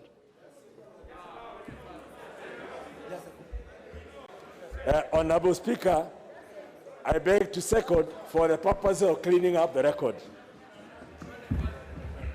Honorable members, I propose a question that the motion for agreement with the report of the Committee of the Whole House be amended by inserting the following words: subject to recommittal of clause 3. Very well. Honorable members, I put the question that the motion agreement with the report of the Committee of the Whole House be amended by inserting the following words: subject to recommittal of clause 3. Will as many as are of that opinion say aye? Aye. Will as many as are of the contrary opinion say nay? Nay. The ayes obviously have it.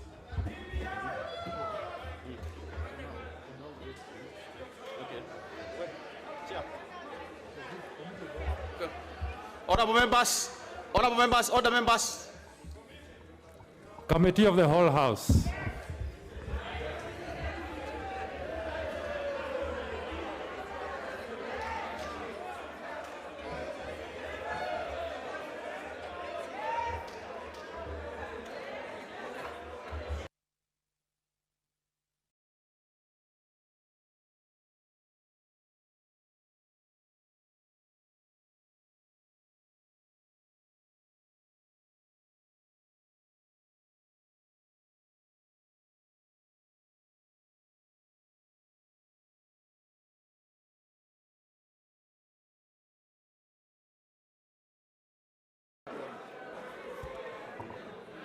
Clause 3. I propose the question, which is that clause 3 be part of the bill. There were amendments, one by Honorable John Mutunga, the next by the Honorable Alice Wahome. Honorable Mutunga,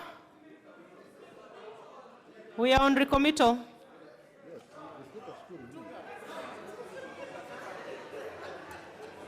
What am I supposed to say? What am I supposed to say? Honorable Speaker, Honorable Chairman. Order members, we are on recommittal. So it takes us back to the status quo. Okay. Of clause 3. Honorable Chair, I think everyone sitting in this house today and the whole of today and last week is clearly aware of what is happening. Honorable Speaker, we have our friends and foes passing a law that is going to affect them. That particular clause was to assist political parties to become better in terms of visibility. But we have members here who believe that they must deliver what their masters want. Honorable Speaker, I have no need. I do withdraw that particular clause. Let us hear the Honorable Alice Wahome. masters, serve your masters. On clause 3. Thank you, Chair, for the opportunity to tell those who I'm alone here, and the people telling me to wear a mask don't even have masks. Chair, there is a recommittal, and we had agreed when the bill passed, the clause passed last time, that once Mutunga's clause passes, then I dropped mine. I have nothing to add other than to tell these people, today is your day, tomorrow will be our day. You are making a thorny bed for yourselves. You are making a thorny bed for yourselves. I have nothing useful to add. We are dealing with declared, self-declared chaos, dictatorship at its best. This house, Madam Chair, this house is under capture of the handshake. This house is under Honorable capture members, of the handshake. And in fact, to put the question. Honorable Alice Wahome, have you dropped your amendment? No, I haven't. You haven't dropped. I did say. I said I have nothing useful to add other than what I had said before, Madam Chair. All right, yeah? I proceed to put the question that clause 3 be amended as proposed by the Honorable Alice Wahome. Will as many as of that opinion say aye? Will as many as of a contrary opinion say nay? The nays have it. I proceed to put the global question, which is that clause 3 be part of the bill. Will as many as of that opinion say aye? Will as many as of a contrary opinion say nay? The ayes have it. Now I call upon the mover to move reporting. Honorable Chairperson, I beg to move that the committee do report to the House its consideration of the Political Parties Amendment Bill, National Assembly Bill number 56 of 2021, and its approval thereof with amendments. Members, I put the question, which is that the committee do report to the House its consideration of the Political Parties Amendment Bill, National Assembly Bill number 56 of 2021, and its approval thereof with amendments. Will as many as of that opinion say aye? Will as many as of a contrary opinion say nay? The ayes have it.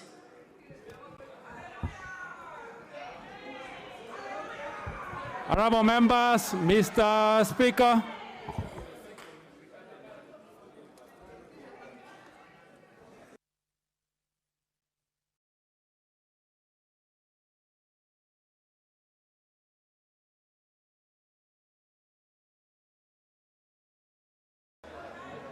Chairperson.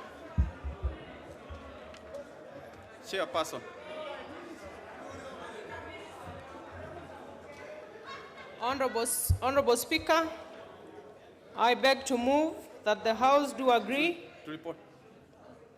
Beg your pardon. Honorable Speaker,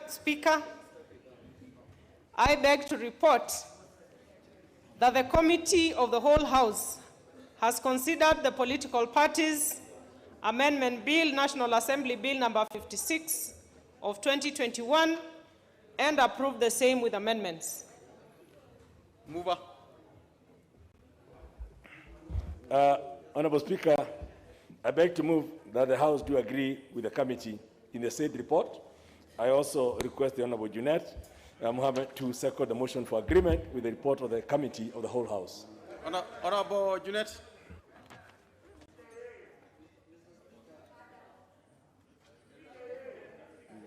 Mr. Speaker, This very important day, I second. I second. Honorable members, I propose a question which is that the House do agree with the committee in the said report. Honorable members, I will put the question which is that the House do agree with the committee in the said report. Will as many as are of that opinion say aye? Aye. Will as many as are of the contrary opinion say nay? Nay. The ayes have it. Move on. Honorable Speaker, I beg to move that the Political Parties Amendment Bill, which is National Assembly Bill number 56 of 2021, be now read at that time. Honorable Speaker, as I move the third reading, I want to thank all the members of this House, regardless of the position they took, because we interrupted your holidays, a time when you are supposed to be with your families, and you actually came to express your democratic right. Honorable Speaker, let me also take this opportunity to thank the speakers for the coordination that they have done. Let me also take this opportunity to thank our staff for the time they have put in. We interrupted their holidays. They were supposed to be with their children for holidays, but they dedicated their time to actually come all the way from the sergeant at arms, who had to do an extra duty to protect all of us, plus all the members. Most importantly, I also want to thank the hardworking committee of JLAC. They dedicated their holiday time to travel, to look for all these consultations, and to bring a report to us. And also all the stakeholders. I know there has been a lot of talk about the public participation, but there has been lots of discussions since 2017, in 2018, in 2019, in 2020, and all the people who have participated in the development of this bill, I really want to thank them. Honorable Speaker, I now beg to move, and I request the Honorable Junet to second.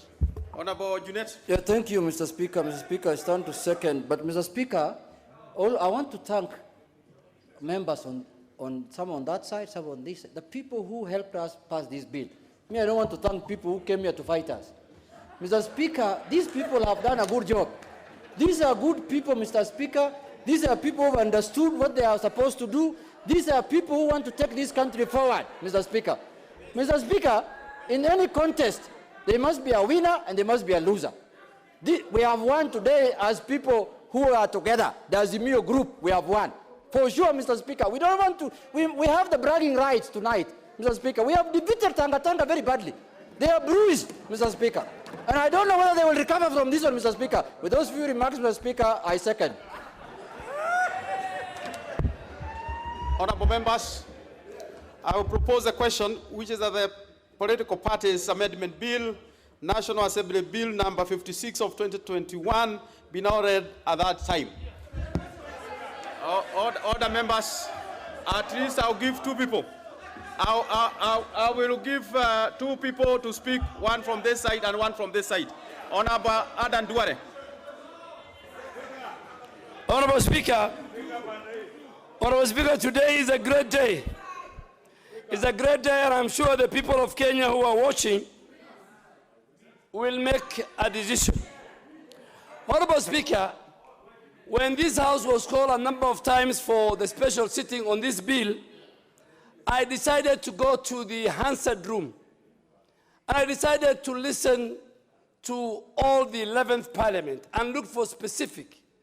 And I picked on one afternoon when the late Charles Njonjo decided to introduce legislation that made Kenya one-party system. Mr. Speaker, on the onset, I want to thank our worthy competitors in this House. And we have shown them for the first time that the largest political caucus in this House with 137 members is none other than UDA. Mr. Speaker, may I go on record to thank the office of the Speaker, the office of the clerk, the many men and women who serve in the legal department, who sometimes I could call late in the night, who I could call them at short notice, to make sure that the people of Garissa Township and the brigade that I caucus around the UDA, ideas and amendments are executed. Mr. Speaker, as we retreat back to our homes, some of us, we will walk with our conscience very high. We will go home, have dinner, shower, and sleep.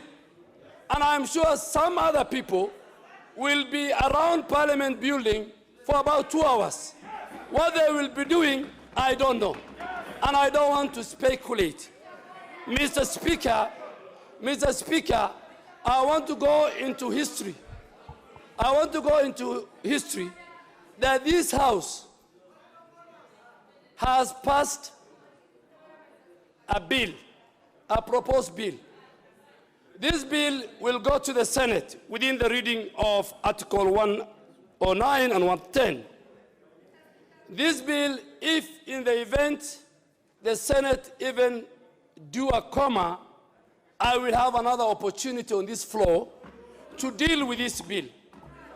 If this House disagrees with the Senate in that comma, this bill will end up in mediation.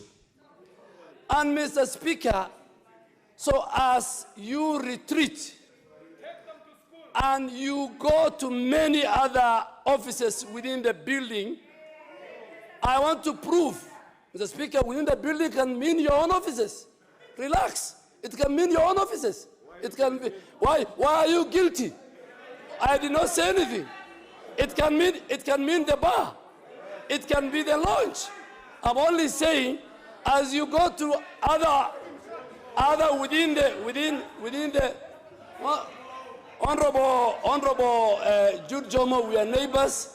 I can, after you finish your business, I can give you a lift. Honorable Adan Duale.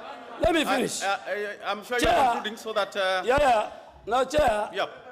Chair, we waited, and we must speak to the people of Kenya. And Mr. Speaker, I saw one of the speakers' panel saying, don't turn the House into politics. This is a house of high voltage politics. This is a house of debate. This is a house that has shown in the 12th Parliament. Mr. Speaker, I served in ODM in the 10th Parliament with 106 members. I served with URP and TNA with 133 members. Today, I want to confirm that the largest political caucus is none other than UDA, led by the chief hustler, by the deputy president. Okay. And those who don't subscribe to that, you look for the nearest transformer, go hang yourself. Very well. Honorable Miri Odhiambo.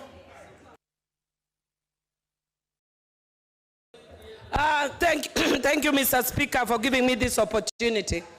Mr. Speaker, of course, I support the third reading. And Mr. Speaker, I just want to say one or two things. Mr. Speaker, first of all, I want to say it is a fallacy. And I'm actually noting that Duale is running because he does not want to hear when I give him facts. But I want to tell him before he goes that UDA is not the largest conglomerate of anything.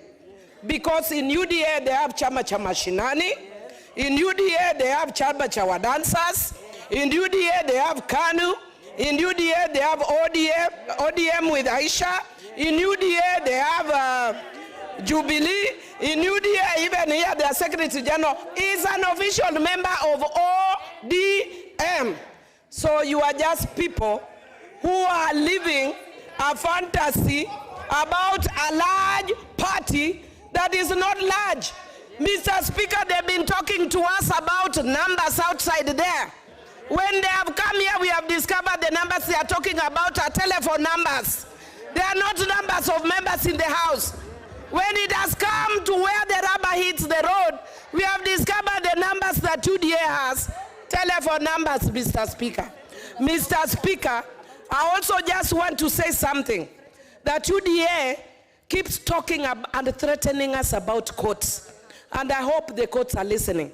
As a lawyer, I want to advise that do not be seen as courts to be aligned to one side of a political divide.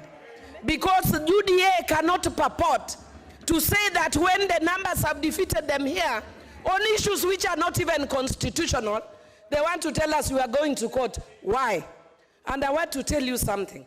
And my dear sister, Honorable Alice Wahome, kept telling us, and my sister Cecily Mbarire, Chair, there are two things, Speaker, that shocked me.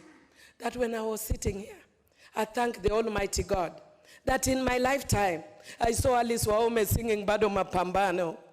Mr. Speaker, in my lifetime, I heard them saying Tibim.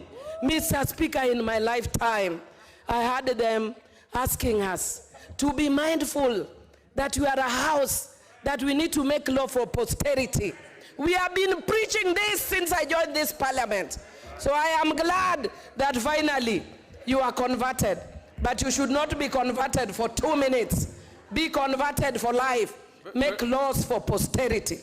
And I'm glad that even as you are saying that this may come for mediation or whatever, please let us learn to sober up as a house. Mr. Speaker, finally, I want to challenge the House leadership. That, Mr. Speaker, we have disagreed even in this House before. But what the House leadership is doing, perhaps no other member will raise this with you, but I want to raise it with the Speaker. We are reducing this House to a joke. How do we allow in this House for people to come in particulars? How do we allow in this House for members to come tying laces? How do we allow in this House the kind of the things that people have been doing here? Mr. Speaker, there is a level and lies that people tell here without even blurting, and impartiality of some of the speakers, Mr. Speaker. I've been pressing a point of order since I came in the morning. But you see the same people being given a points of order, especially when there's one speaker. Mr. Speaker, when you sit, I'm not talking about you. When you sit there, you have done fairly well, Mr. Speaker. Very well. But when members, when you sit there as the Speaker, guide the House. Guide the House properly, Mr. Speaker. Thank you. Order members. Order members. Order members. I indicated I will have one member from this side, and from this side we must proceed now. Honorable members, I have confirmed that the House is properly constituted for purposes of making a decision. Therefore, I put the question, which is that the Political Parties Amendment Bill, National Assembly Bill number 56 of 2021 be now read at that time. Will as many as are of that opinion say aye? Aye. Will as many as are of the contrary opinion say nay? Nay. The ayes have it. Honorable members. Just a minute, sir. I bid for an act of parliament to amend the Political Parties Act and for connected purposes. Other members, as you know, there was more business, and I'm sure the majority leader want to speak to it. You can call the next order. Order number 9, the Public Procurement and Asset Disposal Amendment Bill, National Assembly Bill number 32 of 2021. Second reading. Honorable Speaker,